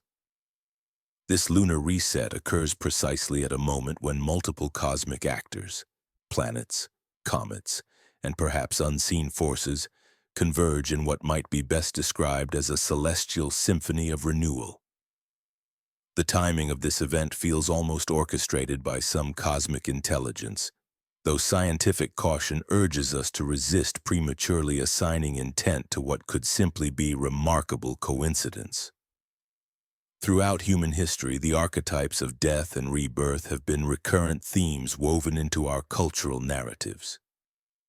These patterns are reflected across scales, from the microscopic processes within cells to the grand cycles of stars and galaxies, suggesting that universal principles govern the ongoing processes of transformation. For example, seeds must decay and decompose before they can sprout anew. Forest fires clear away the old growth to pave the way for fresh, vigorous life. And organisms must undergo cellular death to facilitate renewal and evolution. In the realm of symbolism, many cultures have associated the constellation Virgo with themes of harvesting, discernment, and the careful preparation necessary for new beginnings. While the actual boundaries of constellations differ significantly from their astrological interpretations, the archetypal symbolism remains remarkably relevant, especially in this moment of collective transition. The significance of these celestial events is amplified not merely by their cosmic alignment, but by the broader context in which they unfold, an era in which humanity faces multiple crises simultaneously. We stand at a critical crossroads, where environmental upheavals threaten ecosystems and civilizations alike. Technological disruptions challenge the very fabric of our interconnected infrastructures, and social fragmentation intensifies divisions within societies. The persistent question before us is whether our species can evolve beyond its current limitations, whether we can harness the transformative potential embedded within this cosmic convergence before those limitations lead to collapse. This moment, ripe with archetypal symbolism, invites us to reflect on our capacity for renewal, responsibility, and conscious evolution amid the chaos of an unfolding cosmic symphony. Prove catastrophic. The idea of radical responsibility is not merely a lofty principle, but a profound necessity that emerges most urgently during moments of societal upheaval and chaos. When external conditions spiral into disarray, when unpredictability and disorder become the norm, the one unshakable anchor we possess is our power to choose how we respond. This isn't about attempting to control outcomes, a task fundamentally beyond any individual's reach, but about assuming complete ownership of our reactions and attitudes in the face of circumstances we cannot influence. Radical responsibility demands that we relinquish the comforting illusion that we are passive victims swept along by external forces beyond our control. Instead, it compels us to confront the reality that every perception, every interpretation, and every response we have to life's unpredictable events is, in fact, a conscious choice. Even when these choices seem automatic, habitual, or preordained, when they feel like reactions dictated by ingrained patterns, they are still within our power to alter. This fundamental shift, from reacting unconsciously to responding consciously, marks perhaps the most significant evolution available to each individual human being. It is a movement from being a pawn of circumstance to becoming an active participant in shaping our inner landscape, regardless of outer chaos. During times of collective stress, periods marked by polarization, division, and societal fragmentation, the process of shadow integration becomes especially vital. When societies fracture into opposing camps, each side tends to project its own unacknowledged darkness onto the other, creating a cycle of mutual demonization that locks communication into destructive stalemates. This projection is a form of collective denial, a refusal to own the parts of ourselves we deem unacceptable. The cosmic convergence, with its potent energies and symbolic significance, offers a rare opportunity for us to recognize these projection dynamics and reclaim the shadow material we have disowned. Shadow work, facing and integrating the hidden, often uncomfortable parts of ourselves, is not a pleasant undertaking. It involves acknowledging the capacities for selfishness, cruelty, ignorance, and destruction that dwell within every human being. This process of acknowledgement is painful, for it challenges the comforting illusions of moral superiority and moral purity. Yet until we accept these potentials within ourselves, we remain vulnerable to acting them out unconsciously. We risk projecting these dark aspects onto others, condemning and vilifying them while remaining blind to our own complicity. The societal polarization we witness today, where political opponents are caricatured as evil or monstrous, mirrors this collective shadow projection. It reflects a refusal to see the shared human core beneath the masks of ideology and identity. Social media exacerbates this phenomenon by creating echo chambers that reinforce existing beliefs and demonize dissenting viewpoints, further entrenching division. These digital environments amplify the projection and disconnection, making genuine dialogue and understanding almost impossible. Breaking free from this destructive cycle demands what some spiritual traditions describe as fierce compassion. This is the willingness to extend authentic understanding, even love, toward those whose actions we find reprehensible, or who seem to embody the very darkness we despise. It does not mean condoning harmful behavior, nor does it require abandoning boundaries or tolerating injustice. Instead, it involves recognizing the shared humanity that exists in everyone, even in those who have seemingly lost their way. The love and forgiveness that stem from radical responsibility are perhaps the most challenging aspects of this approach. True forgiveness is not a superficial excusing of harm, nor a denial that injustices have occurred. It is rather a conscious release of the toxic burden of resentment, an act of profound self-liberation. Holding on to anger, hatred, or revenge only perpetuates the cycles of suffering and separation we claim to oppose. Forgiveness, in its highest form, is an act of radical self-responsibility that breaks the chains of past wounds, freeing the forgiver from the destructive grip of negative emotions. In this way, proving catastrophic is not merely a matter of external events, but a recognition of the profound inner consequences of our collective refusal to own our shadows, to exercise conscious responsibility, and to embrace love and forgiveness. The true catastrophe lies in the continuing denial of our capacity and duty to transform ourselves and our society through the courageous act of full responsibility. Only then can we begin to dismantle the cycles of polarization and destruction, forging a path toward genuine healing and collective evolution. Acceptance and forgiveness are profound acts that extend far beyond merely offering compassion to others. Perhaps their most vital application lies in the realm of our own inner world.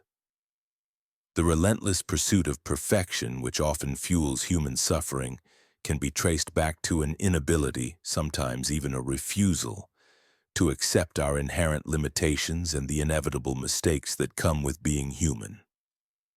True radical responsibility involves a conscious acknowledgement of our shared humanity, embracing our errors, recognizing our capacity for growth, and daring to undertake ongoing transformation, without succumbing to harsh self-condemnation or deluding ourselves into false notions of perfection.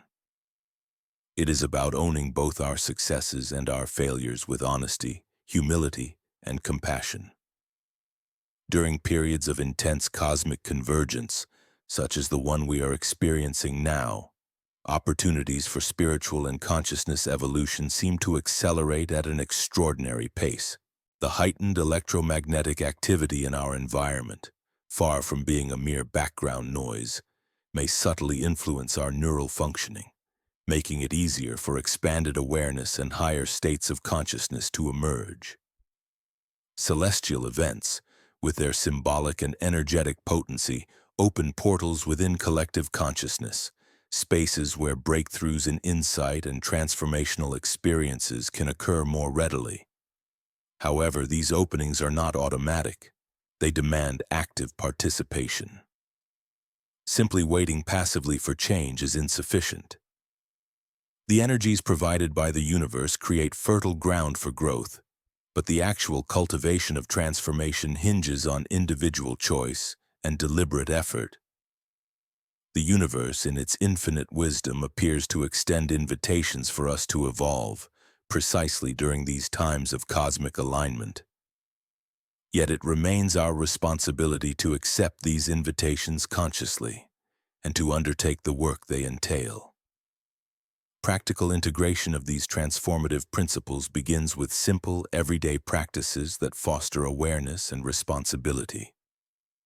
Meditation, contemplative reflection, or mindful observation help cultivate the capacity to witness our mental and emotional patterns without becoming entangled or completely identified with them. Journaling serves as a valuable tool to illuminate unconscious assumptions and reactive tendencies that usually operate beneath our conscious awareness, revealing hidden beliefs and conditioning. Furthermore, reconnecting with natural rhythms through physical practices, such as spending time outdoors, eating seasonally, or adjusting sleep cycles to align with lunar phases, can attune our individual consciousness to larger cosmic patterns. These are not mystical requirements, but pragmatic ways of remembering and honoring our embeddedness within the greater web of natural systems that govern life on Earth and beyond. Engaging with community, whether through volunteer service, artistic expression, or authentic relationships, provides essential grounding. Such collective participation anchors individual insights into tangible, practical reality, transforming abstract realizations into meaningful action. The ancient cycle of death and rebirth teaches us that true growth often necessitates releasing attachments to identities and patterns that no longer serve our highest potential. This might involve letting go of careers that have become limiting, relationship dynamics rooted in unconscious habits, or belief systems that hinder our capacity for service and expansion. As October 21st approaches, marking the beginning of a period of peak cosmic convergence, when the comet 3I Atlas reaches perihelion, the archetypal invitation becomes increasingly clear. The old paradigms of human existence, characterized by unconscious reactivity, shadow projection, and a victimhood consciousness, are proving inadequate for navigating the profound changes underway. In essence, this is a time not only of external cosmic shifts, but also of deep internal transformation. It calls for a conscious willingness to shed outdated layers, embrace our imperfections, and step into a higher level of responsibility, both personally and collectively, in shaping a future that aligns with our highest potential. The universe's signals are clear. Growth and evolution are not only possible but essential in the face of these extraordinary celestial energies. Challenges. The cosmic convergence presents a powerful symbolic backdrop, inspiring us to embrace conscious evolution as a deliberate choice. Yet true transformation is not something that can be mandated from the outside. It is an act of inner commitment that each individual must undertake voluntarily. While the universe may offer supportive conditions and serve as a catalyst through signs and symbols, the essential work of evolving consciousness demands courage, unwavering dedication, and radical honesty. We must confront ourselves honestly, acknowledging who we have been, recognizing the patterns that have shaped us, and daring to envision who we could become. The pivotal question isn't whether cosmic events can influence human awareness and collective consciousness, although that remains a matter of ongoing debate, but rather whether we possess the wisdom and bravery to respond consciously and responsibly to these influences. Will we rise to meet the opportunities presented, aligning our actions with the highest good for all life on Earth? This is the true challenge before us. To cultivate the discernment and the resolve necessary to navigate the subtle energies, the symbolic messages, and the profound shifts that are unfolding all around and within us. Now, as we arrive at the conclusion of this remarkable journey, it becomes clear that we are standing on the brink of a new chapter, one shaped by the extraordinary phenomena of late 2025. We find ourselves here at the threshold of November, having borne witness to what may be among the most astronomically dramatic periods in recent history. The evidence is undeniable. Our sun has awakened from a long slumber, entering the peak of solar cycle 25 with an intensity that surpasses previous forecasts. Solar activity has surged beyond expectations, unleashing powerful geomagnetic storms, energetic flares, and tumultuous plasma flows that ripple through the heliosphere, affecting the entire planetary environment. Simultaneously, the heavens have been painted with the ethereal trails of multiple comets. Among them, the third confirmed interstellar visitor, the remarkable object known as 3I Atlas. Its vast coma, spanning roughly half the diameter of our sun, and its intricate outgassing patterns have delighted and mystified astronomers, revealing phenomena that challenge our understanding of cometary physics. These celestial travelers have added their brushstrokes of plasma and dust to the cosmic canvas, creating a spectacle that beckons us to look upward and reflect. On Earth, seismic activity has responded with punctuated bursts, most notably the mighty magnitude 8.8 earthquake off Kamchatka, along with a series of aftershocks that serve as stark reminders of the profound and dynamic forces operating beneath our feet. The interconnectedness of these events, celestial, solar, and terrestrial, raises unsettling questions about the nature of cause and effect, about whether we are witnessing mere coincidence or something far more intricate. As we draw this inquiry to a close, it compels us to look inward and ask, how do we process the flood of information and signals during such periods of cosmic intensity? What do these phenomena reveal about the very fabric of human consciousness?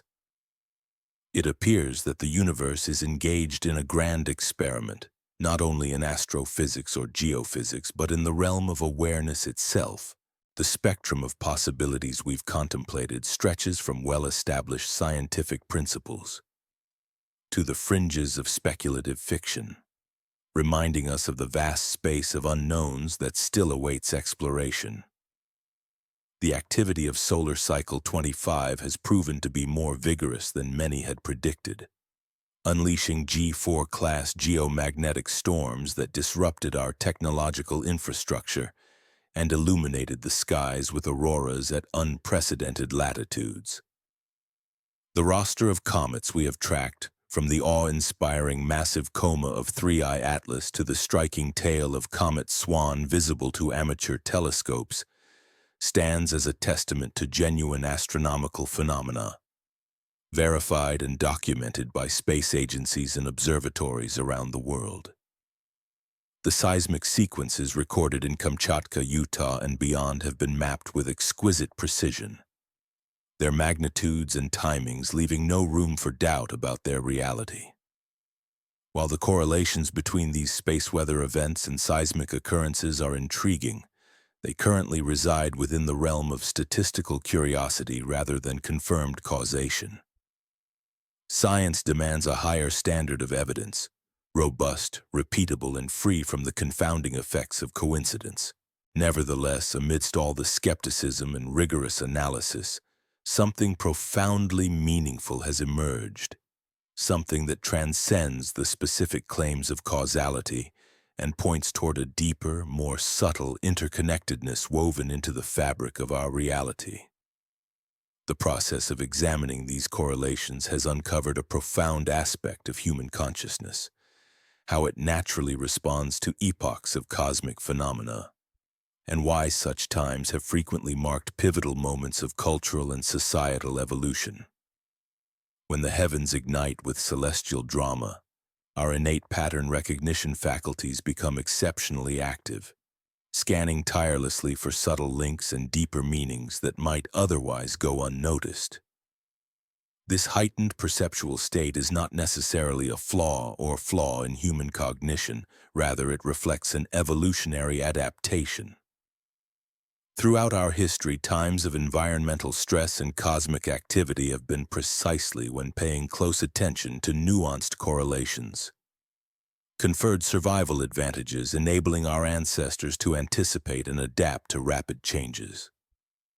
Our brains seem inherently tuned to detect meaningful patterns during periods of heightened cosmic energy because, in ancestral contexts, these patterns often held critical significance, signaling shifts in climate, the arrival of celestial events, or other environmental cues vital for survival.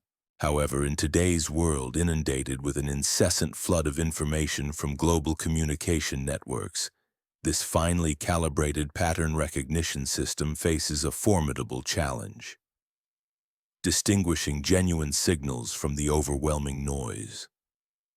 The constant stream of data, covering earthquake activity, space weather indices, political upheavals, and astronomical observations, means we are aware of far more concurrent events than any previous generation. The potential for perceiving synchronistic connections has multiplied exponentially. For those tracking multiple domains in real time, this creates an extraordinary landscape of opportunity, an unprecedented capacity to observe correlations across diverse fields with remarkable accuracy and breadth. Never before have humanity had access to such detailed, instantaneous insights into conditions within the solar system, tectonic movements across the Earth, and social dynamics worldwide. If there are authentic links between cosmic phenomena and terrestrial processes, our current technological and cognitive capacities position us better than ever before to detect and interpret them. Yet this same abundance of information introduces a significant risk: the danger of falling prey to pattern-matching illusions and information overload. When our perceptual systems are operating at peak sensitivity, the line between meaningful insight and random coincidence becomes blurred. Everything appears interconnected, and our minds can easily project patterns onto data sets that are, in reality, only loosely related or entirely coincidental. This tendency can turn our remarkable pattern detection into a liability, leading us to see significance where none exists. An error amplified by the human brain's natural inclination to find order in chaos. Perhaps the most vital insight from this investigation concerns the intrinsic relationship between cosmic events and human creativity. Throughout history, periods marked by intense astronomical activity have repeatedly coincided with revolutionary breakthroughs in art, science, philosophy, and technological innovation. Whether this correlation stems from a direct causal influence or the inspiring power of spectacular celestial displays, it suggests that cosmic alignments and convergences serve as catalysts, fostering expanded states of awareness and unlocking new depths of human expression. During solar maximum periods in particular, there appears to be a notable uptick in creative and innovative endeavors across multiple fields, implying that the universe's energetic rhythms may actively stimulate the human capacity for original thought and discovery. The heightened electromagnetic activity within our environment may subtly influence neural functioning, opening pathways that facilitate profound insights and foster unexpected connections between ideas that previously seemed unrelated. This influence, whether rooted in direct biological effects or rooted in the symbolic resonance of cosmic phenomena, can serve as a catalyst for innovative thinking.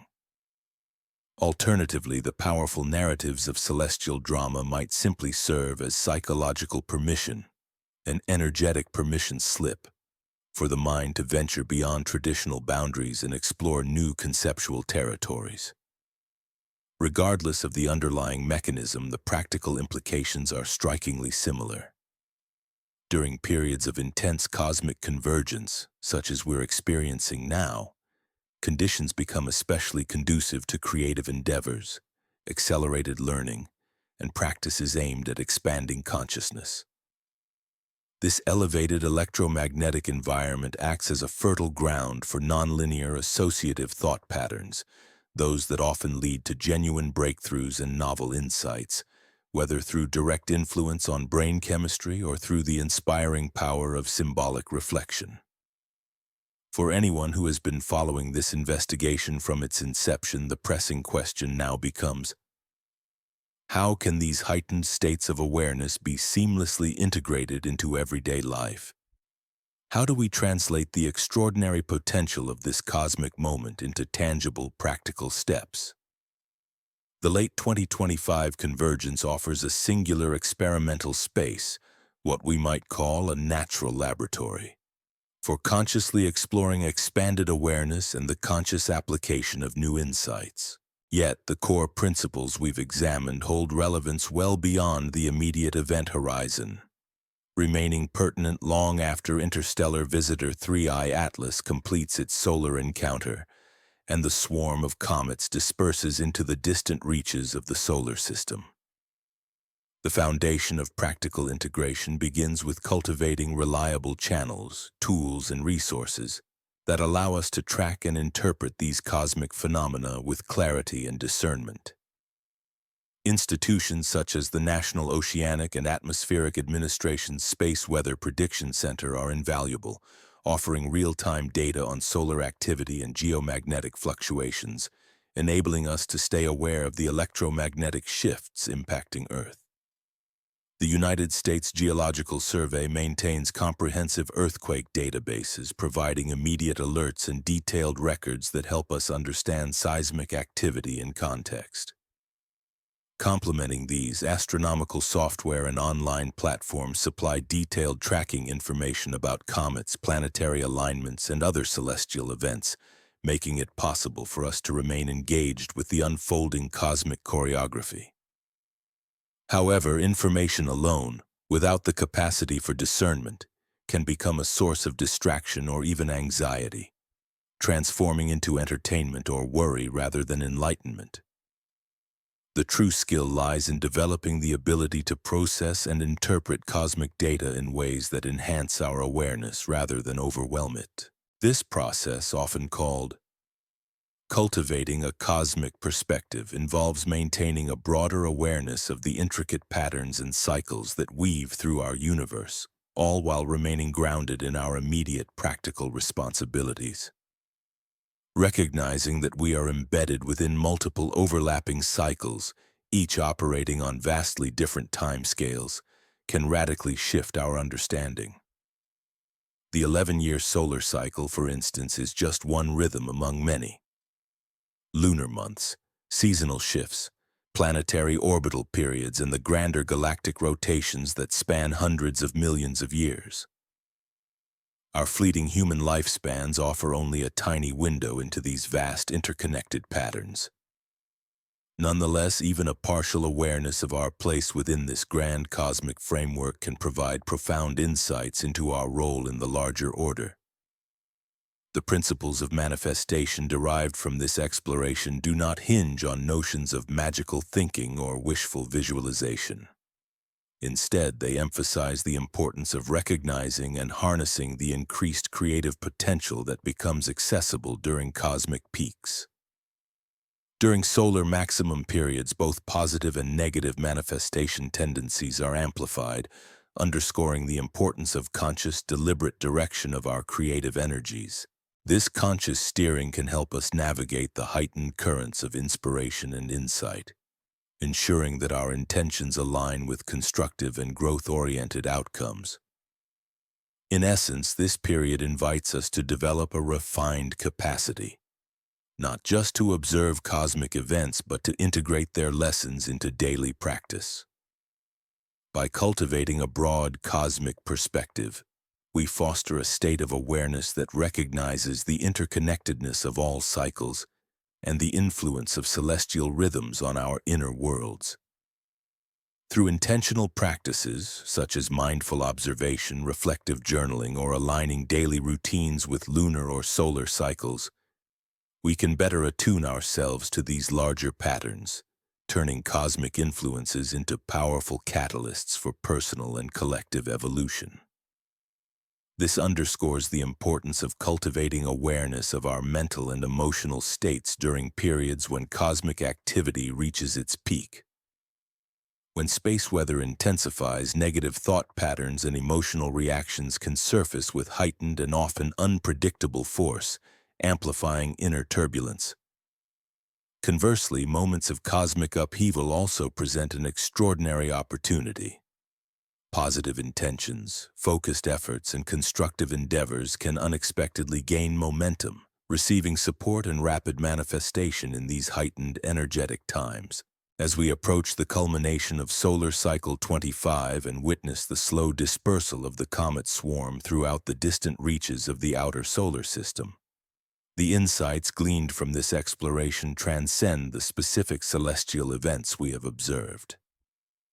We have uncovered a vital truth about the profound connection between cosmic rhythms and human consciousness, how the celestial dance of planets, stars, and interstellar visitors influences the fabric of our inner worlds. This relationship bridges the mechanics of the universe with the realm of human creativity, intuition, and spiritual curiosity. The universe, in its infinite wisdom, has provided us with a spectacular demonstration of its boundless creative power through the remarkable convergence of late 2025. The way we choose to interpret and integrate these cosmic signals will shape not only our understanding of future celestial phenomena, but also our capacity to consciously participate in the ongoing evolution of planetary awareness. Our collective consciousness, in essence, acts as both observer and co-creator within this grand cosmic story. When the heavens shift and new energetic patterns emerge, so too must we adapt and grow. The journey through the cosmos is ongoing, and our role as conscious witnesses, aware, intentional, and receptive, becomes increasingly vital to the unfolding narrative of life's evolution across the universe.